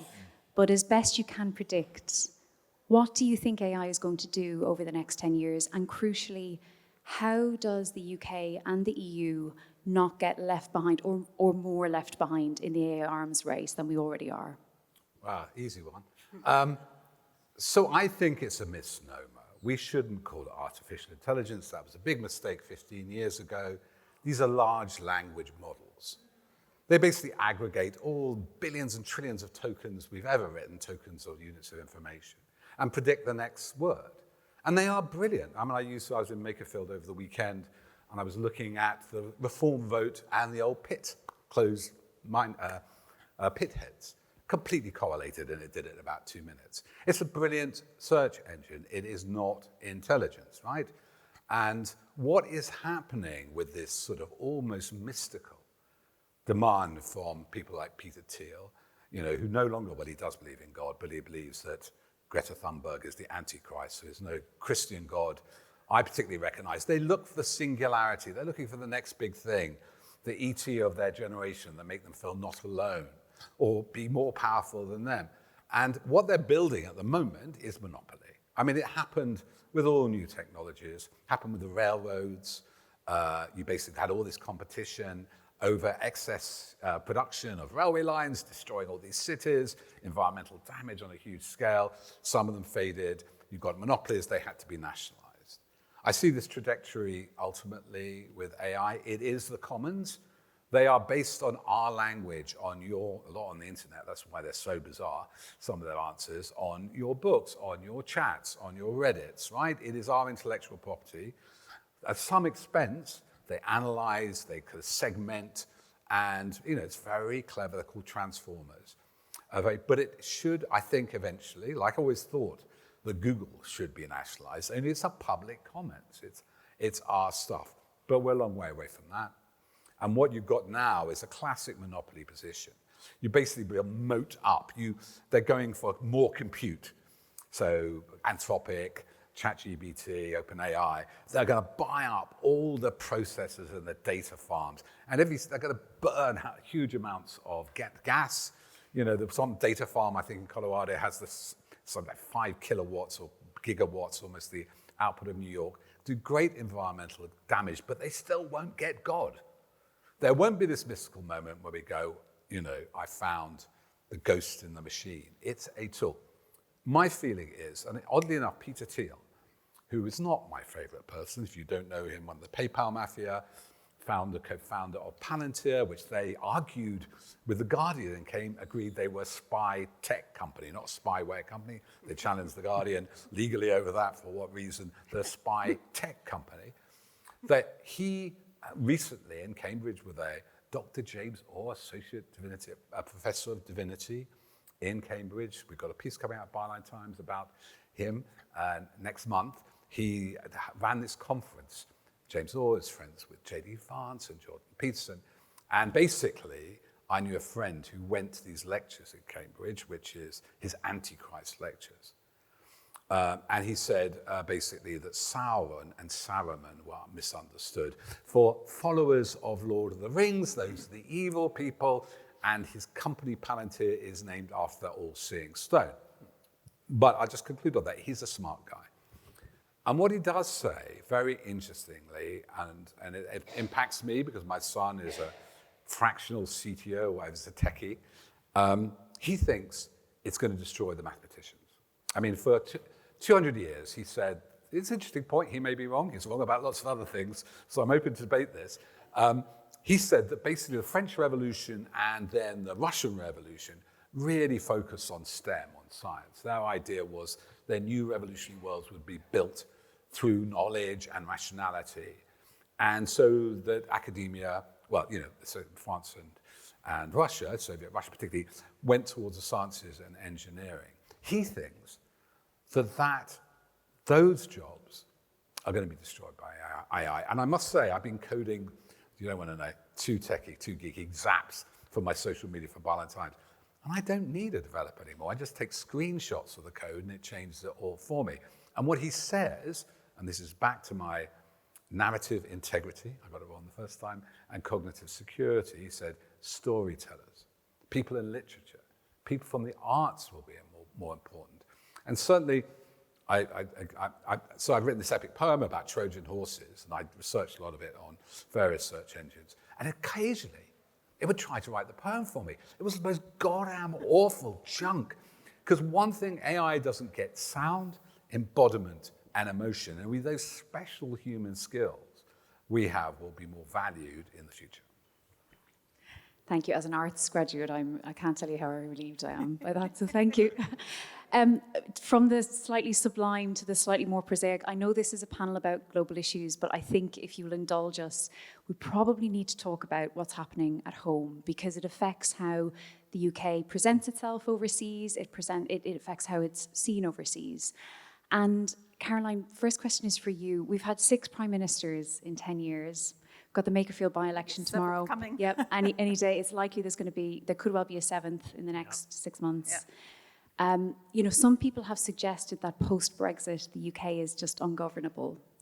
And I'm wondering if you agree with that and just how it's affected the UK's standing internationally. Your party's obviously doing very well at the moment. At the other end of the spectrum, Reform is doing very well. What does the next 10 years look like? Is it more pluralistic or fragmented, depending on what way you want to describe it? Well, I think to the extent that the country is ungovernable, it is pretty much ungovernable because we've got an absolutely rubbish electoral system that was not designed for 5 or 6 parties. And you know, it is not surprising that you have these big swings when the results can be so perversely and disproportionately unproportionate to the number of votes that are won, you know. And so we are now quite seriously facing a possibility that you could see now Nigel Farage as the next Prime Minister on barely a quarter of the national vote. I mean, whoever it would be, I mean, I don't want it to be Nigel Farage, but whoever getting that kind of power on such a small amount of public consent, I think is deeply worrying. I mean, it's corrosive for our democratic system as well, never mind our political standing abroad. I think it's something that is absolutely eating away at people's trust in democracy. So I passionately believe that we urgently have to change the electoral system. And I know there's a big debate going on of, you know, if Andy Burnham comes in, will he do it? When will he do it?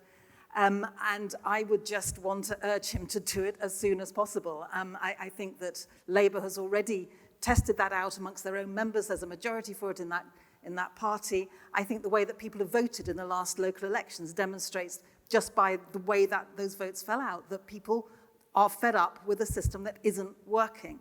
And it feels to me that it is so urgent to make sure that we do not lurch into a far-right government, that we should be taking all measures that we can to try to address that. So I think that in terms of our standing on the national stage, I saw that international stage, I saw Yvette Cooper saying actually that there have been 9 foreign ministers in the last 10 years, which even trumps the number of prime ministers. But clearly, it's going to be really difficult to build relations. So much of international work is based on trust between ministers and relationships that are built up. And we're basically throwing that away as well as adding to the corrosion of our own democracy. So I think multi-party politics is here to stay, and it's about time that our electoral system caught up with it.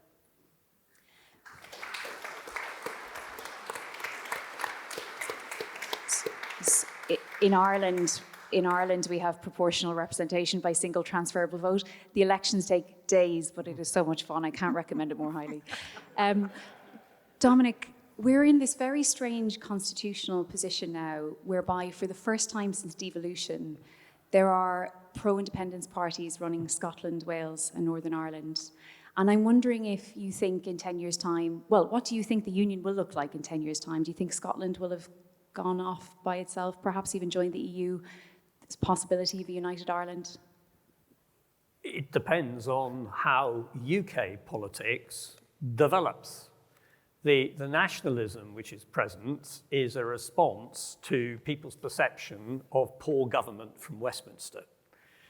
My own impression, because I go to Scotland a lot, is that whilst people of Scotland are very proud of their national identity, actually rupturing the United Kingdom is something of a last resort because it will come at massive cost. We think Brexit was complicated.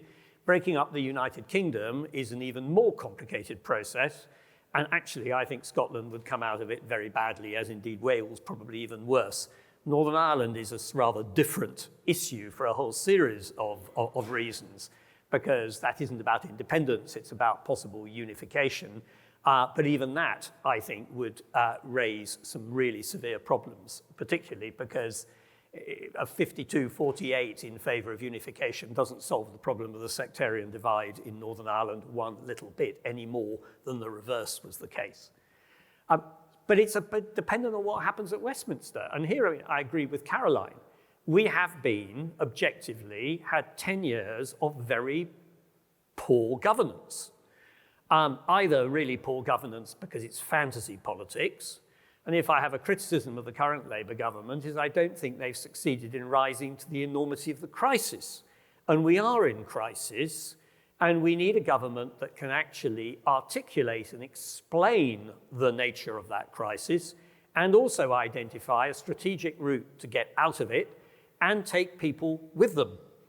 And at the moment, we don't have that. Now, I agree with Caroline, the current first-past-the-post system is broken. Its justification was that you had 2 principal political parties and it delivered a degree of certainty in government. If you have 5 political parties and the prospect of a government with 25 or 26% with a majority of 80, it's catastrophic. And indeed, part of Labour's problem is that they don't seem to have really understood in the Parliamentary Labour Party, I'm sorry to have to say this, that they were elected with 34% of the vote.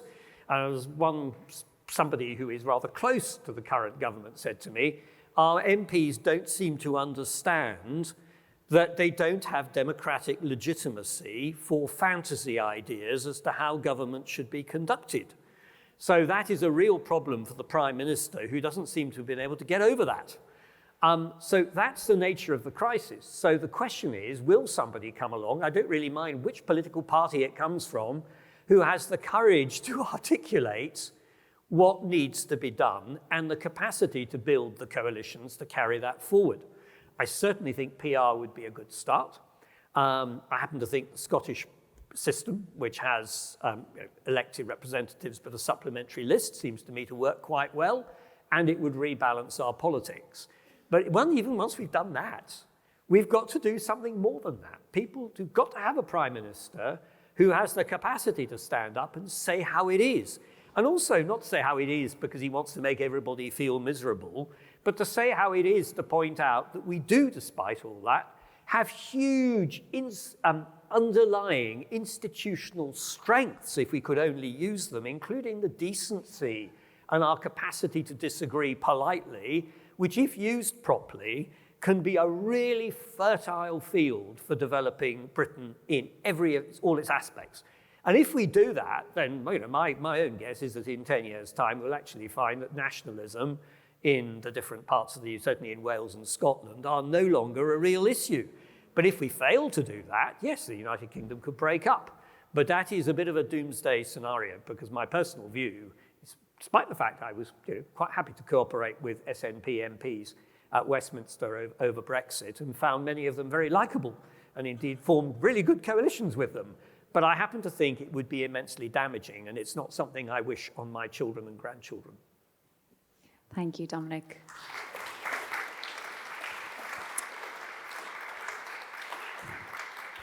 We're about to get timed out. So before we finish, I mean, we've talked today about a lot of challenges, and I'm wondering if, looking ahead to the next 10 years, what gives you cause for hope? We'll start with you, Peter. Yes, I was at Makerfield. I spent the weekend in the old mining villages I mentioned earlier. I think,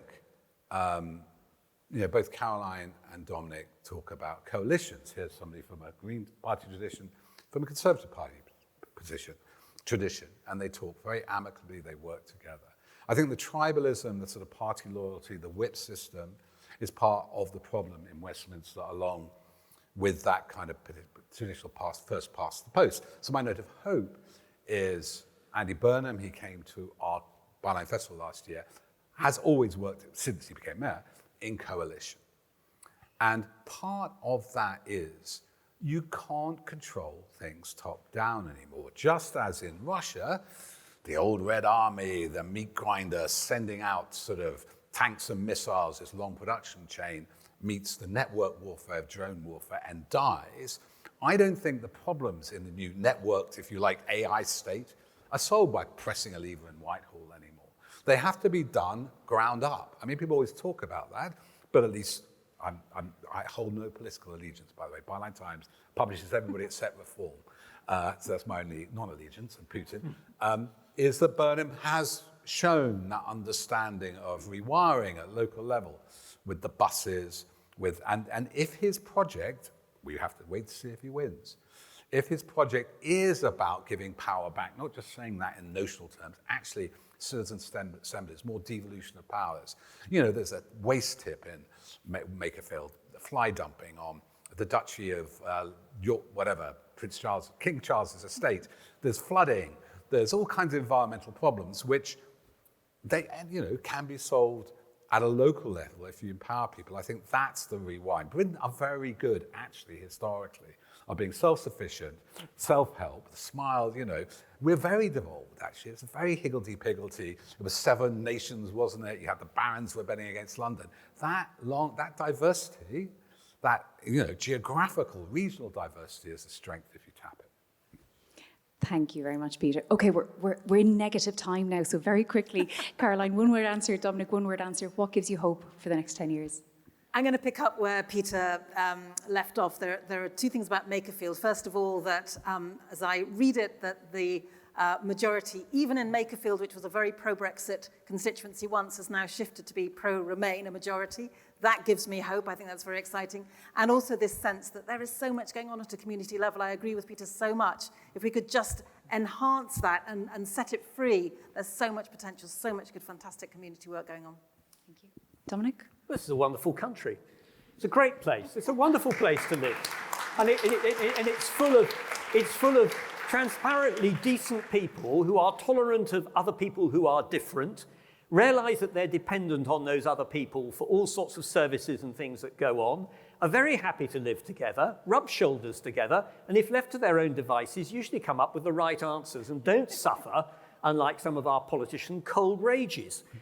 On that basis, we're not in a bad place. And as long as we tap into that, which our forebears have delivered to us, because that is the product of what's been going on in this country for the last 300 years, we will get out of this and we have a bright future. Thank you very much.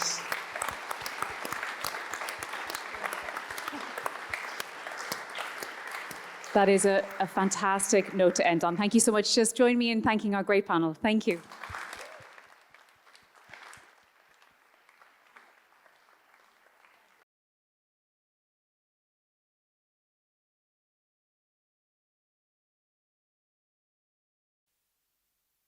Hello again. Now we are just going into the final lap. Could I just congratulate all our participants and all the questioners in the audience today for some terrific questions and also some great insights. There was one thing I wanted to add, however, because I listened a lot to words about the special relationship with the United States. And I thought I could give you a quick insight as to how that is seen by, this is somebody who was very, very senior in a previous American administration who said, you Brits talk about the special relationship. We talk about the special relationship when we want to tickle the belly of the Brits. So it gives you an idea of where we are in that relationship. Now, it is not an alternative, is the point, to a relationship with countries that are at the closest point 25 miles away from us. Now, on to our final speaker of the day and an introduction from Sir Nick Harvey, CEO of the European Movement. Nick.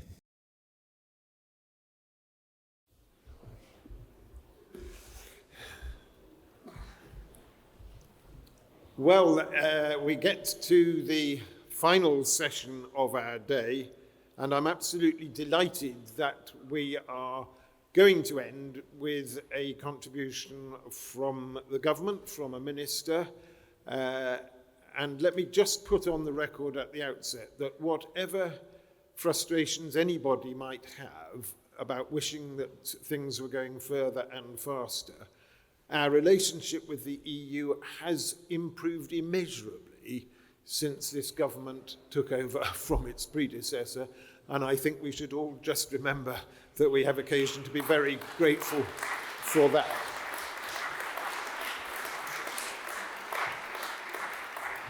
So it is a great pleasure to welcome a member of the government to be our final speaker. Richard Hermer is unusual even for an Attorney General. He is not a career politician who became a lawyer, but a very distinguished lawyer who found himself entering politics. Indeed, he is the first Attorney General since 1922 not to have sat in Parliament before taking office. So if I say that he came to politics straight from the bar, it would not in this case be a reference to Parliament's notorious drinking habits, just proof that there are some people in public life who enter government only after having first acquired some expertise. So Richard is the Attorney General, the Chief Legal Advisor to the government and the Thames Cabinet. He has more than 30 years of experience at the bar and has focused on human rights and public and environmental law. Notably, he represented the families of those who died in the Grenfell Tower fire in a case that led to a settlement of £150 million for them in 2023. Born in Wales, where his father was a Conservative councillor and educated at Manchester University and ennobled as Baron Hermer of Penillan in Cardiff, he remains true to his roots as a fan of Welsh rugby, meaning he's no stranger to the experience of hope, disappointment, and constitutional complexity. He and Keir Starmer met first as young barristers at Doughty Street Chambers, and the pair have remained friends ever since. We can only speculate as to whether they imagined that one day one would be the Prime Minister and the other the Attorney General. Immediately before entering government, he was head of chambers at Matrix Chambers, and we welcome him today as one of the most senior Jewish politicians in the country. In a recent interview, he mentioned unwinding after late nights in the Lords by watching old episodes of the TV satire Veep, which suggests that even an Attorney General can occasionally seek escapism in a world of orderly government. Ladies and gentlemen, please welcome our closing speaker, the Right Honourable Richard Hermer, KC.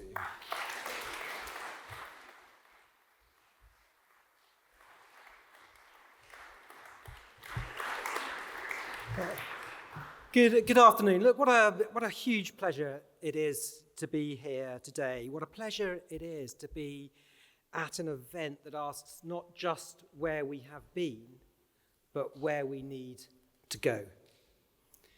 So as one or two speakers may have mentioned today, it has been 10 years since the British public made a defining choice about this country's future.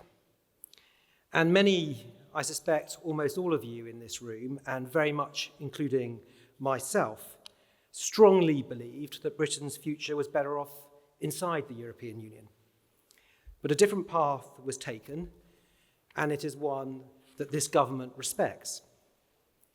But respect for the outcome of the referendum and respect for the reasons that so many voted for it does not mean that the consequences should not be questioned, nor does respect for the outcome of the vote prevent us from holding to account the Leave politicians whose false rhetoric and bravado have had such a profoundly negative consequence for this country, whose effects are still being felt today. Of course, the country voted to leave the European Union, but no one voted for a slower economy, no one voted for increased bureaucracy for our businesses, and certainly no one voted for fewer opportunities for our children. The Brexit that was promised by many of the Conservatives and by Farage as heralding a new dawn of prosperity, of total control over our borders, of untrampled sovereignty was not, and let me engage in a bit of understatement, was not delivered. And the government in which I serve knows that because we are cleaning up the mess every day. And the British people also know that. We can see that in polling and in research, which increasingly shows British voters, including many Leave voters, who see Brexit as a drag on our economy and want a closer relationship with the EU. And that's what the government is doing. We are resetting our relationship with Britain at the heart of Europe. And at the EU-UK summit next month, we will show the practical benefits that our partnership will deliver for the British people, including in trade barriers and bearing down on the cost of living, on food, on drink, on energy. And this approach draws a stark contrast with the behaviour of the people who got us into a mess. Strikingly, the politicians who were the key proponents of Brexit and major figures in the Leave campaign now appear rather reluctant to remind us of the promises that they made. When was the last time that any of us heard Nigel Farage proudly talk about Brexit or make the case for the benefits that it's brought? And the reason why he has become uncharacteristically quiet about what he used to describe as his crowning achievement is because he knows the damage that he has caused and it has caused to this country, our standing in the world, the impact on our economy. Now today, I want to talk, if I may, about the lessons that progressives, pro-Europeans need to learn from the Brexit debate. I want to reflect on lessons from 2016, not least our own mistakes, and ask how should we apply it? How should we apply those lessons as we seek to bring people with us as we draw closer to the EU? And I want to do that through the prism of another contemporary debate that bears remarkably similar hallmarks to the moment we found ourselves in the run-up to 2016. And it includes a similar small cast of characters, some familiar tactics, the employment of the politics of division, a concerning disregard for the truth, anti-Europeanism, funding by offshore millionaires, and just like Brexit, what is at stake is the country's standing in the world and the profoundly important questions of who we are as a nation and who we want to be. So I am talking about the campaign being waged by Reform and the Tories to leave the European Convention on Human Rights. Now, in one sense, this might be thought of as of less significance than the question of our membership of the EU. After all, it's a body with less power and reach into our day-to-day lives. But I believe that the lessons of Brexit show us the importance of the current debate to the future safety and prosperity of the UK, and just as importantly, give us insight how to fight and win that debate. So let me outline 5 reflections that I have on what the 2016 campaign might teach us about how to defend the ECHR that will also help us promote and drive a closer relationship with the EU. My first reflection is this. If we believe in something, we should be unafraid of making the positive case for it. We should put a clear, positive case at the heart of any campaign. I don't think it is an entirely unfair criticism of the Remain campaign that we were at times over-focused on the downsides of leaving the EU. I'm unconvinced that Project Fear was ever going to be enough of itself. We need to capture hearts, not just heads, with an embrace and promotion of all the positive elements of our argument. And look, of course, we need to level with people about the real-world significance and consequences of the decisions that they make. Many of those concerns mirror those we had about leaving the EU. But where there is a positive case to be made, we should be telling stories to humanize our argument. Where we have the upside, let's lead with it. And when it comes to the ECHR, there is a fantastic story to tell. But the starting point is acknowledging that most people don't know actually what it is. I suspect that the vast majority of the population, and this is politicians' faults, not theirs, don't actually know or could not describe in great detail what the Council of Europe is, or precisely what rights are protected in the European Convention of Human Rights. So those of us who passionately believe in the Convention need to be out there explaining how, in the aftermath of the Second World War, the horrors of the Holocaust, of total war, nations across Europe made a shared promise. Never again would tyranny go unchecked. From that commitment came a lasting institution, the Council of Europe, an organization founded under the leadership of Winston Churchill to bind Europe together under shared values, to protect democracy, to protect human rights, to protect the rule of law. And at its heart was and still is the European Convention on Human Rights, fundamental rights of us all, the right to life, freedom from torture, to the right to liberty, to privacy, to ownership of property, to freedom of expression and to protest, and to exercise one's religion. And from these universal rights flow protections for each and every one of us across this country and across all 46 states in the Council of Europe. Fundamental rights enabling individuals harmed by state failures to pursue justice. And these are the rights that British people are protected by every single day.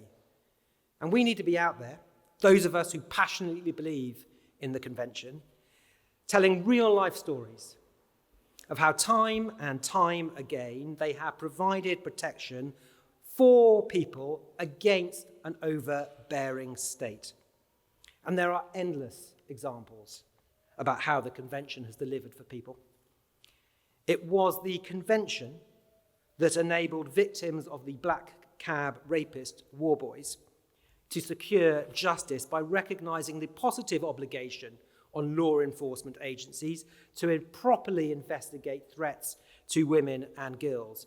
It was the Convention that secured the second Hillsborough inquest, through which the full facts came to light, enabling justice for the 97. It is the convention that provides working people with rights against interference by private powers, including against employers monitoring workers at work. And using the ECHR enabled, for example, a severely disabled child and then his father to successfully challenge the government's discriminatory approach to disability living allowance for those who required lengthy stays in hospital. So building on these real-life examples, and there are many, many more, we must be unapologetic about making the case that better rights and protections for people in this country and across Europe is a good thing. And we should be clear, equally clear, in highlighting that many of the leading opponents of the ECHR are the same group of millionaires who oppose workers' rights. They are the same group of millionaires who oppose renters' rights. And they are the same group of millionaires who want to kick away the safety nets for ordinary people. Now, having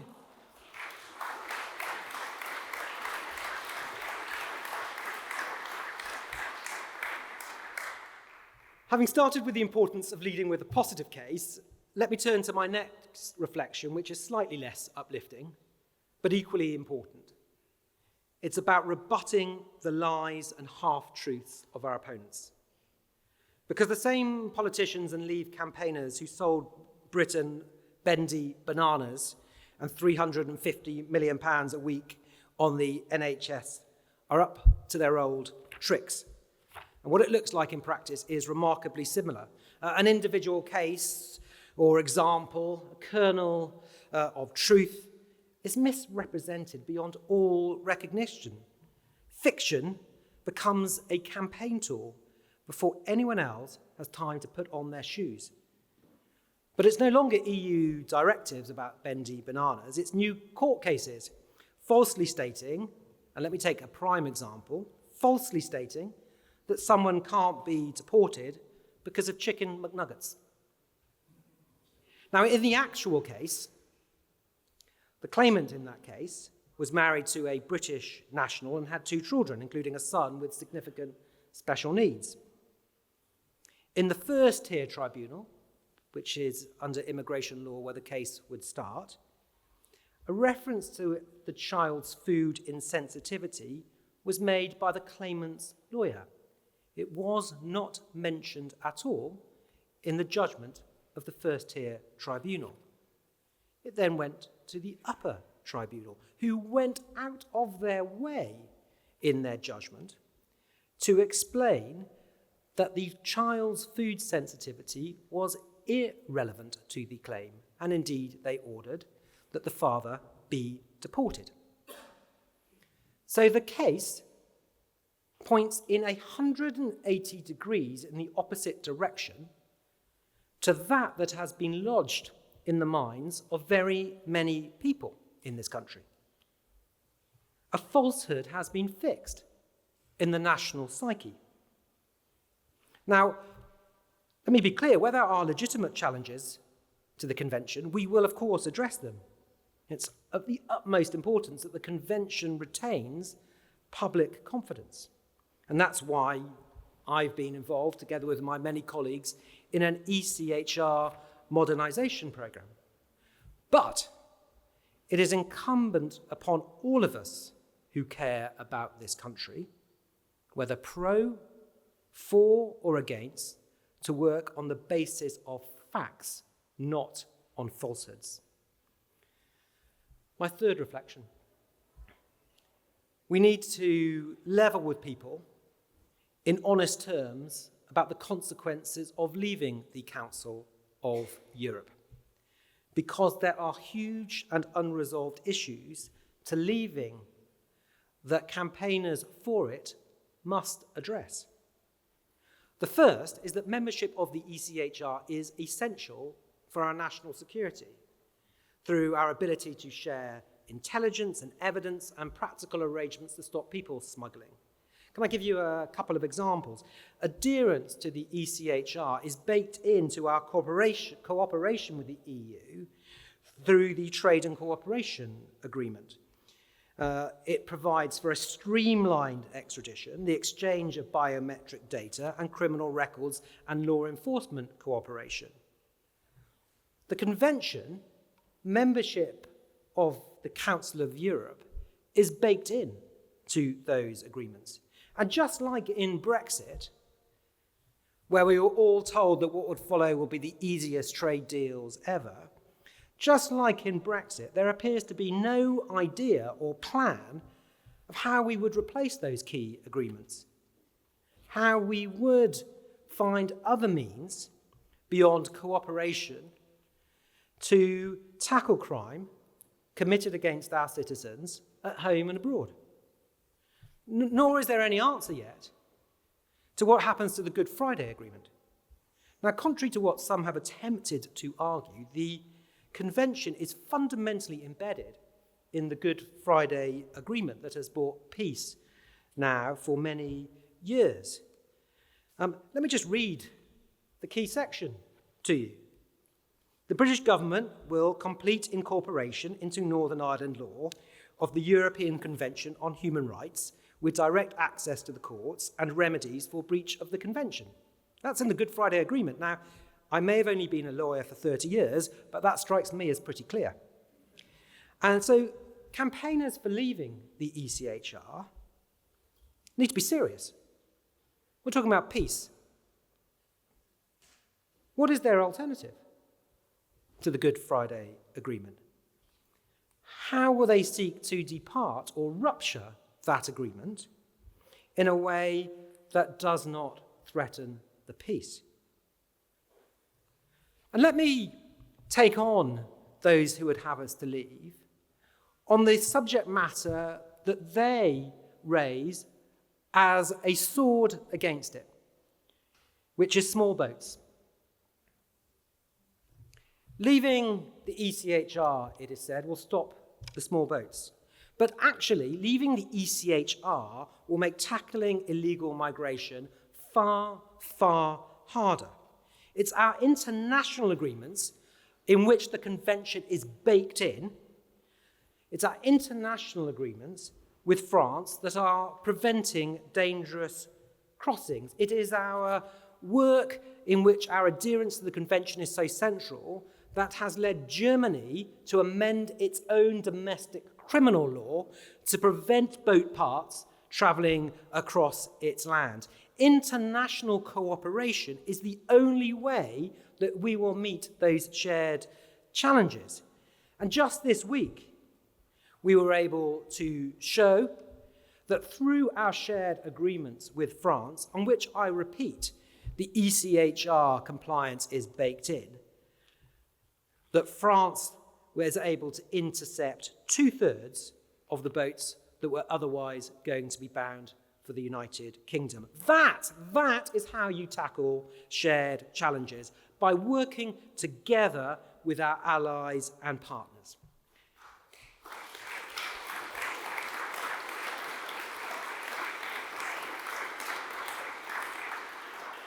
And that takes me to reflection number 4. We need to make the bigger argument. Debates about convention rights can sometimes feel as sterile as debates about EU directives. But all of you in this room will understand that at this moment in history, the argument that we are having is a proxy for a far larger, more profound moment in time. What type of country does Britain want to be? A global partner, tackling shared challenges alongside our allies, or something much smaller, looking only inwards and behind us? Are British interests best served by attempting to live in splendid isolation? Or are we best positioned to tackle the challenges of our age, be they climate, be they AI, by working together? I know my answer. The rules-based order, international law, and the post-war institutions were set up precisely for moments like this. The United Kingdom has always been a leader in international law frameworks, institutions, and international law.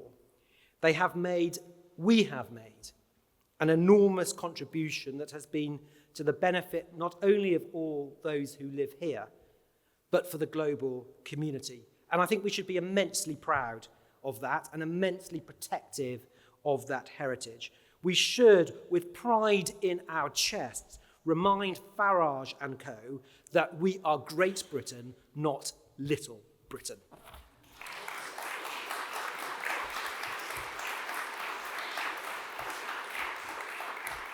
But this debate is not just about how Britain is perceived on the world stage. It's also about how we see ourselves.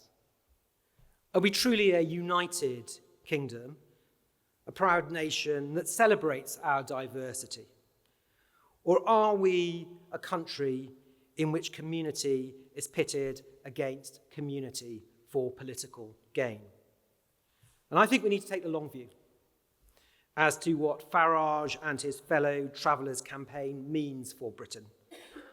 The way he campaigned for Brexit should not be seen as a single moment in time, but part of a populist movement that will divide this country if allowed. A decade ago, UKIP claimed that Britain was at risk of 15 million Turkish people coming here if Brexit didn't happen. 10 years ago, Farage unveiled his now infamous breaking point poster.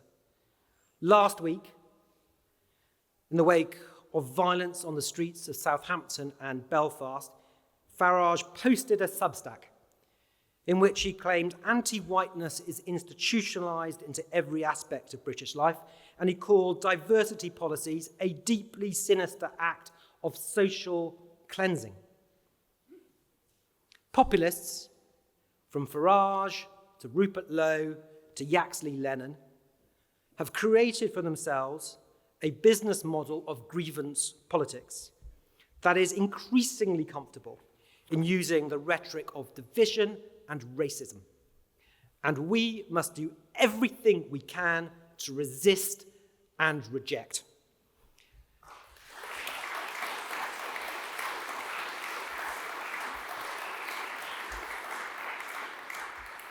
This fabulous country is an extraordinary success story.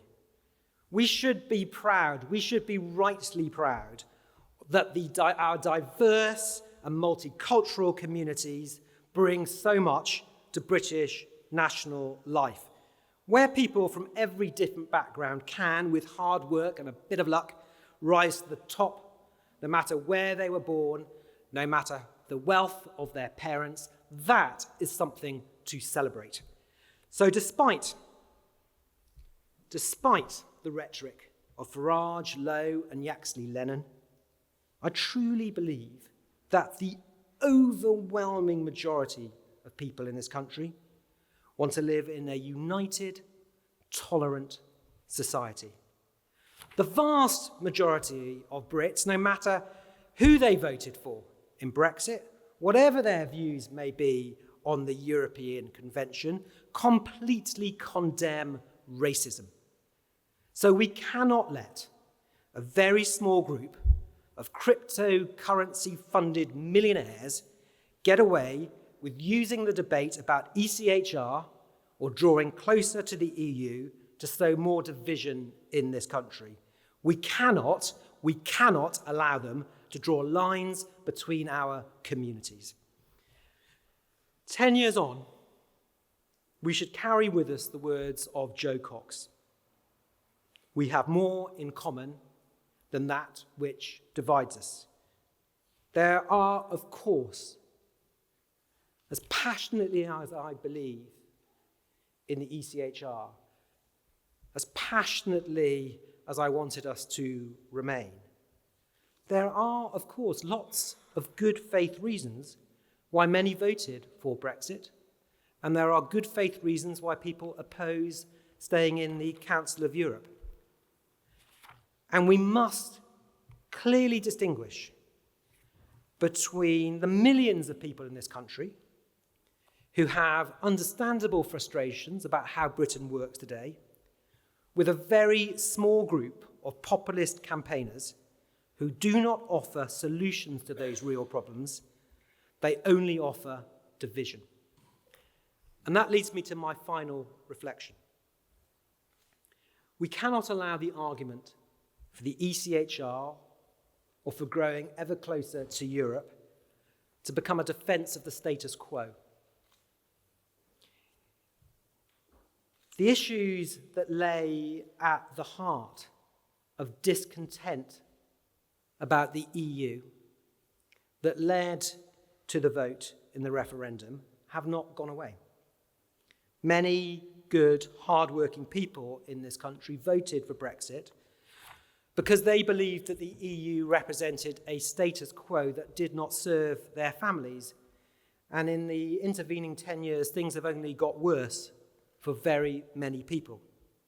We've seen a global economic meltdown, a pandemic, and multiple major wars, real wages flatlining, and a real struggle day to day for people to get by. Turbulence has become, in some senses, for many people, the new permanence. So I would gently suggest to all of us in this room, including some who have spoken before me, that attempting to just simply say we want to get back to the status quo in 2016 would be repeating the errors of the people who wanted us to go back to the 1950s. We mustn't pretend that the status quo is either achievable or indeed desirable, because I think it was not unfair for many people in this country to think that the system of which the EU was perceived to be part was the problem. And fundamentally, I think they were right in a conclusion that the structures and systems in our society are stacked against many people in this country. So my reflection, my argument, is that pro-Europeanism should never be the vehicle for the status quo. It should be radical. It should be progressive. We have to make clear that it is part of the change in our country that people are crying out for better living standards, for better public servants, for a stronger, more dynamic economy. These we have to be out there explaining are aided by Britain being as close as possible to the European Union and remaining a key player in the Council of Europe. That prosperity for all is best served by this country playing a full and active role. And so in these increasingly uncertain and volatile times, I think the Prime Minister was absolutely right to say that there is no British security without Europe and no European security without Britain. We need to make our arguments. We need to passionately advance our arguments on the basis that closer ties with Europe, staying in the Council of Europe, is going to be a vehicle for making people's lives better. We need to explain, because we believe it, that it is a vehicle for hope.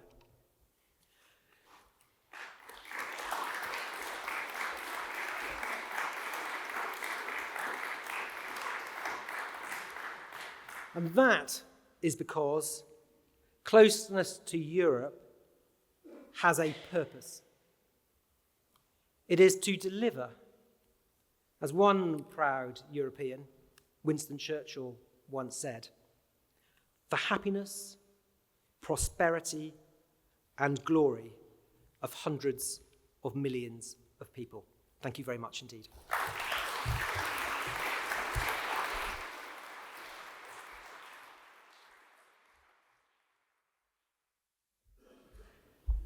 It's not Gavin, it's me.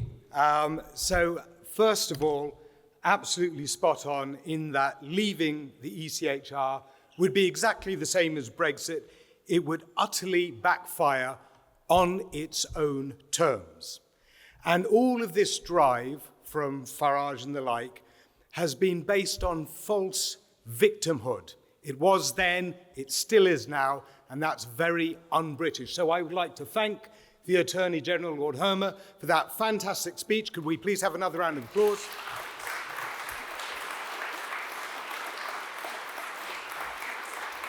I would like to thank Ed Davey for coming here and also giving a keynote speech.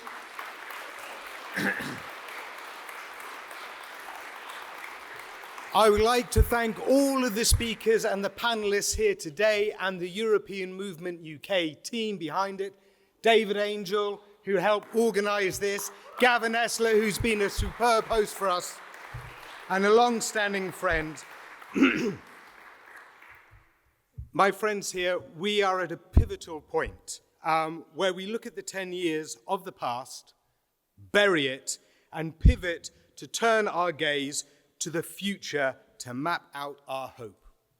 Now, polling shows that the UK agrees that despite the very nice plumage, Brexit is a dead parrot. Not stunned, dead. It is passed on, it is no more, expired, lamented only by its makers. It is stiff and bereft of life, pushing up daisies, all metabolic processes halted, kicked the bucket, shuffled off its mortal coil, and is off to join the choir invisible. But we are all still here. So what now for us? It is time to bury Brexit and to move on. And what does that look like? Well, it looks like what our youth want, what the next generation of Brits want, looks like what our small businesses want, and what the whole kaleidoscope of this diverse country wants.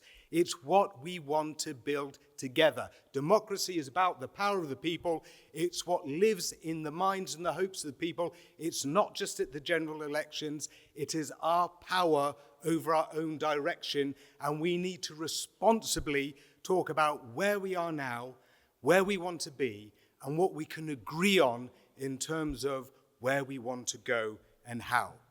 And opportunity is everywhere.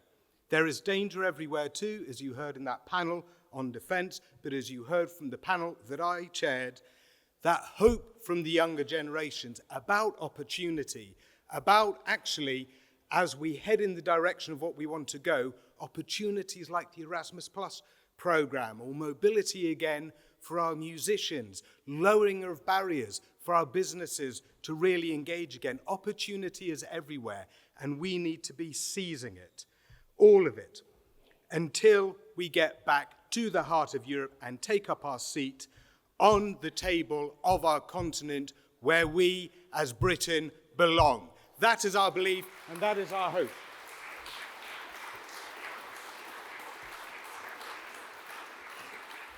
And that's what you see in our new branding as well. You know, this overhaul for kind of like freshness, a new look based in belief, based in simplicity, based in the fact that we know we are a cross-party organization. And we are an organization represented right across our 4 nations with local groups everywhere, affiliated groups coming on. We're a 75-year-old organization started by Winston Churchill. We have our counterparts across Europe.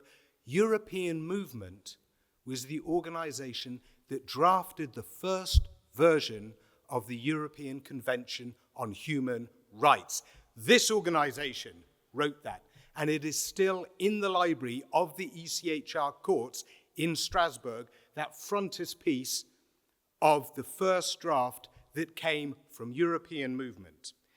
And European Movement UK was the organization that won in the 1970s, saying an overwhelming yes to Europe.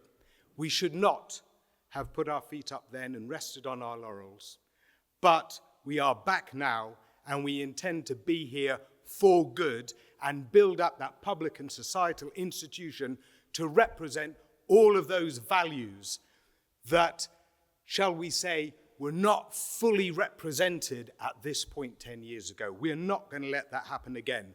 So this organisation, European Movement UK, is not just a think tank making some of those arguments. It is real, it is on the ground, it is everywhere.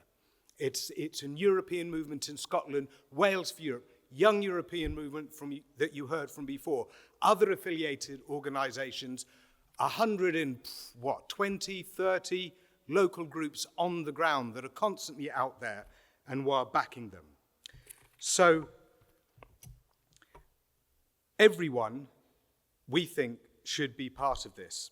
Everyone we invite to be part of our belief in our future in Europe. And everyone, importantly, should have agency in it. Everyone should have their hopes for the future woven into that tapestry together.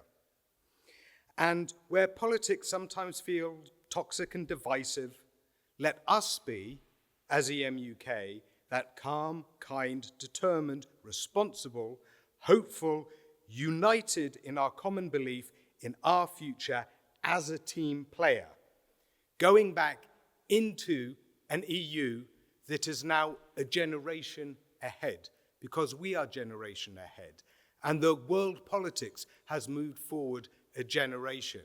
So it is a new arrangement, a new future, and you can see so much changing around. And we know now that looking at the world landscape, it is about the big players. It is about the States and China and India and Europe. And which one of those do you want as the future of humanity? Which of those models do you want for citizens going forward? Where should we, as a significant nation, be lending our shoulder to build a future that does guard the rule of law and that does open opportunities? For me, there's no question. It has to be Europe and the way we do things in Europe since World War II, and that means getting back into the team of the European Union, because we are team players and we invite you all to be team players with us. Thank you very much.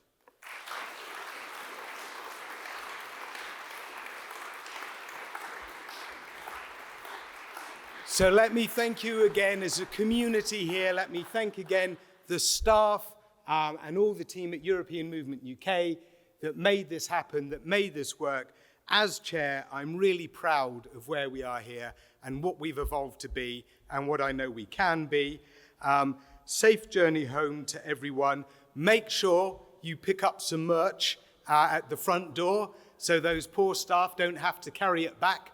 Wear it proudly. You can be the first to be sporting the new logo. Make sure you are signed up to EM UK, and I thank you all again. Thank you very much.